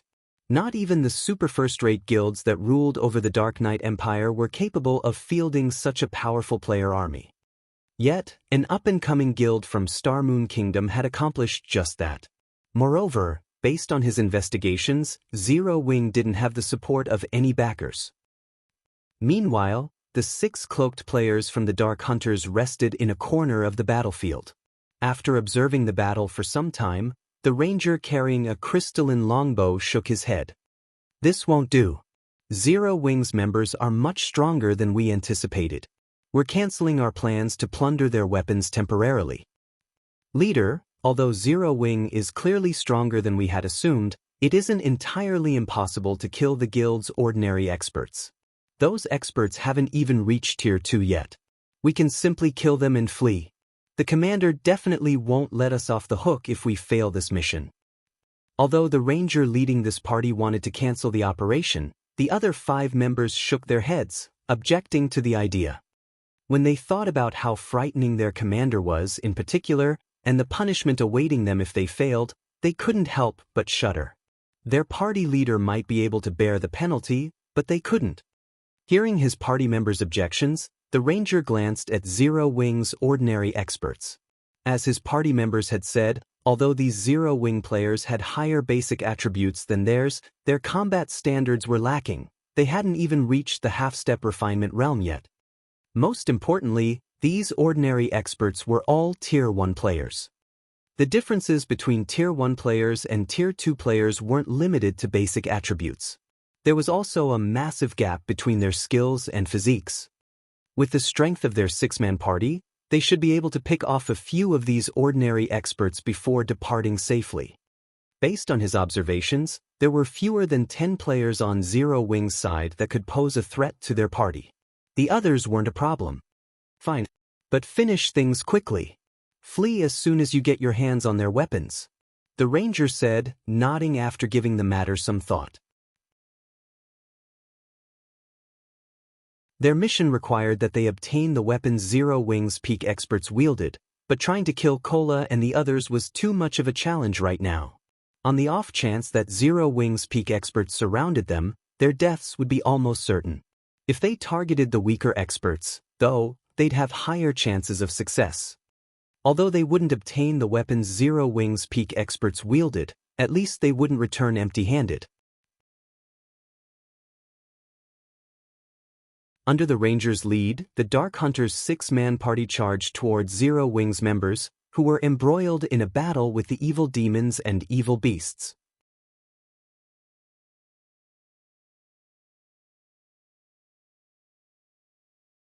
Chapter 1736, Confrontation with the Dark Hunters. Chapter 1736, Confrontation with the Dark Hunters. On the chaotic battlefield, Cola and Turtledove continued to block the evil Earth Dragon's attacks. Meanwhile, the other Zero Wing members frantically cleared out the heavily injured evil beasts and evil demons, rapidly dwindling the army's numbers. The battle was thoroughly in Zero Wing's favor. Because of this, Zero Wing's excitement continued to mount as they fought. The mana weapon's incredible attack power couldn't compare to their normal weapons, and even though they were Tier 1 players, they completely overwhelmed the Lord-ranked evil demons and evil beasts. Although the slain monsters didn't drop any loot, these players did receive a bountiful amount of EXP. After fighting for just a short moment, their experience bars had grown by a noticeable chunk. Upon reaching their level, they required a ridiculously high amount of EXP for each level up. Sometimes, they'd grind for 10 minutes straight without any noticeable change to their experience bars. Now, however, they should be able to gain enough EXP for a full level after fighting these evil demons and evil beasts for 3 hours or so. With how generous the EXP was from killing these monsters, they had to take advantage of this opportunity as much as possible. Even the spectators at the Primordial Divine Ruin were jealous of Zero Wing's members. It was not very often players encountered such a large army of high-ranked monsters. Even if they did, most players did their best to stay out of the monster's way. Trying to fight such a powerful monster army guaranteed casualties, after all. The losses would completely outweigh the gains. However, now that Zero Wing had Cola and Turtledove to pin down the evil Earth Dragons, and Zero Wing's other members had the strength to overwhelm the other evil beasts and evil demons, Zero Wing's army could safely grind these enemy monsters. Why wouldn't they be jealous of Zero Wing? It seems Beast Emperor has only failed again. Quiet Melody could not help her bitter smile when she saw that the evil demons and evil beasts had begun to retreat. After this battle, Beast Emperor wouldn't be able to touch Zero Wing at the primordial divine ruin again. Big Sis Melody, look over there. A few dark players seem to be charging into the battle, Blue Jade said suddenly as she pointed at the 6 figures rushing into the heart of the battlefield with flying speed. They must intend to attack Zero Wing. These 6 players were none other than the 6 from the Dark Hunters Adventurer team. What a powerful concealment technique. Who are those people? Quiet Melody watched the rapidly moving figures with astonishment. As one of the Sacred Temple's Vice Temple Masters, she had more than great combat power. She also possessed acute perception. Although the 6 players hid their identities and appearances with black cloaks, Quiet Melody could tell that they were all Tier 2 players based on their movement. Tier 2 players had far higher basic attributes than Tier 1 players, and their mobility wasn't something that Tier 1 players could hope to rival. Hence, it was very easy to differentiate between Tier 1 and Tier 2 players. However, what truly surprised Quiet Melody was the 6 players' movement technique. All 6 moved with incredible stealth.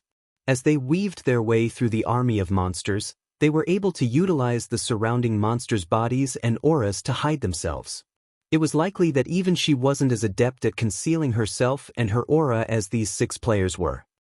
If not for her bird's eye view of the battlefield, she wouldn't have discovered these 6 players at all. What? The Dark Hunters are actually making a move? Crimson Ghost, who had long since retreated from the battlefield, could not help his surprise when he noticed the 6 figures approach Zero Wing's army. At this point, Zero Wing's superiority in this battle could not be any more obvious. There was no reason to continue this fight with the guild, yet the 6 Dark Hunters insisted on doing so. Crimson Ghost was truly confused. Elsewhere on the battlefield, Wind Hunter had noticed the 6 Dark Hunters players moving towards Zero Wing's army as well. They're going to strike. Wind Hunter's frown relaxed slightly. Originally, he hadn't planned on enlisting the help of the Dark Hunters Adventurer team in this fight against Zero Wing. Beast Emperor had invited them. Moreover, Beast Emperor had even specifically instructed him not to provoke the Dark Hunters casually. It was clear that even Beast Emperor was a little afraid of this adventurer team known as the Dark Hunters. Initially, Beast Emperor's decision had left him slightly disgruntled, but after seeing that all 6 of the adventurer team's representatives were Tier 2 players, his opinion of the Dark Hunters had changed slightly. When he had tried to fight one of these representatives, he had learned exactly how powerful these 6 players truly were. If these 6 players were pitted against a 1,000-man team of ordinary Tier 1 experts, the expert army would suffer catastrophic losses even if the 6 eventually died. When the 6 Dark Hunters had stated their intentions to hunt Zero Wing's peak experts, he had agreed without hesitation because of this. Originally, he had thought that the Dark Hunters had planned to abandon this fight like Crimson Horn's members had. He never thought that the Dark Hunters would still make a move. This was definitely good news for him. As Wind Hunter considered his next move, the 6 Dark Hunters reached the edge of Zero Wing's army. "Start the attack," the leading ranger commanded as he watched a group of Zero Wing members. The ranger then retrieved the crystalline longbow from his bag, simultaneously firing 9 arrows. Combat technique, 9-star strike. Suddenly, the 9 arrows split and flew at 9 different Zero Wing players. Moreover, every arrow targeted the players' blind spots. Dang. Although the ranger's aim had been accurate, the 9 Zero Wing members noticed the attacks and responded by swinging their weapons at the incoming projectiles. However, they felt as if they had struck an immovable wall the moment their weapons touched the arrows. Not only did the resulting vibrations hurt their arms, but they were also forced to retreat. The power the arrows contained could even rival a High Lord's attack. As Tier 1 players, they wouldn't be able to block such an attack unless they used their Berserk skills. However, Zero Wing's ordinary experts all wielded Tier 2 mana weapons, which granted them great strength. They could also stabilize their postures after retreating about 4 steps. Unfortunately, before the 9 Zero Wing members could locate their attacker, they noticed multiple skills and spells flying at them from multiple directions. Before they could react, these skills and spells smashed into them. Needless to say, these attacks had originated from the other 5 Dark Hunters. The 9 players from Zero Wing rapidly lost HP. Only the plate armor classes retained around 2/3 of their HP, while the rest had more than 50%. After the brief clash, the 9 Zero Wing members realized that they had encountered a powerful foe. They immediately activated their mana weapons, attacking their ambushers. Facing attacks that could rival the power of High Lords, the 6 Dark Hunters chose not to block the attacks directly, but to dodge or deflect them. This situation rendered the 9 Zero Wing members utterly helpless about their current predicament. Before the rear-line healers could heal the 9 injured players, the 6 Dark Hunters launched another wave of attacks, easily slipping past the Zero Wing members' defenses and killing the 9 experts instantly. This shocked the nearby Zero Wing players. Even the upper echelons from the various major powers, who watched from the primordial divine ruin, couldn't help but gasp. Too fast. Although the 9 players from Zero Wing had yet to reach the refinement realm, their basic attributes almost rivaled Tier 2 players. They should wield the strength of a High Lord of the same level, yet the 6 Dark Hunters had effortlessly ended their lives. Although the Dark Hunters' status as Tier 2 players was part of the reason for their success, the various major powers' upper echelons recognized the absolutely perfect coordination between the 6 players. Even if the 9 targeted players had been Refinement Realm experts, the ambush's outcome would likely have been the same. After the 9 Zero Wing members had died, they had dropped a total of 18 items, far more than normal. 3 of these 18 items were Tier 2 mana weapons. Good. "We're retreating," the leading ranger commanded after snatching up a Tier 2 mana weapon. He then turned and fled. The other 5 Dark Hunters nodded in response. They wanted to kill more players, but since their party leader had ordered the retreat, they had to obey. Following which, they dully picked up an item closest to them and fled back into the Evil Demon and Evil Beast army. But just as the 6 players melded into the monster army, a figure leaped out of Zero Wing's forces and blocked the Dark Hunter's path. This figure was none other than Fire Dance. "Do you think that you can leave so easily after killing our guild members?" Fire Dance demanded as she swept a glance over the 6 Dark Hunters, a cold glint flashing in her eyes.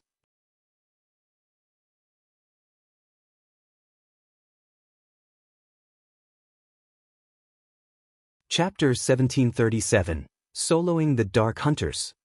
Chapter 1737, Soloing the Dark Hunters.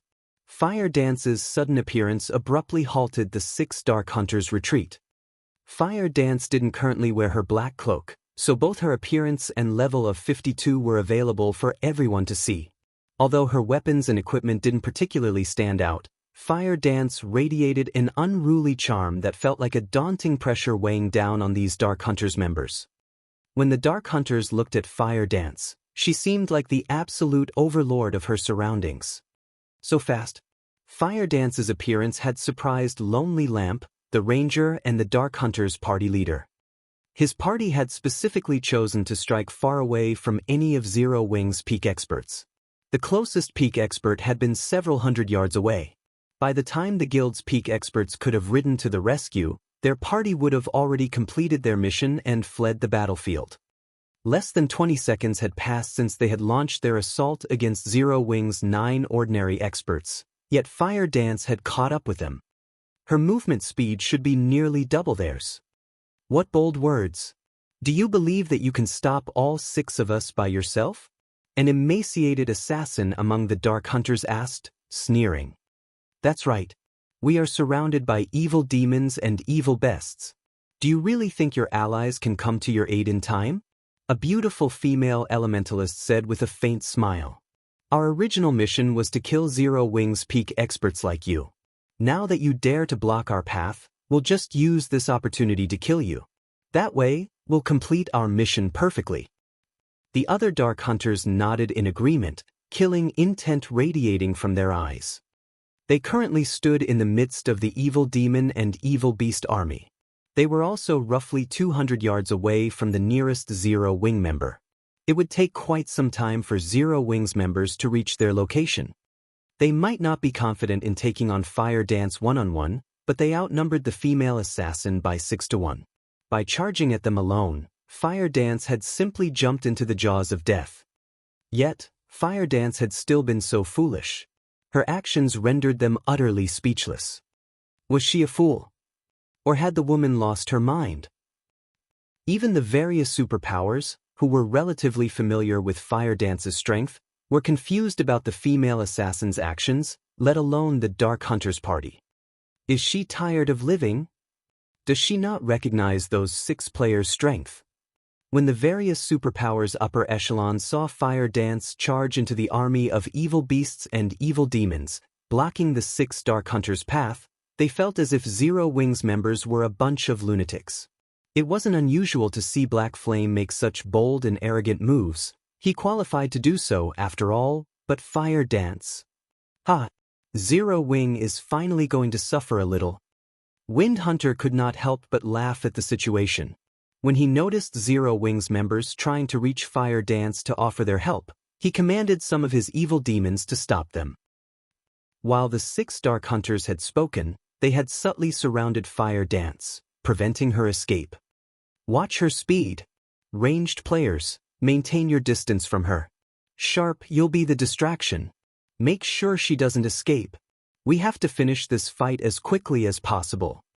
Lonely Lamp commanded as he retrieved his crystalline longbow from his back. The other 5 Dark Hunters nodded in response. The emaciated assassin, Sharp Blade, then charged at Fire Dance with a Tier 2 Berserker and a Tier 2 Swordsman close behind him.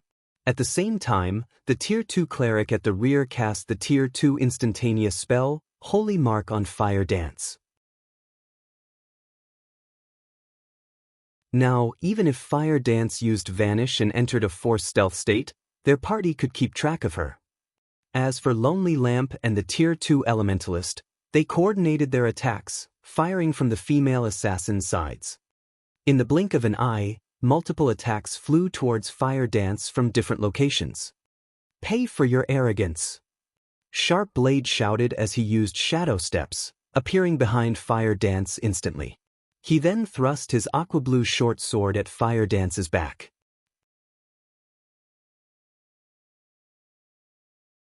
Tier 2 skill, Triple Interception. Suddenly, Sharp Blade's short sword transformed into 3 streaks of shadow that aimed for Fire Dance's blind spots. Although each shadow's power wasn't strong, the strikes couldn't be blocked with shields or weapons. They could only be dodged or stopped by a defensive skill. In the meantime, the Berserker charging at Fire Dance from the front raised his battle axe and slammed it at the ground before him. Tier 2 skill, Fracturing Spikes. Stone spikes rose from the ground beneath Fire Dance's feet, entrapping her. Meanwhile, the Tier 2 Swordsman used a normal slash against his target. As for Lonely Lamp and the female Elementalist, they sent numerous arrows and fireballs at the female assassin. As they watched the 6 Dark Hunters assault, the spectators at the Primordial Divine Ruin gasped. Even the various superpowers peak experts wore serious expressions when they saw this coordinated offensive. The Dark Hunters' coordination and skill utilization were simply perfect. Even peak experts like themselves would fall under such a seamless bombardment. Even Fire Dance, the target of this offensive, was slightly surprised. She hadn't expected such high combat standards from the 6 Dark Hunters, and even their coordination had reached such an impressive level. However, before the numerous attacks could land, Fire Dance split into 6 identical copies of herself. Phantom. This was the 1000 Transformation's first additional skill. Although the 5 doppelgangers couldn't attack, they were invulnerable. Moreover, they could exist for a full 30 seconds. Boom, boom, boom. A series of attacks struck Fire Dance, but her HP didn't decrease in the slightest. Meanwhile, Fire Dance's sudden split and 6 copies had stunned the Dark Hunters slightly, and they paused for a brief moment. These are doppelgangers that can't attack. One of these 6 doppelgangers must be the real assassin. Lan Hua and I will attack the doppelgangers. The rest of you need to keep an eye out for the real body. Lonely Lamp shouted, reacting quickly to the new development. Although doppelganger skills like the one Fire Dance had just used were rare in God's domain, some did exist. Hence, players had learned of ways to counter these skills. In a one-on-one fight, players would have to flee and wait for the skill's duration to end, but if a party were to face such a doppelganger skill, the ranged players could launch AoE attacks, hitting every doppelganger simultaneously to determine the real body's location. The melee players could then take advantage of this information to attack the enemy's main body. Immediately, Lonely Lamp and the female elementalist, Lan Hua, launched spells and arrows at all 6 Fire Dance copies. However, before they could do so, Fire Dance had switched positions with one of her doppelgangers and appeared beside the Tier 2 Berserker. She then lightly swung 1,000 transformations at her target. Surprised, the Berserker hurriedly executed Whirlwind Slash to repel Fire Dance. Boom! The instant the Berserker's battle axe collided with 1,000 transformations, however, the man's expression darkened. He felt as if he had just struck an impenetrable wall. Not only did his weapon stop abruptly, but the intense feedback forced him to take a step backward. Just as the Tier 2 Berserker stepped back, the Tier 3 mana dagger in Fire Dance's left hand glowed with a beautiful red light as the assassin thrust it towards the Berserker's heart. Damn it! The Berserker was close to losing his mind. You forced me to do this. He currently wielded a two-handed weapon. In terms of strength, he should be stronger than players who used one-handed weapons, yet Fire Dance had surprised him by relying on 1,000 transformations.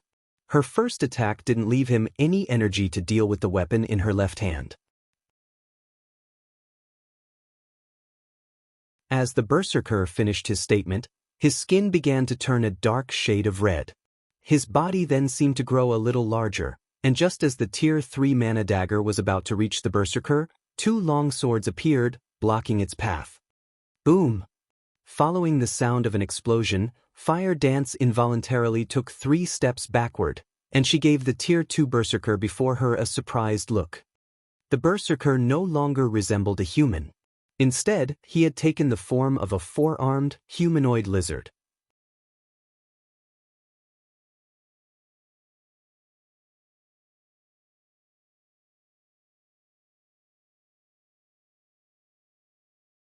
Chapter 1738, Dark Mutation. Chapter 1738, Dark Mutation. When the Tier 2 Berserker had transformed, Zero Wings nearby players were dumbfounded. They had seen plenty of Berserk skills that slightly altered their user's appearance, but this was the first time they had seen a Berserk skill causing such a huge transformation. After transforming, the Tier 2 Berserker's aura had undergone a massive transformation. Not only was his aura much stronger now, but it also no longer felt human. However, this was still not the worst part. The most important change was to the Berserker's body. Currently, the Berserker had 4 arms instead of 2. Of course, having an extra set of arms wasn't necessarily a good thing, as human minds weren't accustomed to controlling more than one set of arms. If a person suddenly grew an extra set of arms, they'd have some difficulty controlling the new appendages. However, if the Berserker could control all 4 arms properly, he'd have a massive advantage in battle. A player with 4 arms would be able to execute more varied attack methods than a player with a single set. The 4-armed player could also commit 2 arms to offense and 2 to defense.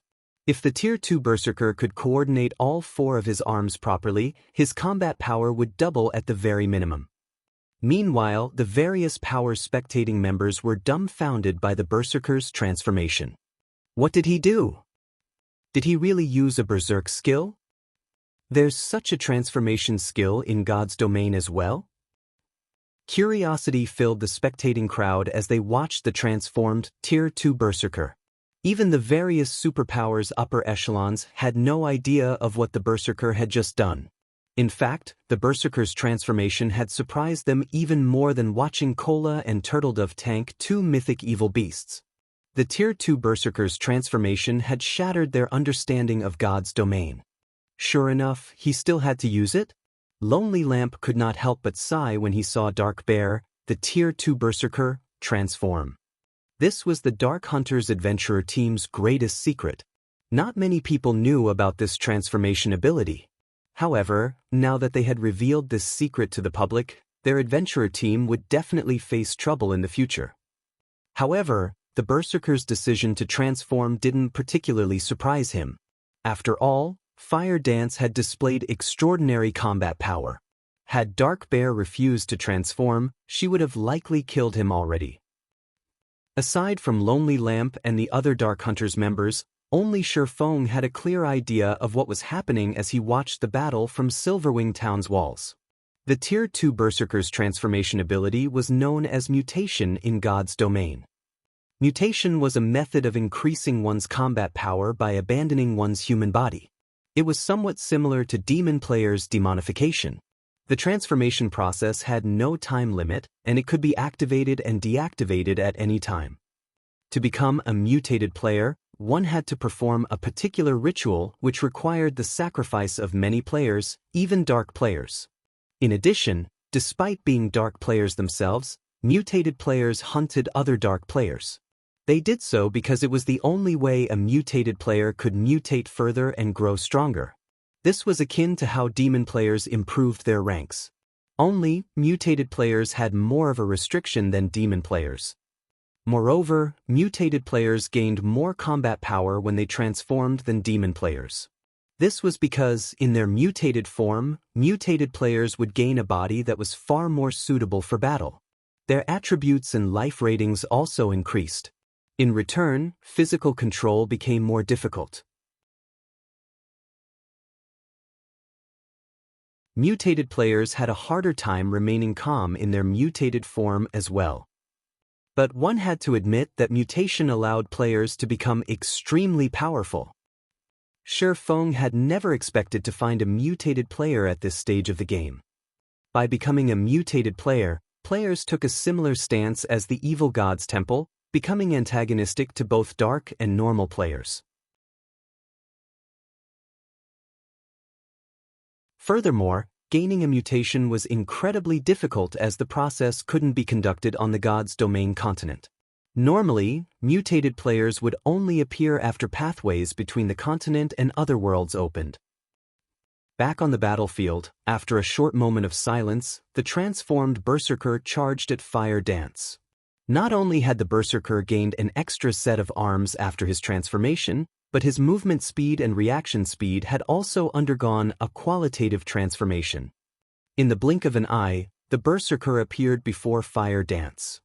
He then swung his one-handed axes down at the female assassin, while his two long swords flew towards Fire Dance's sides. The weapons moved so quickly that even Tier 2 players would barely be able to keep up with them. Die! As Dark Bear shouted, his arm muscles bulged, and his weapon's speed increased even further. Tier 2 skill Rock Smash. Once Fire Dance recovered from her shock, she simply swung the Tier 3 mana dagger at the incoming axes, rather than activating a life-saving skill to protect herself from the sudden assault. Silver divine runes lit up along the dagger as it was about to collide with the axes. Boom! Sparks scattered as the weapons collided, and the resulting impact's shockwaves cracked and shattered the ground beneath the weapons. Lonely Lamp and the other Dark Hunters, who watched from the sidelines, were dumbfounded by this scene. Fire Dance's attack had actually sent Dark Bear flying back by a full 15 yards.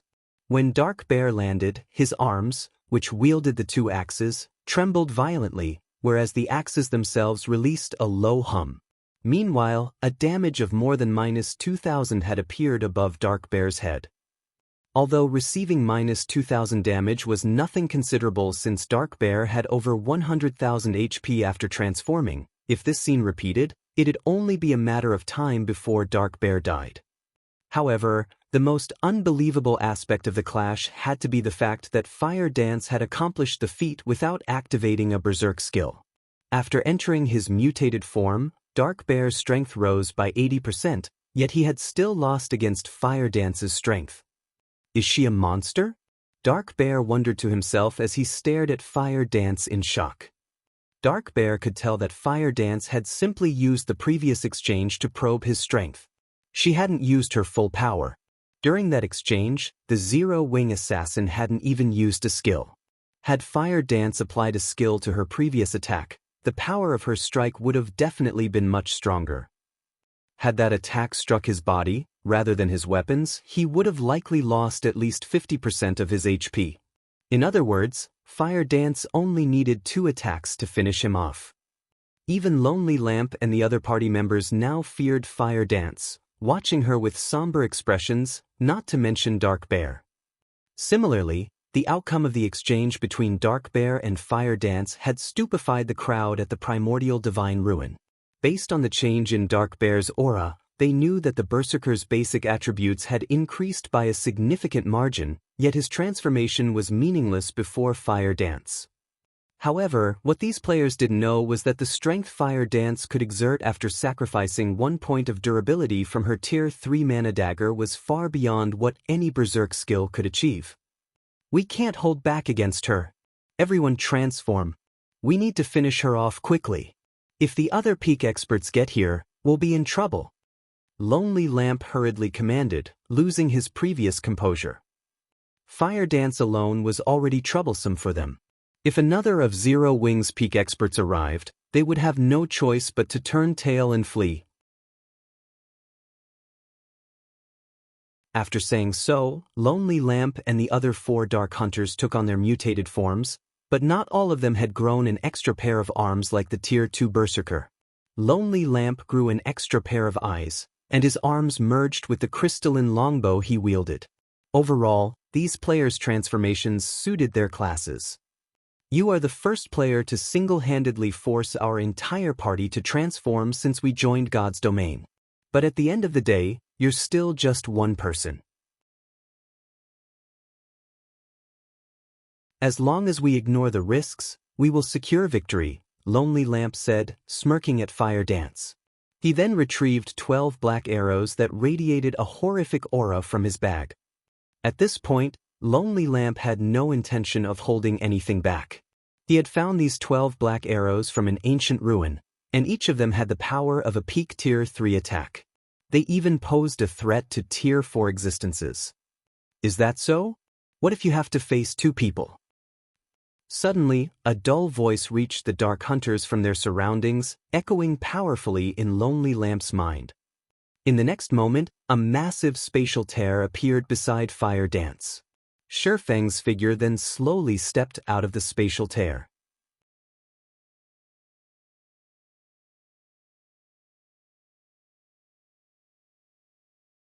Chapter 1739.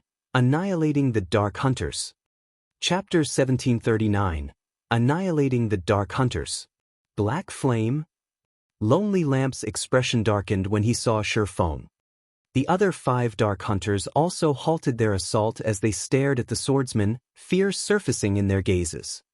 After the battles in Stone Forest Town and near the Primordial Divine Ruin, Black Flame's fame had spread to the various countries across God's domain, including the Dark Knight Empire. Although these 6 players had never fought Black Flame personally, they knew that both his basic attributes and combat standards were at the apex of God's domain after witnessing the man's battle videos. Even under normal circumstances, their 6-man party would have to take extreme care around Black Flame. Originally, they had a chance of completing their mission since Fire Dance had been alone, but now that Black Flame had joined the fray, their chances were uncertain. Black Flame is finally making his move. The various superpowers watching from a distance could not help but grow excited upon Shurfeng's appearance. They had very eagerly watched the clash between Fire Dance and the Dark Hunters, but they had also worried that the female assassin might die. They had been worried because they wanted to see the 6 Dark Hunters' true strength. This was the first time they had encountered players that could transform into monsters. They hadn't even known that was possible until today. Naturally, they had to collect as much information on these 6 players as possible. They might even discover some clues that could help them acquire this power. From what they could tell, the Dark Hunter's ability to transform into monsters was definitely stronger than a berserk skill, since the transformation gave the players a body that altered and improved their combat standards. If their guild's experts could grasp this power, it would undoubtedly increase the guild's overall strength. Hence, they very much hoped that Silverwing could defeat the Dark Hunters, forcing the 6 Dark Hunters to use everything they had. If the Dark Hunters achieve victory instead, however, they wouldn't know whether or not these players had held back anything. Leader, what should we do? Even if we have the strength to defeat 2 of them, it'll likely take a long time to do so, Lanhua asked through the team chat as she quietly observed Silverwing. Our opponents are too powerful. Prepare to retreat. Lonely Lamp said, breathing a deep sigh as he glanced at Fire Dance and Silverwing. If their party tried to fight Silverwing and Fire Dance, regardless of the battle's outcome, the Dark Hunter's party would be annihilated in the end. It wouldn't take long for Silverwing's other peak experts to arrive, after all. If they did die, they'd suffer an even worse death penalty than ordinary dark players, which wasn't an outcome Lonely Lamp wished to see. Understood. Although the other 5 Dark Hunters felt reluctant, they nodded and prepared to flee. What? Leaving so soon? Lonely Lamp and his party members' actions surprised Silverwing a little. He hadn't expected the Dark Hunters to be so decisive, retreating the moment they realized how disadvantageous their situation had become. Guild Leader Black Flame, you jest. We are not so foolish as to think that the 6 of us can stand against you and Commander Fire Dance, Lonely Lamp calmly explained as he looked at Silverwing. Since we've already accomplished our mission, albeit barely, we will be taking our leave. Saying so, Lonely Lamp fired the 12 black arrows in his hands, aiming 4 at Fire Dance and 8 at Silverwing. Each arrow carried power at the peak of Tier 3. Current players had no chance of blocking them. Even against a monster like Silverwing, Lonely Lamp was confident that his arrows would push the swordsman back slightly. Meanwhile, their party could use the opportunity to leave the area safely. However, Silverwing unhurriedly unsheathed Killing Ray and lightly swung the blade at the air. Suddenly, a blue lightning bolt tore through the space before him. Lightning slash. The massive lightning bolt devoured all 12 black arrows instantly, and the intense shockwaves that resulted even made the surrounding space tremble. After a brief moment, the black arrows disintegrated.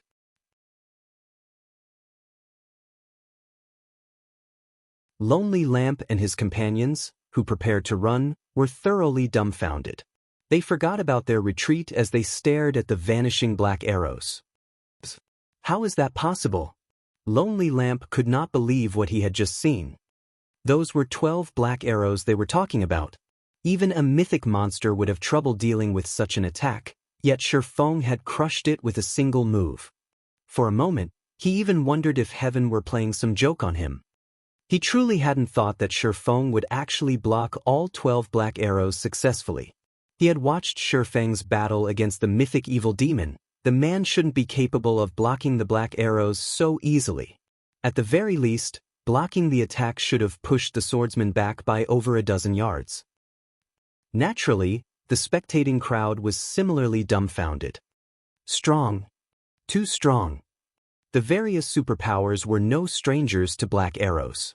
They all had their own small stockpile. Normally, these arrows were stored in their guild warehouses, only to be used against sufficiently valuable bosses. However, after watching Silverwing destroy 12 black arrows so effortlessly, they felt like fools. They had all treated these black arrows, which could be blocked so easily, like priceless treasures. You can't possibly think that you can leave safely after that little trick, do you? Silverwing said indifferently as he glanced at the 6 Dark Hunters before him. Leader, what should we do? Lonely Lamp's party members asked the ranger. Previously, they had only feared Silverwing due to his fame, but after watching him destroy 12 black arrows in an instant, true fear gripped their hearts. They finally realized why so many people called Shifeng a monster. "We don't have any other choice. Use the advanced Mad Demon Potion," Lonely Lamp said, gnashing his teeth as he stared at Shifeng. Hearing this, the other 5 Dark Hunters were shocked. The advanced Mad Demon Potion was a special berserk potion, which they had gone to great lengths to purchase. When consumed, it would grant mutated players like themselves another boost in power for 30 seconds. It was akin to a twofold berserk. However, this twofold berserk did not come without a price. Once the potion's duration ended, they would lose 40%'s worth of EXP. In addition, they would also fall into a weakened state for a short time. Hence, they understood that this potion should never be used unless absolutely necessary. But they also realized that this potion was their only chance of escape right now. Guild Leader Black Flame. "You are as amazing as the rumors say. However, I'm afraid that you still lack the strength to keep us here." Saying so, Lonely Lamp took out an advanced Mad Demon Potion and drank it. The other 5 Dark Hunters did the same. Suddenly, the 6 Dark Hunters' auras grew more intense. Previously, their auras had rivaled great lords of the same level, but now, their auras were even stronger than that of a Grand Lord of the same level. Immediately, the 6 players split up and ran. "I don't think so." Shifeng revealed a calm smile. Following which, he activated Power of Darkness, skyrocketing his basic attributes. He then stabbed the Abyssal Blade into the ground. Forbidden Domain. Abyssal Curse. With Shifeng as the center, pitch-black ripples spread up to a 30-yard radius. At the same time, every one of his enemies within a 500-yard radius became unable to use any skills, spells, or tools. Not only did Abyssal Curse's activation bind all 6 Dark Hunters, but it also decreased their basic attributes by 20%. Reacting quickly, the 6 tried to activate their control removal skills. However, no matter how much Lonely Lamp and the others willed for their skills to activate, their skills remained inactive. As the 6 Dark Hunters struggled to break free of their restraints, Shifeng raised Killing Ray once again and lightly swung the sacred sword at the Dark Hunters. Lightning Edge. Countless arcs of lightning formed before Shifeng, forming a river that devoured Lonely Lamp and the others. When the river of lightning faded, only 7 items lay on the ground where the Dark Hunters had stood. You're tuning in to the Passion Pages YouTube channel. We're so grateful for your support, and don't forget to subscribe to join us on this incredible journey through captivating stories. Your generosity through donations truly makes a world of difference, as it's the primary source of revenue that allows me to expand and enhance this channel for you. Thank you from the bottom of my heart for being a part of this adventure.